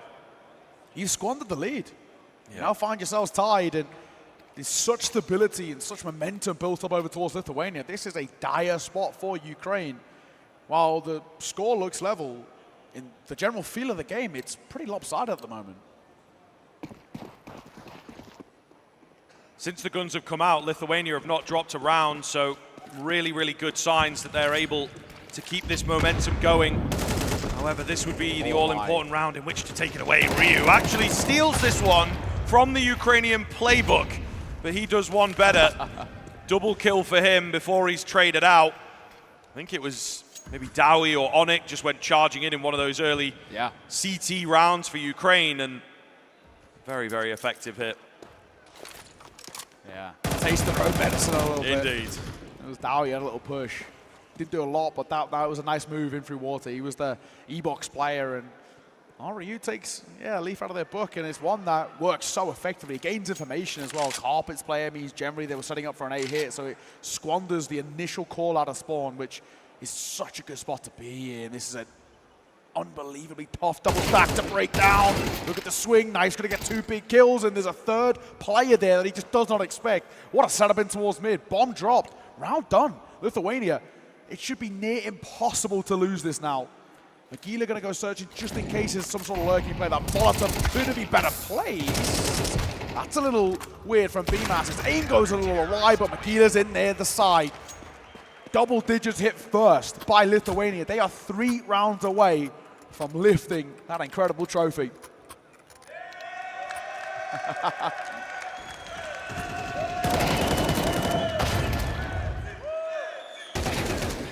Fans in the house. Part of the team that makes it all possible here in Pristina. Timeout coming in from Ukraine to try and stay in this map. They're third and final as well. Yeah, this is crazy. It really is not going well. The head loss perhaps coming into play a little bit here, and another silly economic situation to be in. What are they going to do with it?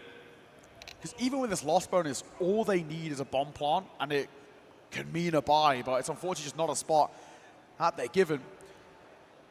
Tac pool was the third and final for Ukraine, followed by a tech pause, unfortunately. Hopefully a brief fix, as we mentioned, but Lithuania are in a good spot. This round should be a bit of a gift. That gives them a buffer zone of those 2 rounds. 2 rounds away as well from taking the map, their map pick, and the series. We'll keep saying it, the little team that could, and I just keep doing it, man. This is such a story for them.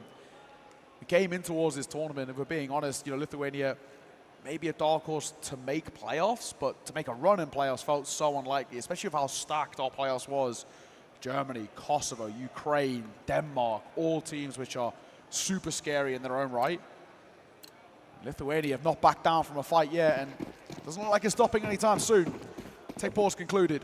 Round number 20 gets underway, but no real bite for Ukraine here. A few upgraded pistols, a bit of armor as well. Could mean a pop play with that util, but it's going to be a big mistake from Lithuania for this one to fall flat. Onyx looking to contact in here, the entire team behind him. Bemis up close, has got to be prepared for this. It's not quite clean enough. A little nervous perhaps in the all-important round. Flash comes in to slow them down for the time being. The AWP trained, but unfortunately not going to be able to do too much here. He hits his shot, but that's all that he can do. Zegas to hold, and he will buy them some time. Ryu gets a little giddy through the smoke though, gives them the advantage back. 20 HP, and M4 with no ammo, picked up by Fleerax. Oh my goodness, Ken here in the 1 versus 2 brings it down to just one. The wide swing, not good enough for Lithuania. Hold the line just about. That is as close as it comes, and my goodness, I thought it was going the other way for a second. When Ryu dives for that smoke, man, I thought he'd thrown it. That was a little bit of a sloppy mistake, and it nearly cost him. Thank God for Judas. My God, what a time for him to step up, especially that third fight as well. Denies the bomb crossing to Cake and going down. That's a big thing. Sparta's in for the flank, right place, right time, and I think it's a huge sigh of relief for Lithuania. Potentially the final buy here, or the true buy for Ukraine. If they fall flat here, this could be game, set, and match in this grand final. AK's out, and they're just going to pop towards B. They're going to go for a simple play and see what they can find, and it starts well. Dowie with a drive-by, but Spartas for 2. Magila, one of his own in the mess, the carnage, the chaos, and he's somehow still alive. What is happening? Fleerax is spamming away. Khan trying to get him behind, and he gets plucked out of the sky. Duck hunting by BMAS. Lithuania are 1 round away from lifting that trophy. What a story it's been for them throughout this entire competition. And Ukraine, the heavy favorites coming in towards the European Championships, find themselves 1 round away from second place. Unreal. These are the kinds of stories that we want in these tournaments. Exactly what they are designed for. And Lithuania representing their country, and a mixed team coming together, just some friends. 10 days of getting practice, it by the done, way. yeah, really 10 days. Nothing in there, just, you know, a bit of a run around on every map is basically what Beamer's said, and then playing some Face It to get the vibes going. So we'll see here whether Ukraine can get the 3 strung together, or if it will indeed be Lithuania to take so many scalps and then to win the whole thing. Ryu, here's the footsteps, gets the timing as he's on the quick switch from the nade, as crisp as you like. Smart play from him as well, take a bit of damage, just drop a smoke, slow this round down, play it to your tempo. 1 minute 10, numbers don't favor them. They've actually not got a lot of util here, Ukraine as well. Double flash and a Molotov. It's a pretty awful spot to be, and Onyx will get his kill, but he's left reeling. 1 point of damage is all that's really required to see him off, and Magila on the swing, and the fine Davi gets dropped. And he knows where 1 is as well. Magila will fall to Onyx. He took a pop shot through that smoke, and Fleerax catches Spartas on the push. Feels unnecessary, but it's still 2 versus 2. BMAS left low. Technically, this favors Ukraine, but 35 seconds, anyone's game. Yeah, it's a wacky moment here for sure, Ken. They're not going to be expecting him. He wins his fight. And low HP Bemis sticks around to try and give it a go here. The other player's on the plant. He didn't quite realize whether he'd be on it or off it. Fleerax peeks round and finds the kill. So damn close for Bemis to get it done prematurely. A bit more HP, and he might be a bit more confident on the push as well. Not a bad effort. First round in 8 plays that Ukraine have been able to win. They finally get one on the board, but the question is it too little too late? Tactical time will be taken by Lithuania. Only their second, so they've got 1 more as well in regulation if they need it. And plenty of money to buy back in, no issues there. Into the next round, maybe not the same. So if Ukraine can overcome round number 23, we might be able to discuss overtime. 1 round at a time for them. And in the same vein as well, as much as it's great that they found that round, it was super costly. So look at the buy they're going to bring to the table. They've got a double Galil and the Mach 10 required. So firepower still favors Lithuania massively. Utility is king here for them, though. They certainly could have had a few more AKs, but they have opted to make sure they have all the nades that they might possibly need. So a clear-cut game plan. This is a big round here. Lithuania, if they drop it, could go sideways for them. Magilla peeking back in. He will only find one, but he lives to tell the tale. And he wants a bit more here. He wants a bit more in this connector area. He's in the right spot as well. They are on the way, slowly creeping towards him. He's sort of in a position, though, where he can't fall away. Swing and a fight. Does get traded, like we said, couldn't really fall off that angle. Ryu, that was your aim. Very good. As I've been all tournament long, he can't react in time for Onyx. Back into a 2 versus 2. Molotov comes down at a perfect time. They're swinging through the flames, and Onyx gets both. Ukraine aren't done just yet. More life left in this side. As we head to round number 24, the final in regulation. And it all comes down to this. Another timeout. They use their last, and the buy's not great for Lithuania. Economy shattered at the worst possible time.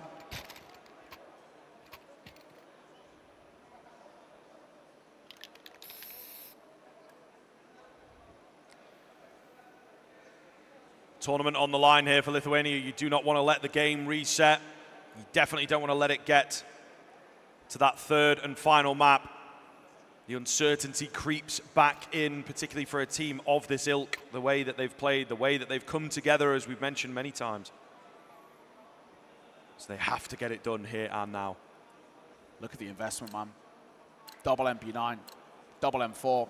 Jugas, one of the stars of this side, left on just a 5-7 as he picks up a bit of util. All signs point to overtime now as the buy is considerably more favorable towards Ukraine. It's just whether they can stay locked in and see this one over the line. Quickly up middle here. They have left this open. Just a smoke to, feign presence, but it's not really worked. So the T's have got a lot of control here. Camera comes in, but man, this looks pretty scary. Zegas hears them in towards A main. Going to start calling for the rotations now. There's an advancement through B main, so somewhat of a timer. Magilla is charging in, not going to be expecting them to be here. So they have played perfectly into the hands of Ukraine, but still not overcommitted too far. Spartas trades one back. They've got players dotted all over the shop right now on that Ukrainian side. Knife going to find his, he's left low. But a lot of dry faces into off angles, exactly what Ukraine want. It just feels so unnecessary. I know the buy's not great for Lithuania, but some of these peaks... It's panic, man. Yeah, you can tell they're so flustered now as well. They've squandered the lead of their own, and it's really starting to affect them. And this is where you look at them being a bit more of a mix and not really having that structure and that system to play off. And Ukraine are able to thrive in situations like this. Chaos is not something that Lithuania can do to break down Ukraine. It's unlikely. A decent amount of damage dealt, but Davi will have to find. Overtime is looming here in this series. It looks like a done affair. Ryu will find one, and any more is unlikely. So more rounds required. We're not done just yet. You can tell Lithuania, they just did not know what to do. They fell so flat when it mattered most, making peaks that just weren't required. I mean, especially Magilla running loud all the way in behind. Such an easy kill.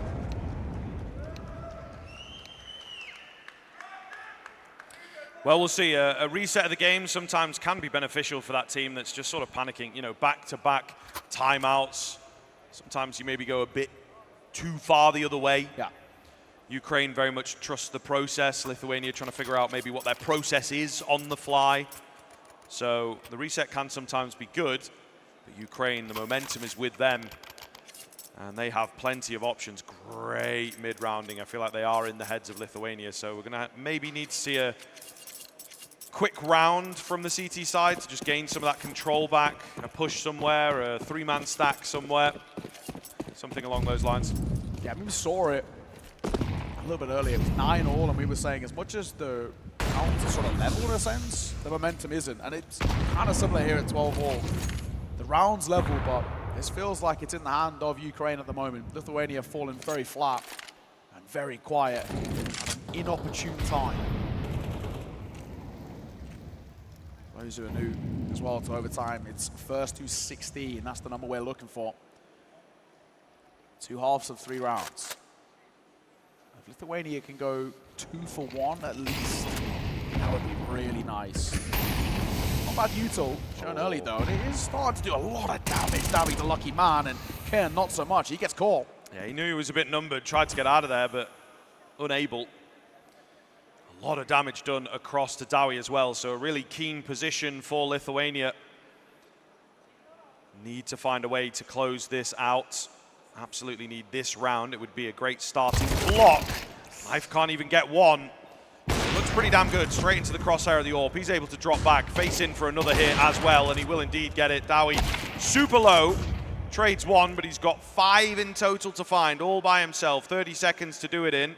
And the nade will take him down. So Lithuania find that first in this overtime. The absolute cult classic as well. Lithuania need that 1 round to get to 30, and all the way throughout regulation. They fall flat, get into OT, and they find it with ease. A bit of a classic. Slight tech pause here, but again, generally they've been pretty brief. It's a good way to start things out for Lithuania.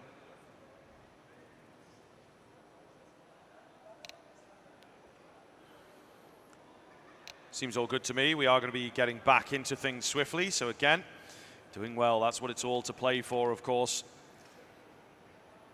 Will it be over in 2, or have we got a bit more on the cards? They don't get a bomb plant here. Fleerax is going to have to get a drop. That means no AWP in the next round unless... I mean, no, really, everyone's kind of money is going to get a little bit feeble. So a bomb plant's kind of required for Ukraine to keep real solid buys all the way through. That's sort of the beauty of 12.5 KOT. You can't just spam buy AWPs every single round, especially if you kind of get massacred a bit. So it could be worth keeping an eye on. Not that the AWP's really been too impactful. Magila's been pretty excellent. Granted, a lot of it on the rifle, but 23 and 17 for him. Ryu up to 21. He was super quiet in that first half, but he's really come alive, and they're looking towards him now to settle this overtime, that's for sure. Good molly. It is Ryu. What's he going to do with it? Oh. Trying to stay out of it. Jumping a little bit here as well, just to make sure he gets the smoke down. So not going to take him. They're also not going to gain the control of that area, right? Ryu sticks around, and the B bomb site remains difficult to hit. Really, really solid stack up here, by the way. 3 players on this B bomb site ready to go for Lithuania. Smoke in response, keeping those con players at bay. Less than a minute now in the round. They are going to commit in. Trying to believe in the hit, but there's so many, and it's just going so well for the CT side. Not a single kill round here for the attackers. Furax will get the first, but he's got so many more. A bomb to recover, and they know where he's at. He's got hardly any time left on the clock. They are not going to take any chances. Magilla waits patiently, and he is rewarded. What a shutdown as well. 5v3 on that execute towards the B side, and it only goes one way. Beautiful stuff from Lithuania. These are the rounds that we were looking for at that tail end of regulation that we just couldn't find. And now look where we're at. Fleer actually sees a drop as he spoke. His monetary situation isn't great. There is that lack of AWP for Ukraine heading in towards the 3rd and final round of the half. But he said he wanted at least 2 from Lithuania on the CT side because they do a lot of their best work on T side, and so far so good. This is a fantastic spot that they're in. Yeah, I think they'll be pretty happy with this. Magilla as well, feeling more and more confident. Maybe a rougher start into the map, but he is playing very well now. As it's gone on, the flick lands. And there he is. We did mention, didn't we, that he'd been straying away from the AWP a little. But as the money's gotten better, he has been pulling it out and finding more success. Yeah, it's a corker of a shot. It's so risky as well because there's nowhere to fall back from that sort of a position. Generally speaking, 9 times out of 10 he should be winning it. Oh, Tsuga's going to win his fight on towards Khan, who's just peering on the edge of that smoke and trying to sort of abuse it in his favor, but he's the one who gets caught. Over fights, over faces that aren't exactly looking good now for Ukraine. Down to 3, but Davi's tagged up. Makes them all the more vulnerable to that M4 of you. 1 shot, headshot available. Great trade, great find. Davi with it all to do. 1 versus 4 for him. He's been in this situation before and he fell flat, and this might be more of the same. Spotted a shoulder, but there's 3 bodies behind. It's a flawless CT side from Lithuania. They are 1 round away again from that trophy. Yeah, as we mentioned, I mean, sometimes it can just take the release of that pressure valve to give the room needed to squeeze out the victory. And I think the overtime's kind of done that a little bit for Lithuania. They don't have to worry about the money. They don't have to worry about, oh, what's going to happen if this kill doesn't go my way. You know, there's less pressure on them, at least initially in the overtime. So they've done very, very well there to get 3 in a row. And I mean, it is a tough, tough ask as we swap over. Ukraine have not been here for a long time. They have to refamiliarize themselves quickly, and they now need 3 in a row for another overtime, right? So it becomes such a chore to get this game over the line and to remain alive in this series, in this grand final. All tournament long as well. Ukraine have only dropped 1 map. Wow. And it's been a pretty stellar showing. The one map there? And this is the second map in this series. Up until this point, they were nearly flawless, and things are falling flat. Magila and Spartas open up the round, and to stay alive in this map, it's all on the shoulders of Fleerax. Knife and Khan. Their chances are dwindling at a rapid pace. And that's not the peak you want to be taking. That's pressure bubbling within this Ukraine side, and an overfight which cost them. They feel like they have to do something. Lithuania have read them. And it might just be the beginning of the end here. B bomb site seems to be the finishing point. Molotov comes in. Nobody there. Not yet anyway. So they're jumping a little early here, Ukraine, trying to find a return frag, catch a lurker, something along those lines. Lithuania playing very well here as they just pause. Something they do so well. Get the advantage, and then nothing. Silence, no one lurking, no one giving a kill away. Generally speaking, in this sort of a situation, the gamble stack is the right call. It's unfortunate, it looks like they're making the wrong gamble. That pause that you spoke of is so excellent. It looks like it could be all falling flat to this. It's just Khan who has to slow them down to buy time for the rotation. This is getting dicey. Sub 30 seconds. The bomb still needs to go down. He's not in a bad spot. He's not in a bad spot. He's going to hide away in the corner behind the Molotov here. So we'll see. A break of the smoke as well. Leaves the planter a little low. Oh, on the wall bang. Drops the bomb, sorry. 15 seconds remain. Ryu will find knife. But look, here they go. Dropping the bomb again. It's going to be down to a 2 versus 2. Pandemonium on the B-bomb site. But the spray is there. Zegas will secure it. Skin of his teeth. But rightfully so, Lithuania will take it 2-0. Your European Esports champions have been decided. The little team that could, all the way from Lithuania, will get it done. They take down Kosovo, they take down Germany, they take down Ukraine. The top 3 names in the tournament. They had the hardest run all the way throughout. And every single game in this playoffs, they were the underdogs, and they kept fighting and punching up. What a showing from Lithuania. What a tournament. And you've got to feel for Ukraine. They just could not get going in a time where they needed it most. But what, in the individuals, we kept highlighting some of these guys as well. Magila, so sharp on an AWP, which he doesn't really use all too often. What a showing. Lithuania, a tournament to remember. Fantastic stuff. Well, after everything, after coming together with 10 days of practice, they have managed to take this tournament over the line. And your European Esports champions looking so good here as they are ready with bated breath, just getting set up. But my goodness, what a tournament run from them, honestly. So, so clean. They will indeed lift the trophy here in Pristina. It's Team Lithuania!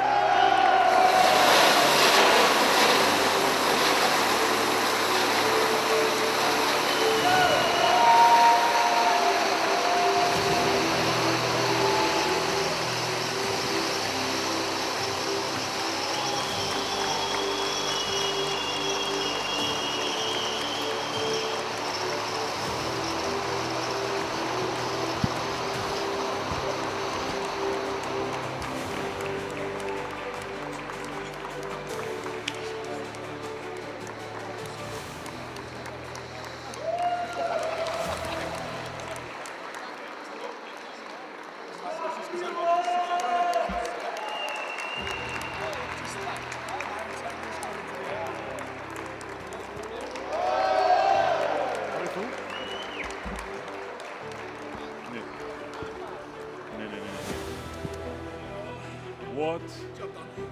Yeah, what a final, ladies and gentlemen. You're the European CS2 champion, once again, Lithuania.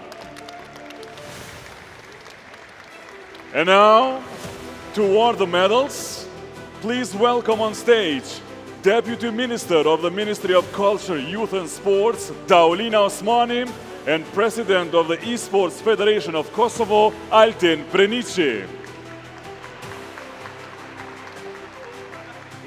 Third place, Germany is not here as they had to travel earlier, so we're gonna go with the second and the first place. Now, let's welcome back to the stage the incredible runner-ups, Ukraine.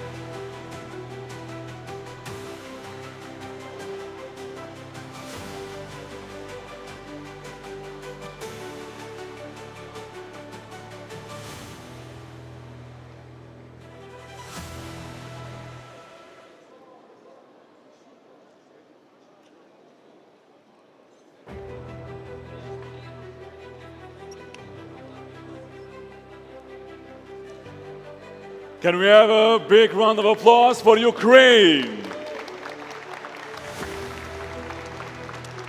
And now, let's honor the champions, Lithuania!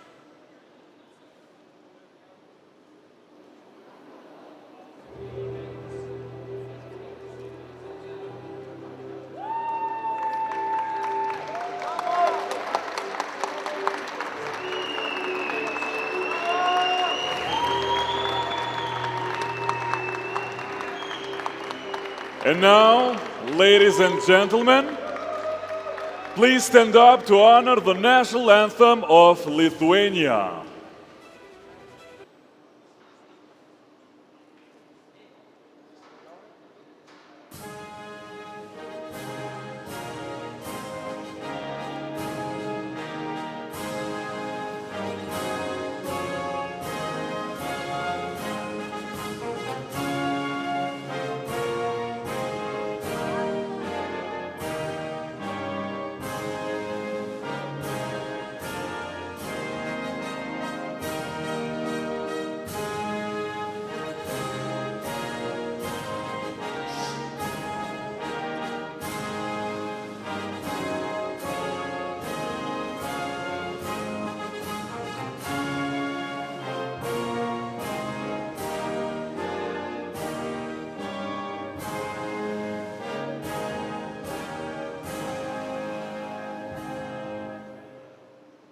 Thank you very much.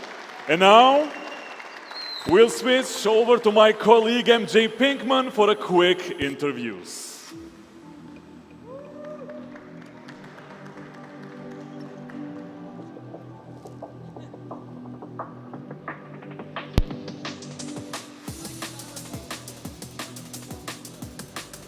MJ Pinkman, where are you, MJ Pinkman? Taking my time. Here's the song. Okay, we are live, ladies and gentlemen. Okay. Lithuania, a great grand final play versus Ukraine. Your opponents were not an easy team considering that they've been practicing or they've been together for more than 6 months. Now I'm here with my beer, Bimas. What does this win mean to you guys? This means a lot. Wow, I don't know what to say. The games that we won, we were underdogs in every single game. The way we qualified here, we were losing like 12-7. We came back just to qualify here, and now we're here lifting the trophy. Like, it's wow. I think it's a really huge achievement for Lithuania, and I don't know, the future is really bright. For sure, for sure. I mean, we've seen qualities from every single individual, and I believe that this is going to catch the eye of potential organizations to pick you guys up because you're kind of a scrambled team. But can you tell me about the overall experience here in Pristina, Kosovo? You had to face Kosovo, and that was no easy battle. Do you think that that win fueled you guys to continue further? For sure. After we won Kosovo, we knew that we can win this whole thing. In our opinion, Kosovo was probably the best team. It was really... Haydi bir! Yeah, the crowd was really insane, and I hope there are going to be more tournaments in Pristina. I love this city. Let's go, you heard it from Bimas. Thank you very much. And lastly, what do you have to say to the fans who've been watching from home? Ну, шайка, уж летва вирай! All right, thank you very much, Bimas. Back to Angel. Thank you. We're going to stay a little bit longer here. And now it's time for a special moment. In this edition, we are presenting the Krasniqi Fair Play Award, a recognition for sportsmanship, leadership, and fair play. To present this award, I would like to invite the Secretary General of European Esports Federation, Mr. Lukasz Limchuk, to join us on stage and hand the award to the Lithuanian player, Maglia.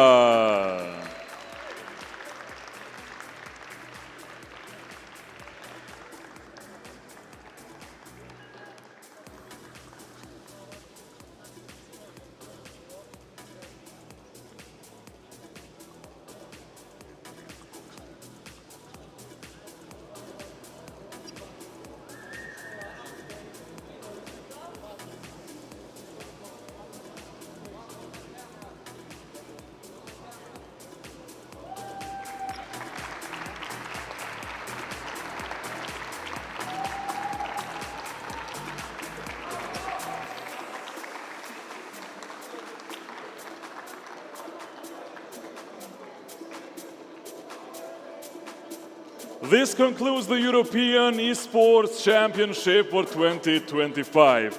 To every player, to every team, staff member, volunteer, sponsors and fans, thank you for making history with us here in Pristina. Until next time, long live esports. Thank you very much.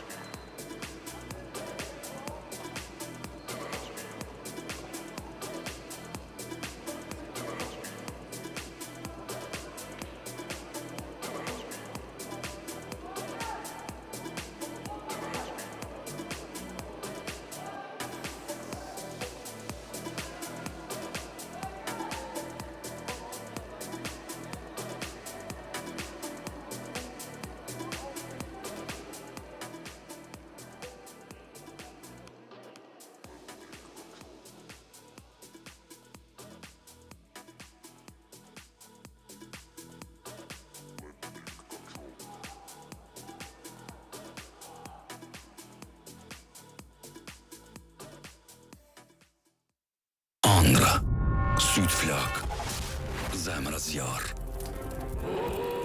Në Kosovë, aty ku andra pinsën ekranet vogla. Në u rritëm, por loja në mbetin zemër. Mund është me urzu. Mund është me u thy fituesit. Ata nuk din me odërzu. Ata kapin majat, se synimi është veç nalt. Heronjt I takuem, Ehrain ubanam vet. Kosov, aty ku toka merr frym e andrat marrin hav. Hajde ta djegim arenën. Tash është koha me shkrujt emnin tan.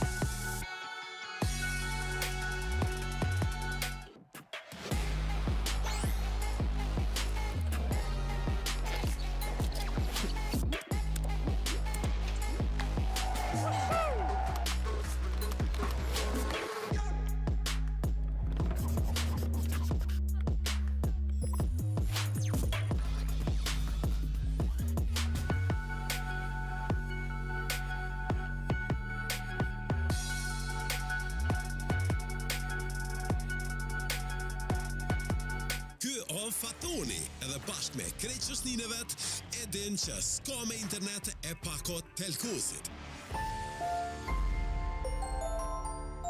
Telkos, dashnin lidhje të parë.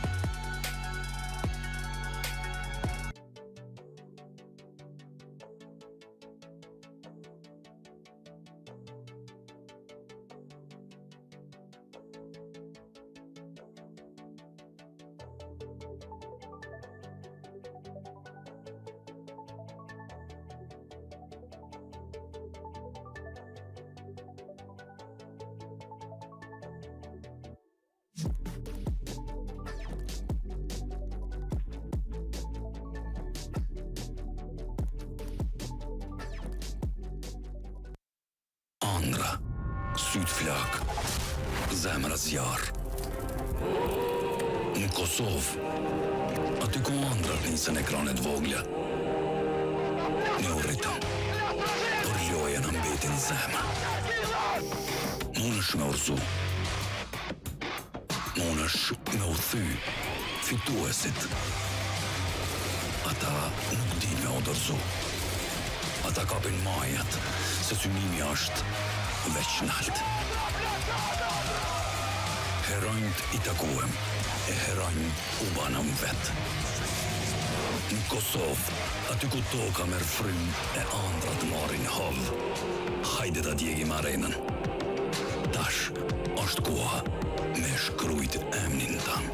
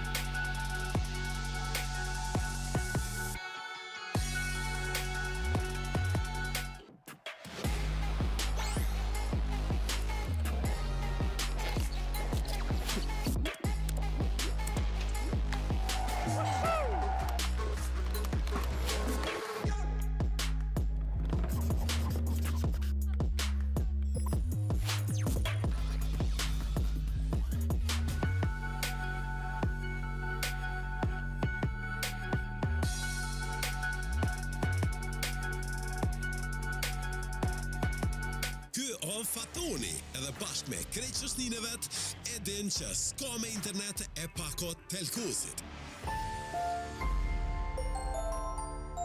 Telkos, dashnin lidhje të parë.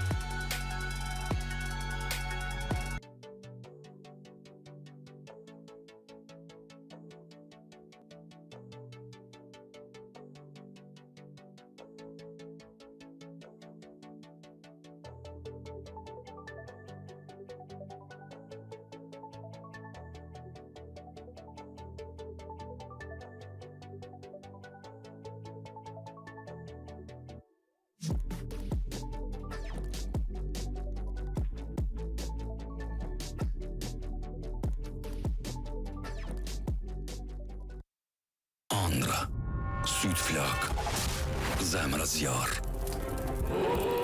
Në Kosovë, aty ku ëndrat nisën ekranet vogla. Ne u rritëm, por loja në mbeti në zemër. Munësh me urzu, munësh me u thy fituesit. Ata nuk din me u dorëzu. Ata kapin majat, se synimi është veç nalt. Heronjt I takuem, e heronjt u banëm vet. Në Kosovë, aty ku toka merr frym e ëndrat marrin hov. Hajde ta djegim arenën. Tash është koha me shkrujt emnin tan.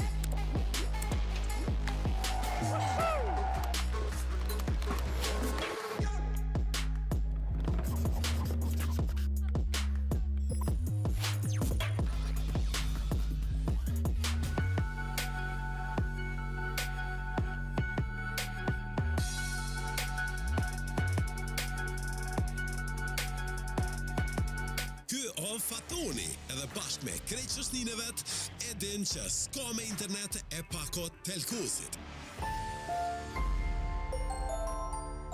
Telkos, dashnin lidhje të parë.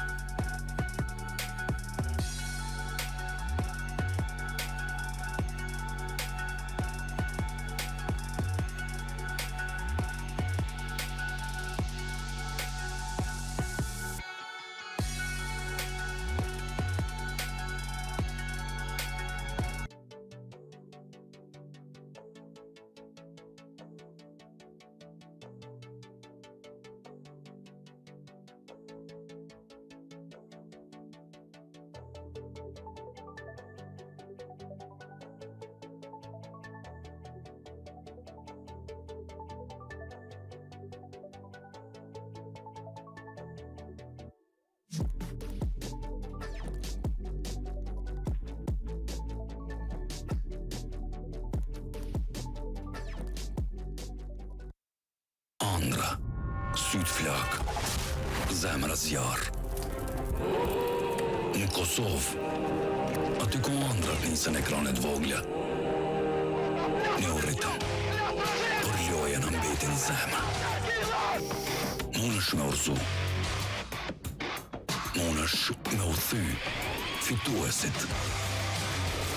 Ata nuk di me odorzu. Ata kapin majat, se synimi është veç nalt. Heronjt I takuem, e heronjt u banëm vet. Në Kosovë, aty ku toka merr frym e ëndrat marrin hov. Hajde ta djegim arenën. Tash është koha me shkrujt emnin tanë.